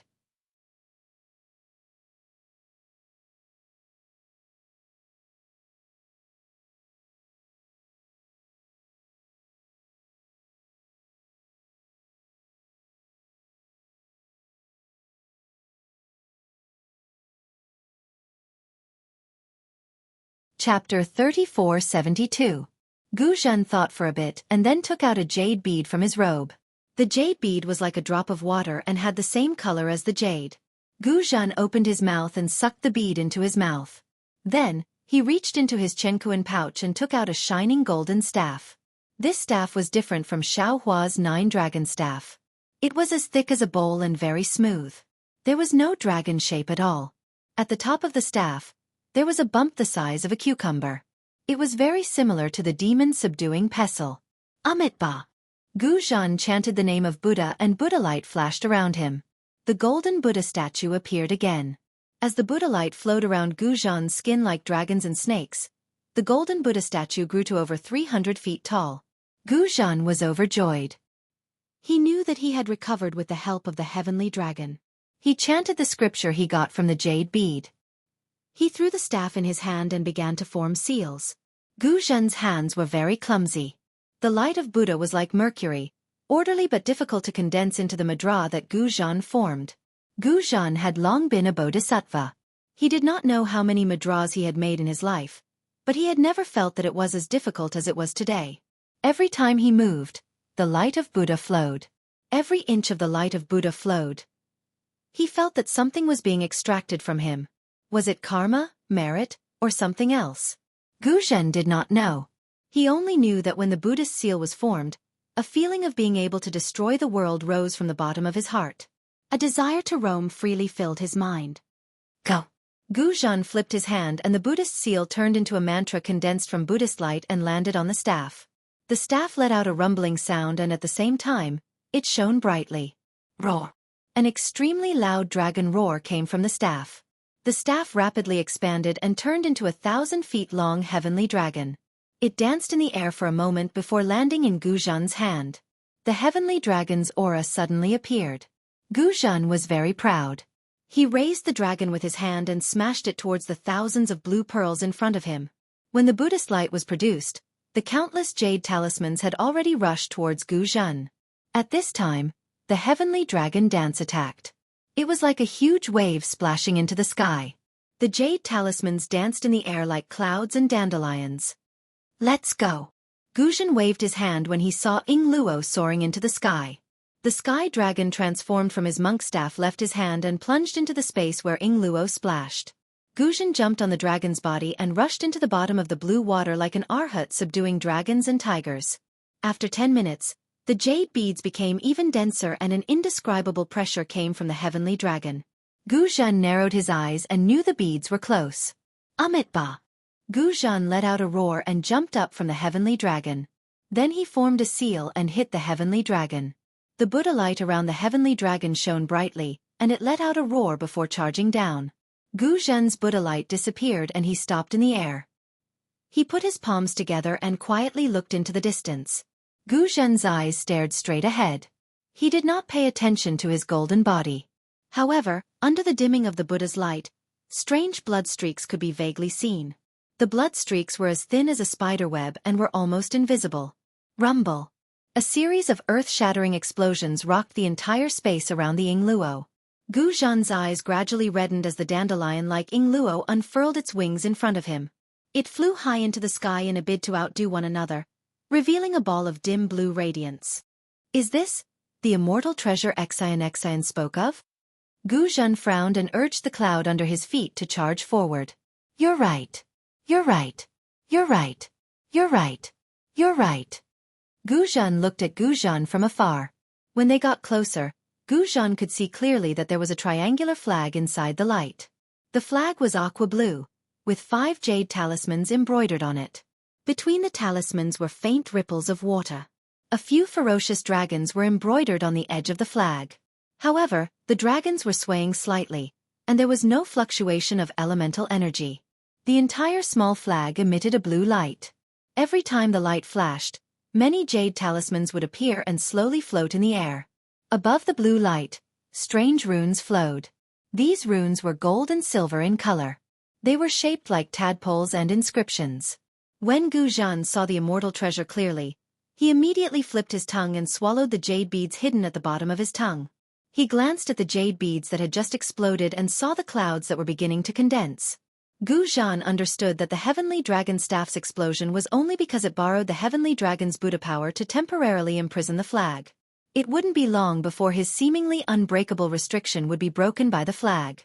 He had to take advantage of this extremely short window of time to control the flag. However, when he thought about controlling the immortal treasure, Gu Zhan felt uneasy.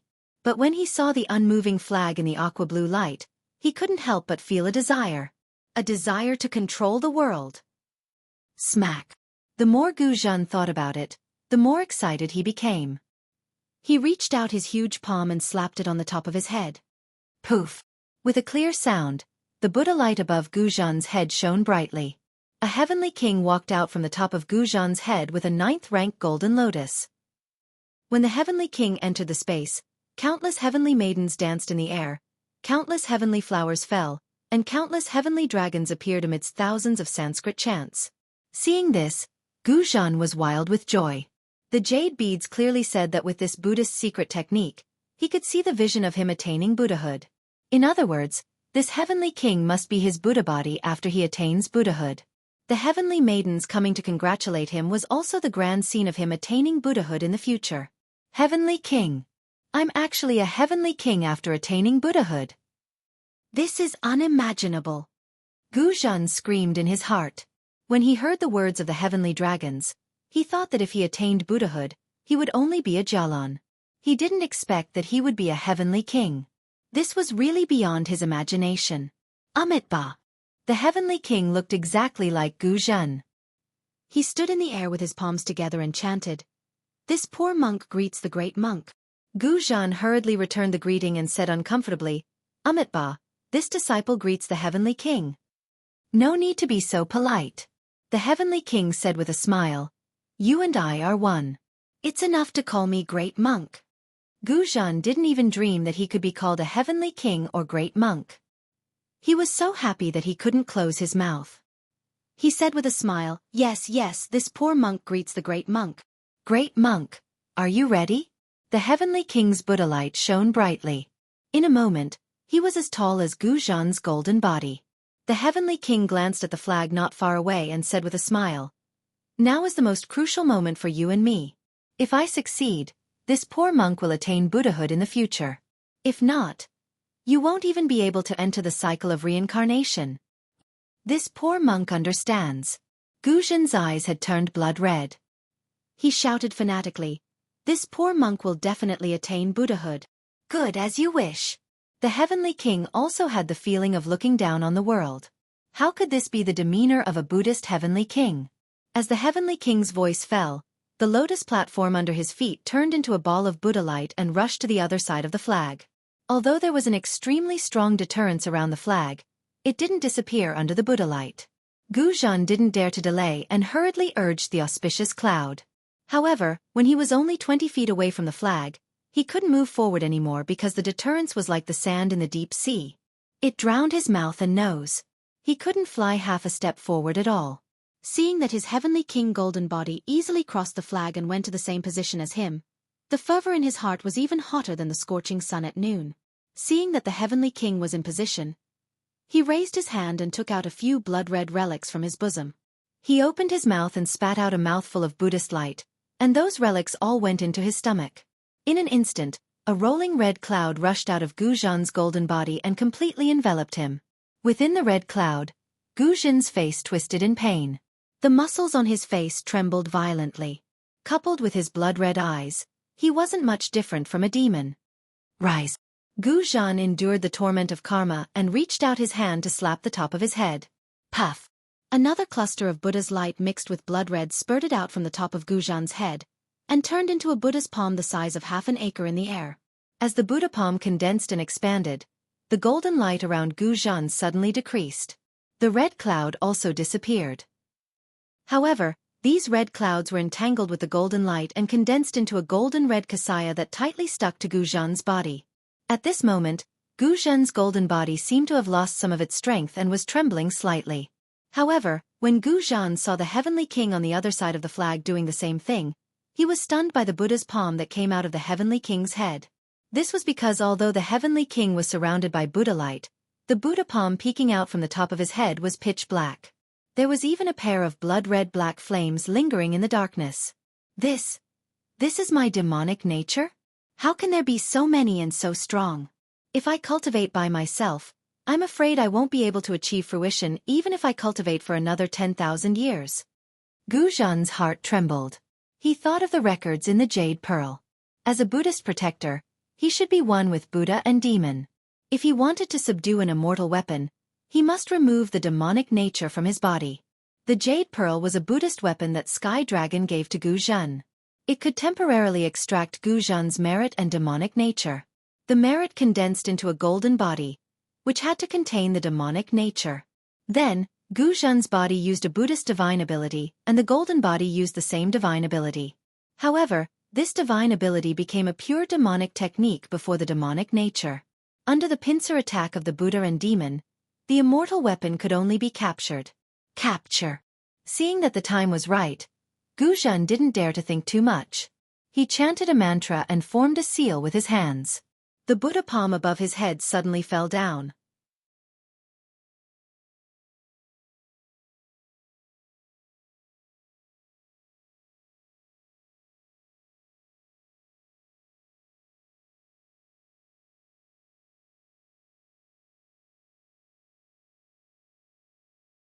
Chapter 3473.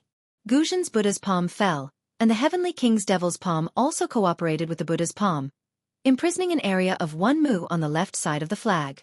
The side of the flag close to Gu Zhan was filled with Buddha's light, while the side close to the Heavenly King was filled with Devil's chi. The flag suddenly moved without wind, and countless pearls rushed out of the blue brilliance, fighting to block the Buddha's light and Devil's chi. Stab, stab. Countless sounds echoed in the air. Gu Zhan looked on coldly. Although the thousands of jade talismans continued to pour out, it was obvious that the flag wouldn't attack. The jade talismans could only defend. 2 huge palms slammed down and tore the jade talismans in half. How could they block it? Boom. Just as Gu Zhan expected, the 2 giant palms fell on the brilliance of the flag, one on each side. Strangely, the giant palms in the air were half a mu in size, but they were only the size of a palm when they fell on the flag. Keep.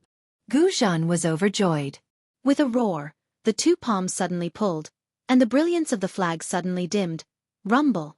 As the light of the flag dimmed, the entire space let out a series of rumbling sounds. Amidst these rumbling sounds, the jade talismans that had been blown apart by the Gu Zhan monk staff trembled violently. With the flag as the center, they rapidly shrank. The jade talismans ignored the 2 palms and the space that had been sealed by the palms. They turned into broken fireflies and sank into the flag. In an instant, the whole flag emitted a bright blue light. Gu Zhan's expression changed slightly, because he had sensed that the brighter the brilliance, the tougher the flag under the Buddha palm became. Gradually, it was out of his control. Haha! Great monk! The Heavenly King with the brilliant Buddha light laughed. It seems that the possibility of us taking this immortal artifact is not high. How about this? Let's take this immortal artifact first and send it to Senior Heavenly Dragon first. Gu Zhan was slightly disappointed, but looking at the seemingly endless pearls, he did not dare to be negligent. He hurriedly said, "I'll listen to your orders, great monk. Rise." The Heavenly King smiled and his demonic palm left the flag. In an instant, it grew to the size of half an acre and rushed into the air. Gu Zhan's Buddha palms also rose high into the air. Whoa! A whimper that sounded like the wailing of ghosts and howling of wolves sounded. His 2 palms suddenly twisted in midair and grabbed at the flag in perfect coordination. As the 2 palms slowly rotated, the Buddha's light and the Devil's chi actually combined perfectly. A completely different kind of imprisonment force was born again, imprisoning the space around the flag. This sealing power was so great and so strange that the space was collapsing inch by inch. Golden threads and black flames appeared inch by inch, completely separating the flag from the incoming jade. Master Gu Zhan? Just as Gu Zhan's eyes flashed red and his heart was filled with joy, an extremely shocked voice came from afar. Gu Zhan was taken aback. He raised his head and saw a transcendent's golden body, which was more than 100 feet tall, flying over with golden light flashing around it. Beside this transcendent's golden body was a woman in palace attire, riding on a golden flying sword. However, the golden light flashing around the woman was extremely dim. It must be very difficult for her to break through the confinement of the Transcendent's golden body. The shocked voice came from this woman. At this moment, Gu Zhan was no longer the Gu Zhan from before. He only glanced at the flag for a moment before retracting his gaze. He still urged the Buddha's palm to cooperate with the devil's palm to grab at the flag. Of course, the closer he got to the flag, the stronger the flag's resistance became. Even though the space within 1,000 feet of the flag had been twisted by the two giant palms, the flag could not even flutter. Combine! The Heavenly King roared. Gu Zhen's willpower surged out uncontrollably. The Buddha's palm and the devil's palm, which were originally distinct meridians, slowly merged. A wisp of Buddha's light wrapped around a wisp of devil's qi. Outside the light and devil's qi, black flames burned. A Buddha's demon's palm was about to take shape. Master Gu Zhen, what are you doing? Xueqi naturally became anxious and cried out. This is the immortal world's mystic origin water control flag. It's the item used to suppress the demonic world. If you take it away, won't that demonic creature appear? Unfortunately, Gu Zhan turned a deaf ear to Xueqi's words. The same rumbling sound came from the space. Beside the Buddha's demon's palm, countless heavenly flowers, fairies, and even countless devils riding on demonic dragons emerged from the void. The Sanskrit chants mixed with demonic chants shook the entire space. Benefactor Xuan, don't shout. Xiao Hua sneered. Gu Zhan has already turned into a devil. Didn't you see his eyes? Didn't you see the blood vessels on his golden body? Also, the golden body in front of him is originally a devil god's image. However, this devil god's image is plated with a layer of Buddhist light. This devil god's image is exactly the same as Gu Zhen. It should be the devil spirit of the devil world suppressed by the mystic origin water control flag. By the way, Benefactor Xuan, how did you know this flag was previously called the mystic origin water control flag? Yes, little monk. How did you know this heavenly monarch's golden body is a devil god's image? How did you know the devil world can also produce devil spirits? Xuan retorted without hesitation. Instead of asking me, why don't you think about how to stop Gu Zhen? I'm going to stop Gu Zhen. What are you going to do? Xiao Hua glanced at Xuan. At this moment, Xuan was incomparably calm. Her expression had returned to normal.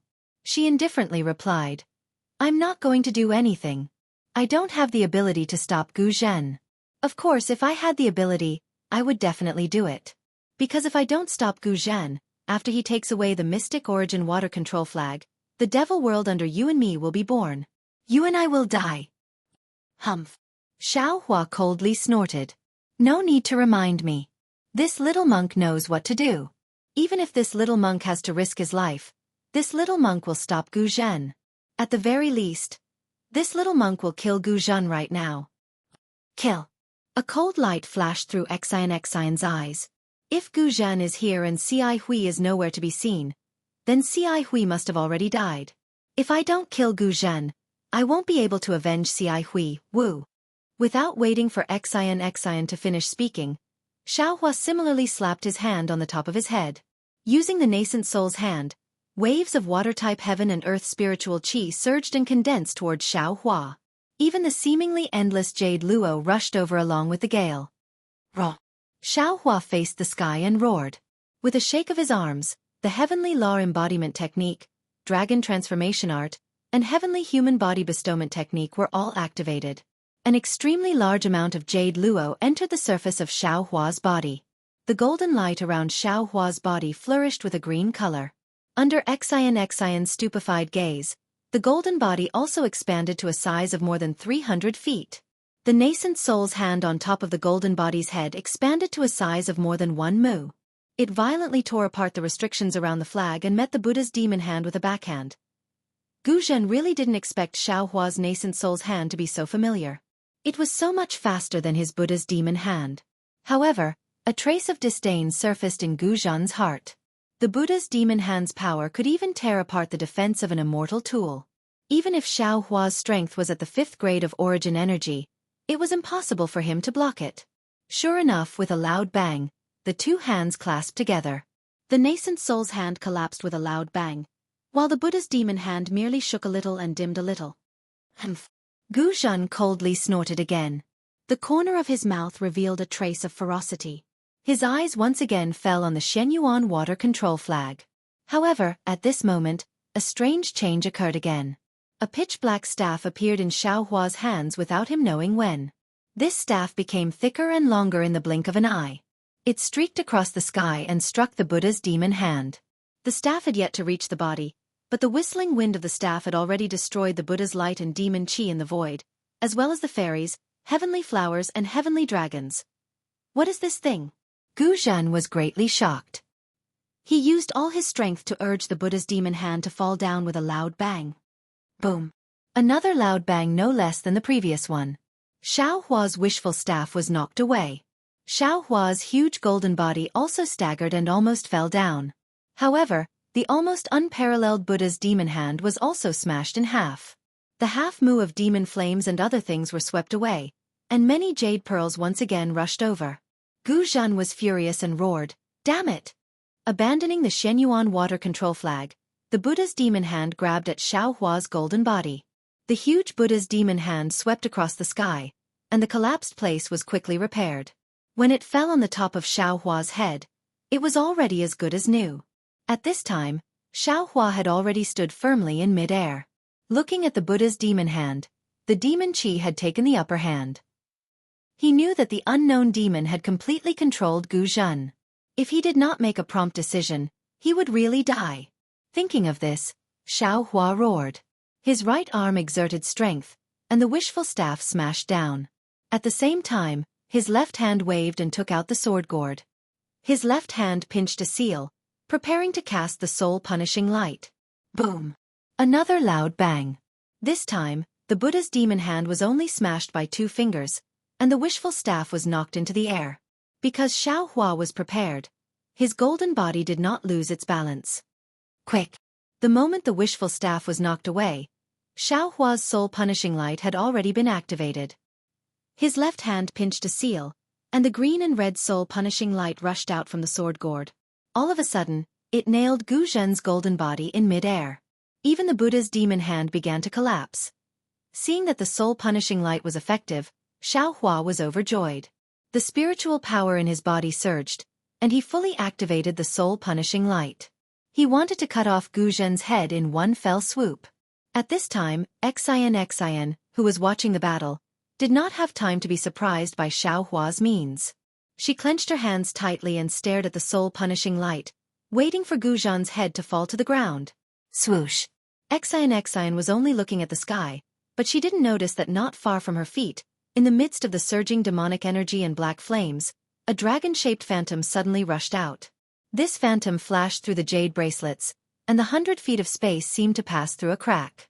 Without waiting for anyone to see, it had already cut across Xiaohua's left arm.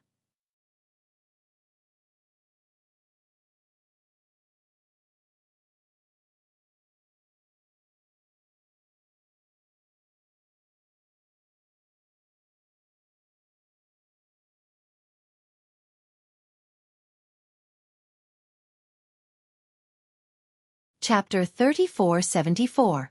Xiaohua only felt a black shadow flash before his eyes, as if the entire night had pounced on him.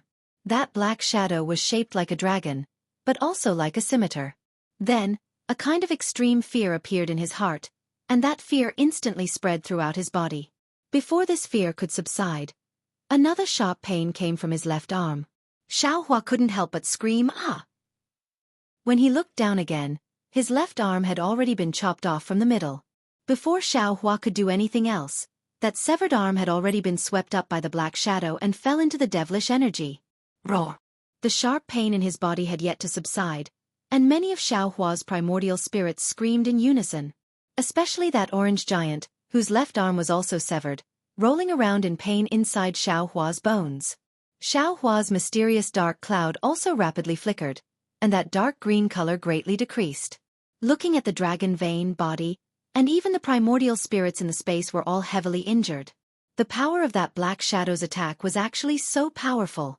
Xiaohua was heavily injured by that black shadow.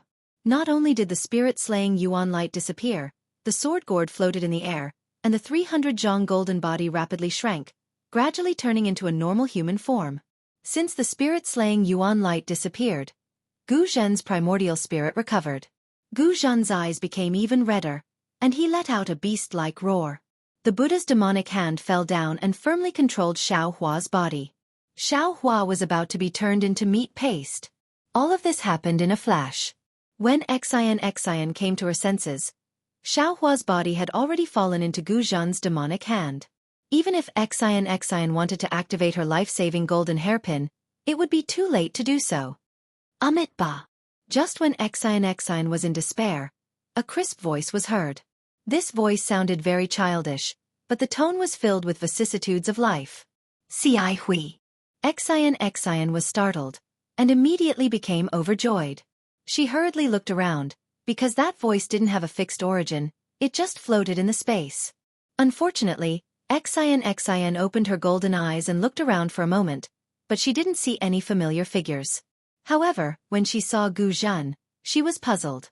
Gu Zhen, who had been extremely arrogant and wanted to kill Xiao Hua, now seemed to have been imprisoned.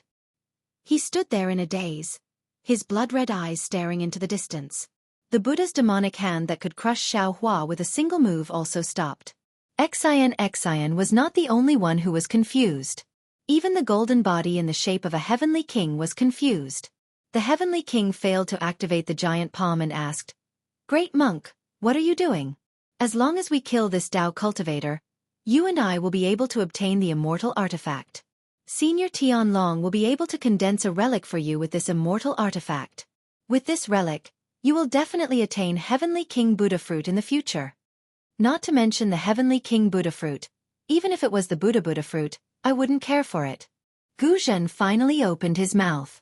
His tone was extremely indifferent. "In order to hear this voice, in order to meet this person, this poor monk is willing to go to the 9 hells or the 9 springs." Gu Zhen's words reverberated in the air. Every word contained the fervor and care in his heart. That's right. Just before entering the longevity hall, the benevolent Manjushri saw Gu Zhen trying to devour his relic. He immediately woke up and thought that Gu Zhen's so-called search for his younger brother was a lie. At that time, Gu Zhen admitted it without hesitation and denied his real purpose of looking for Gu Nian. At that time, Gu Zhen had decided to give up everything for the ancient Buddha relic, including himself, even if he had to turn into a devil. However, the development of the situation was such a joke. Now that Gu Zhen had really turned into a devil, the voice that he had been thinking about day and night appeared again. The ancients often said that a single slip would cause everlasting sorrow. When you look back, you will be 100 years old. Perhaps this was the case. Xian was stunned. She seemed to have suddenly understood something. However, the heavenly king did not know. He was very confused. Who is this person? Is this the person who is chanting the name of Buddha? Gu Zhen frowned slightly. "Great monk, aren't you this poor monk's demonic golden body? Why don't you know this poor monk's thoughts?" Ba. The heavenly king said indifferently. "This poor monk is you, but you are still you. This poor monk cannot replace you." Naturally, the heavenly king's words revealed a flaw. However, Gu Zhen did not pay attention to it. He only waited quietly. It seemed that he had enough patience to wait for this moment. As Xian listened, she looked in the direction Gu Zhen was looking at. In the distance, a faint figure slowly appeared. It was a little monk in a monk's robe. Of course, this little monk was not benevolent. However, the little monk looked a little panicked, as if he was afraid of something. However, Xian could see that under the little monk's panicked expression, his eyes were extremely bright and filled with determination. Dumbo. Is that you?" Gu Zhen's voice trembled. His golden body also trembled as he asked softly.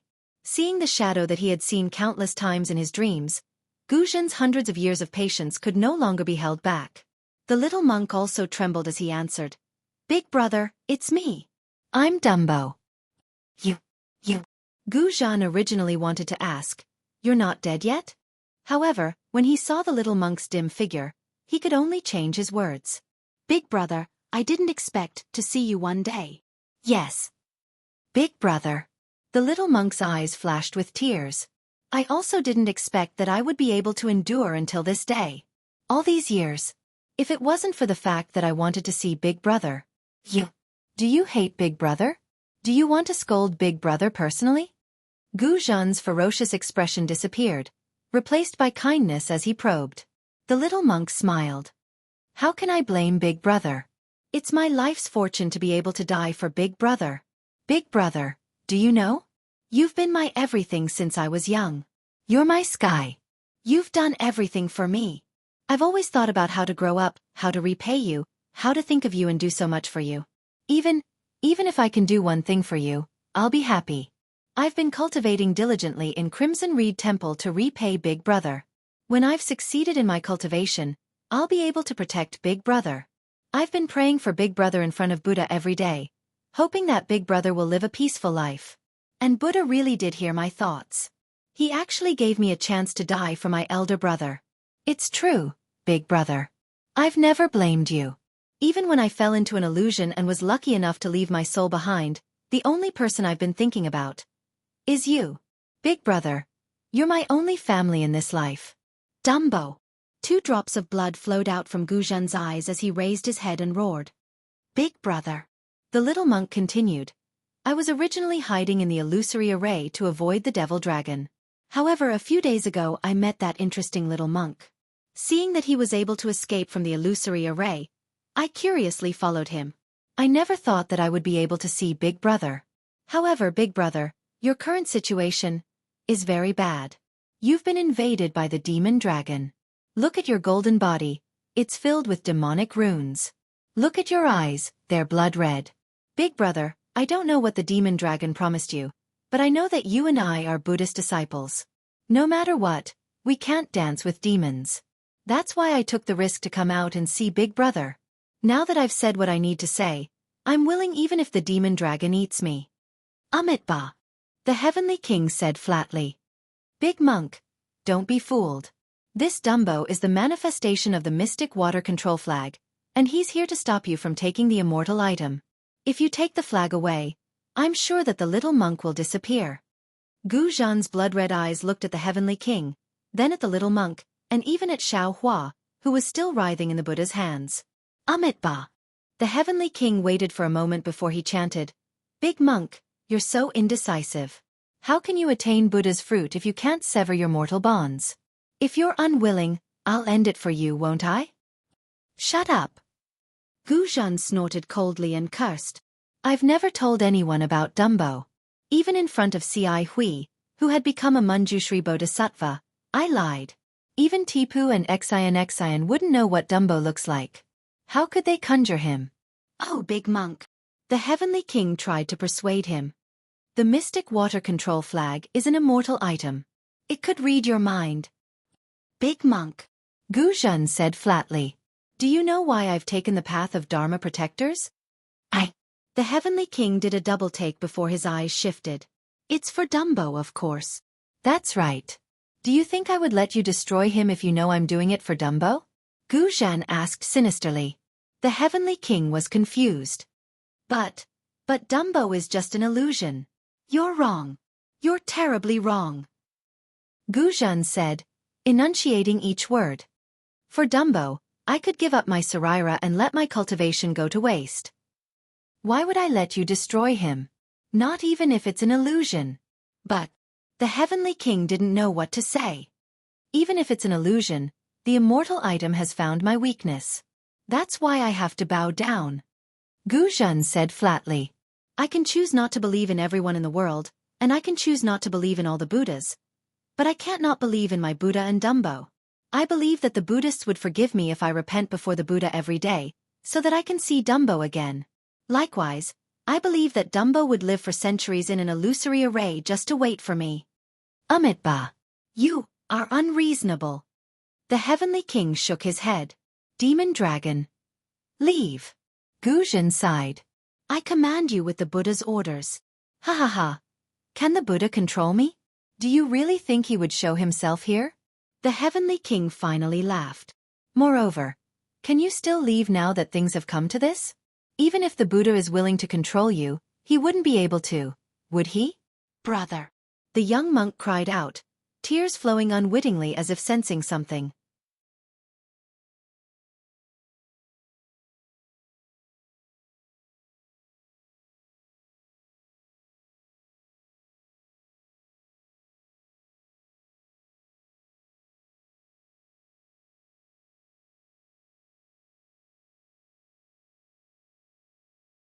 Chapter 3475.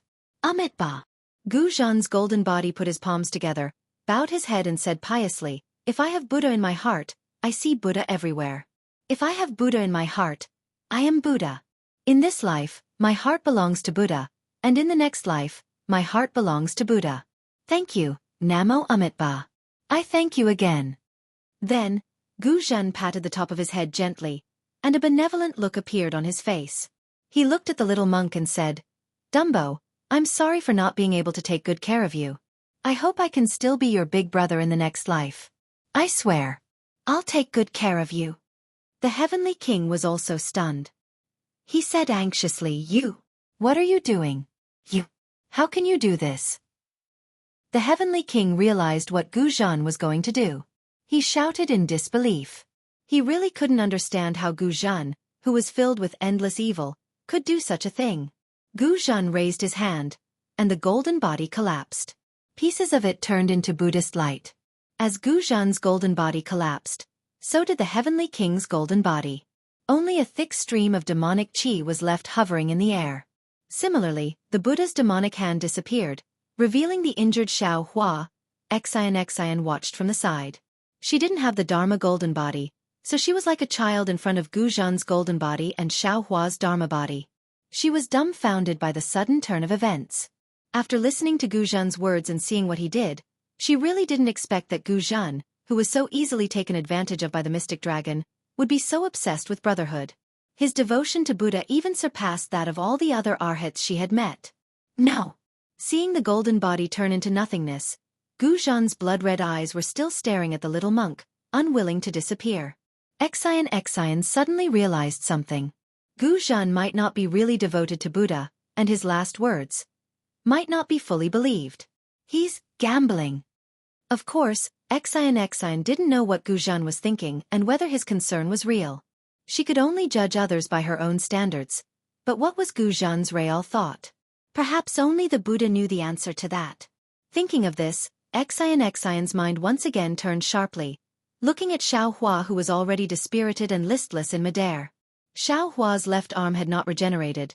The place where his arm was severed was surrounded by black gas. The continuous heavy injuries had already made him temporarily unable to deal with them. Xian had an indescribable feeling in her heart. She sighed inwardly, forget it. Humans naturally have a human form. Only by becoming Buddha can one have Buddha nature. There's no need to think too much about Gu Zhan's intentions. Since he had an obsession in his heart, he was able to abandon it at the critical moment. Although he did not sever his worldly desires, he had severed his own. But in the end, it was severed. He has no regrets in his life. When he looked at the little monk again, he saw that his face was filled with grief. Where was the fear from before? Just like Gu Zhan, in order to see his brother, he had been lonely for hundreds of years in the illusory matrix. But who knew that the moment he saw his brother, he would have to part with him again? How could he not be heartbroken? Not everyone could bear the pain of witnessing the departure of a loved one. The little monk flew in midair, wanting to touch his brother's body before he left. Unfortunately, Gu Zhan's words before he committed suicide did not move the Buddha. The heavenly flower and the heavenly maiden disappeared and never appeared again. His soul also did not appear. The little monk could clearly feel his brother's gentle gaze, but he could not see anything about his brother. The path of Dharma protector was originally a void. Gu Zhan had passed away, and the Heavenly King had also perished. Mo Long's meticulous plan to kill both Buddha and demon had also failed. The Shenyuan water control flag shone brightly, and jade talismans of various sizes emerged from the brilliance. The jade talismans that were previously excluded from afar also flew towards the flag. Good.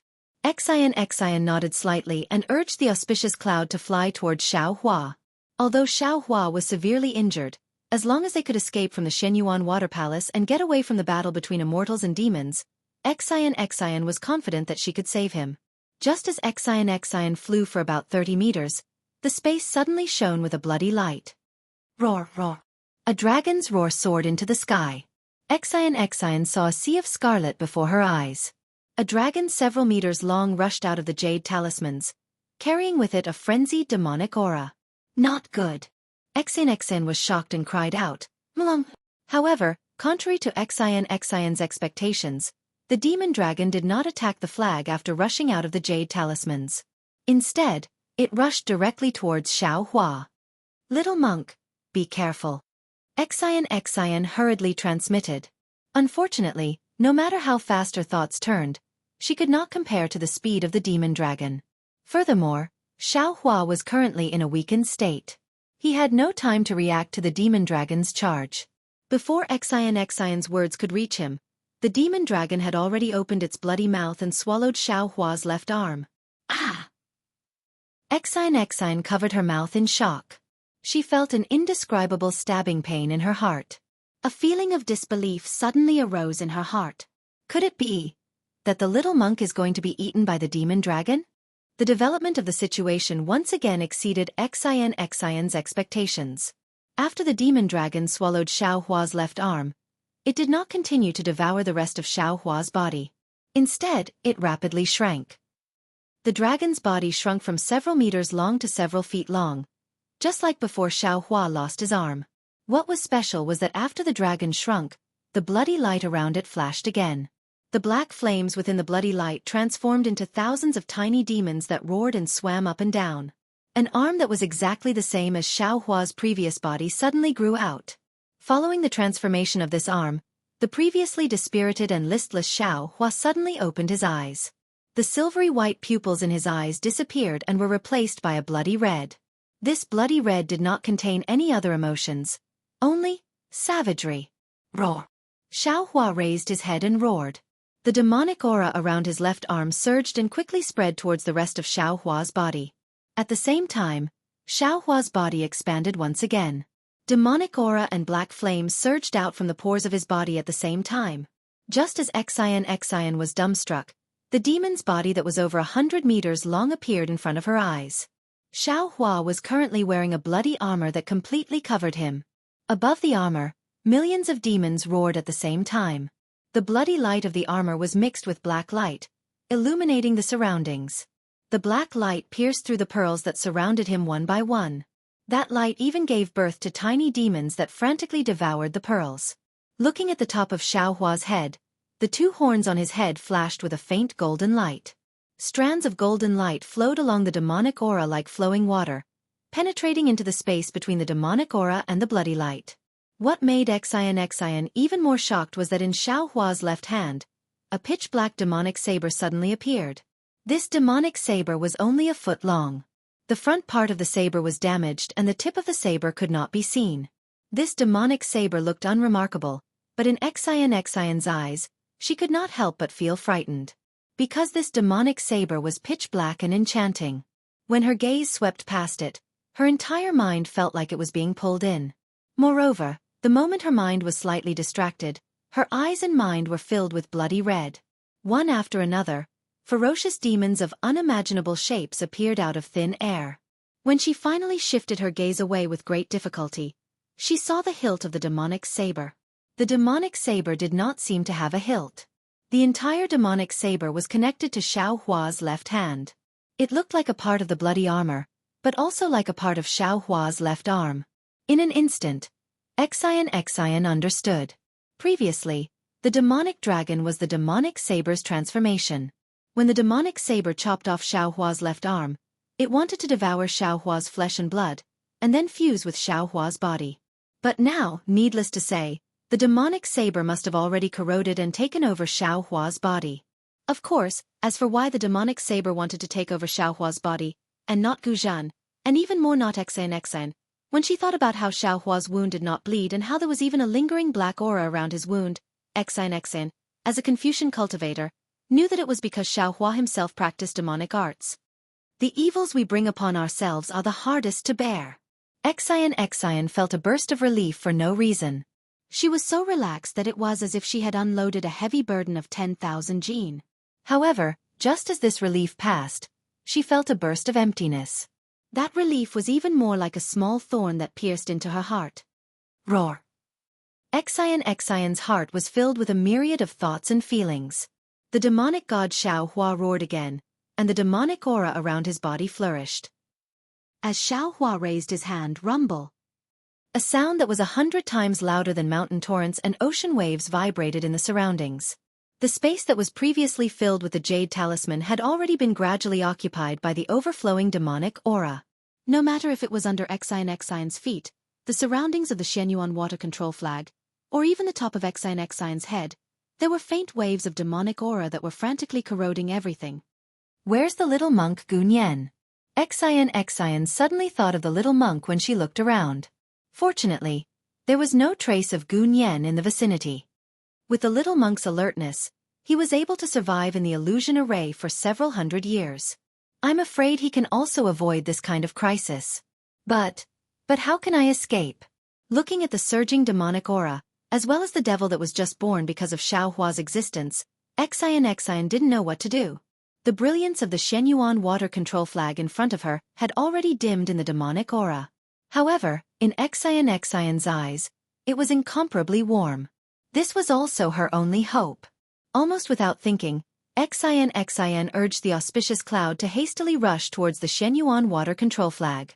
Perhaps because the Shenyuan water control flag had already been suppressed by Xiaohua's demonic aura, the distance that Xian couldn't get close to previously was now easily closed again. Xian's thinking was still too optimistic. Her hope was naturally the despair of the demonic god Xiaohua. How could that demonic saber let her have her way?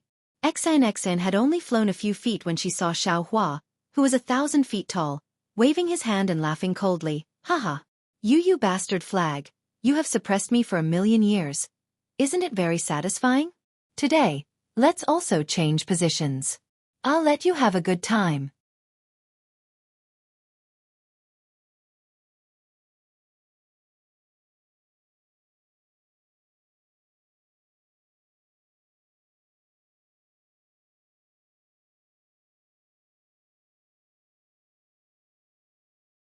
Chapter 3476. Demon god Xiaohua waved his left arm, and the broken blade drew a pitch-black blade mark in the air.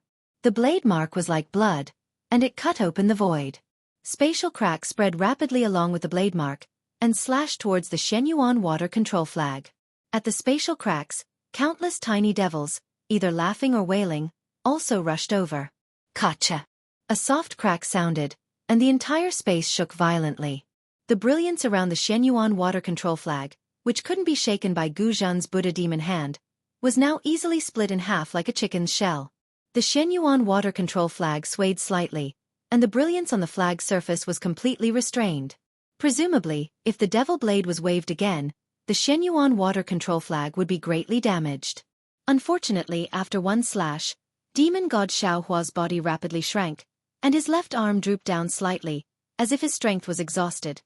Alas! Demon god Xiaohua's voice sounded again, and it sounded very helpless and regretful. This body is very good, but it's a pity that my cultivation of the Devil Realm's devil technique is not good enough. After I control it, I'll have to temper it even more. I'm afraid that with hundreds of millions of blood spirits, I'll be able to achieve small success, right? After this voice, Xiaohua waved his left hand again, and the devil blade flashed with black light, and a tidal wave of devil chi rushed into it, and then Xiaohua's devil body expanded again. What should we do? Xian just recovered, and her originally calm heart became anxious again. She once heard that when the Shenyuan water control flag was unfurled, all evils would retreat, and nothing could invade it. Since the devil blade had been suppressed by the flag for 1,000,000 years, how could it be a match for the immortal realm's immortal artifact? But she didn't expect that when the devil blade moved, it would have such power, and even the flag couldn't resist it. Then what kind of devil realm's immortal artifact was this devil blade? Control. Yes, it must be controlled.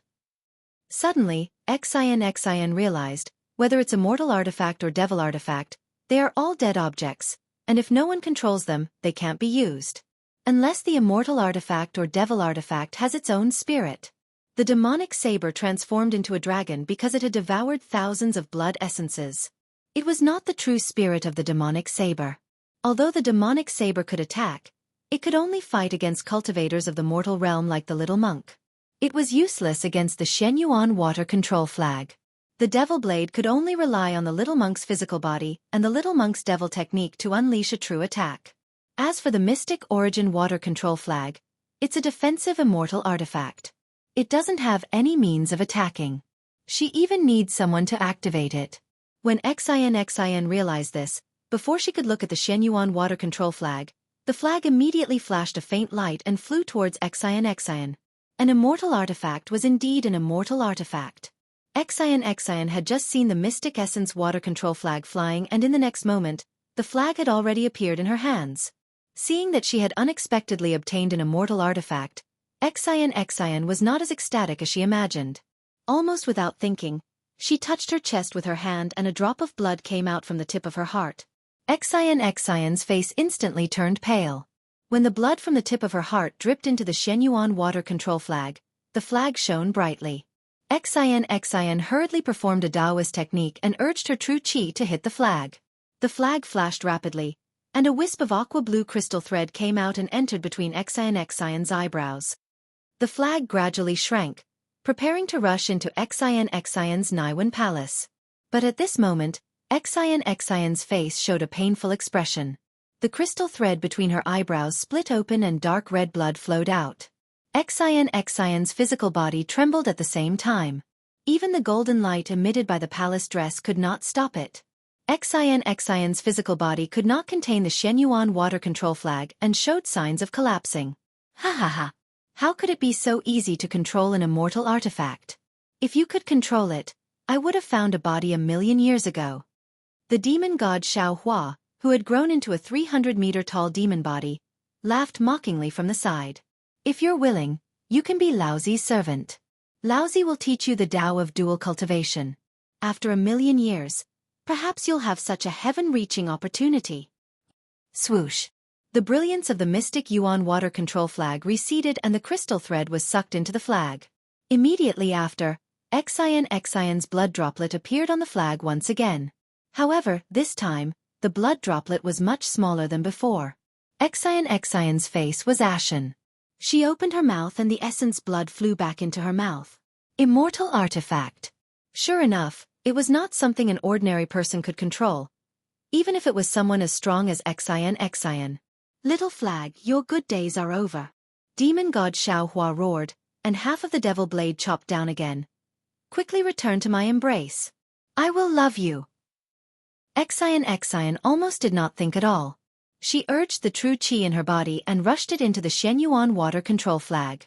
The flag received the true qi and immediately emitted a blue brilliance.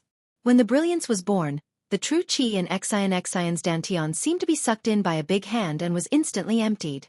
However, along with the brilliance of the flag, countless true qi of heaven and earth appeared out of thin air and poured into the flag at the same time.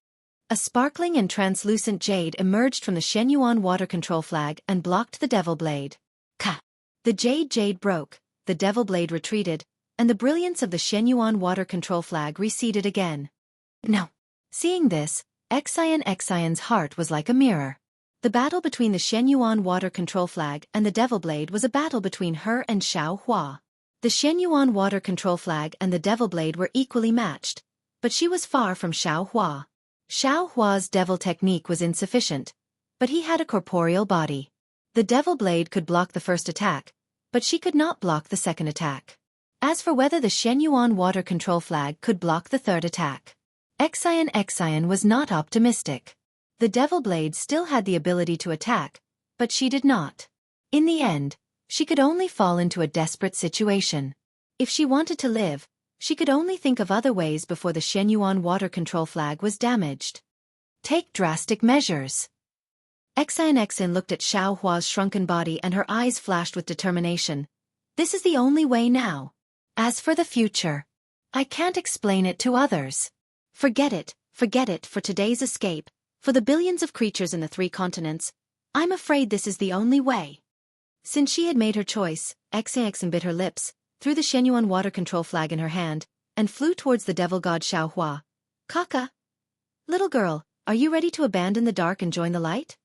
The devil god Xueqi's black qi was surging, and the countless devils around him were laughing wildly. This voice seemed to come from Xueqi's mouth, but also seemed to come from the mouths of thousands of devils. Or do you have an ulterior motive?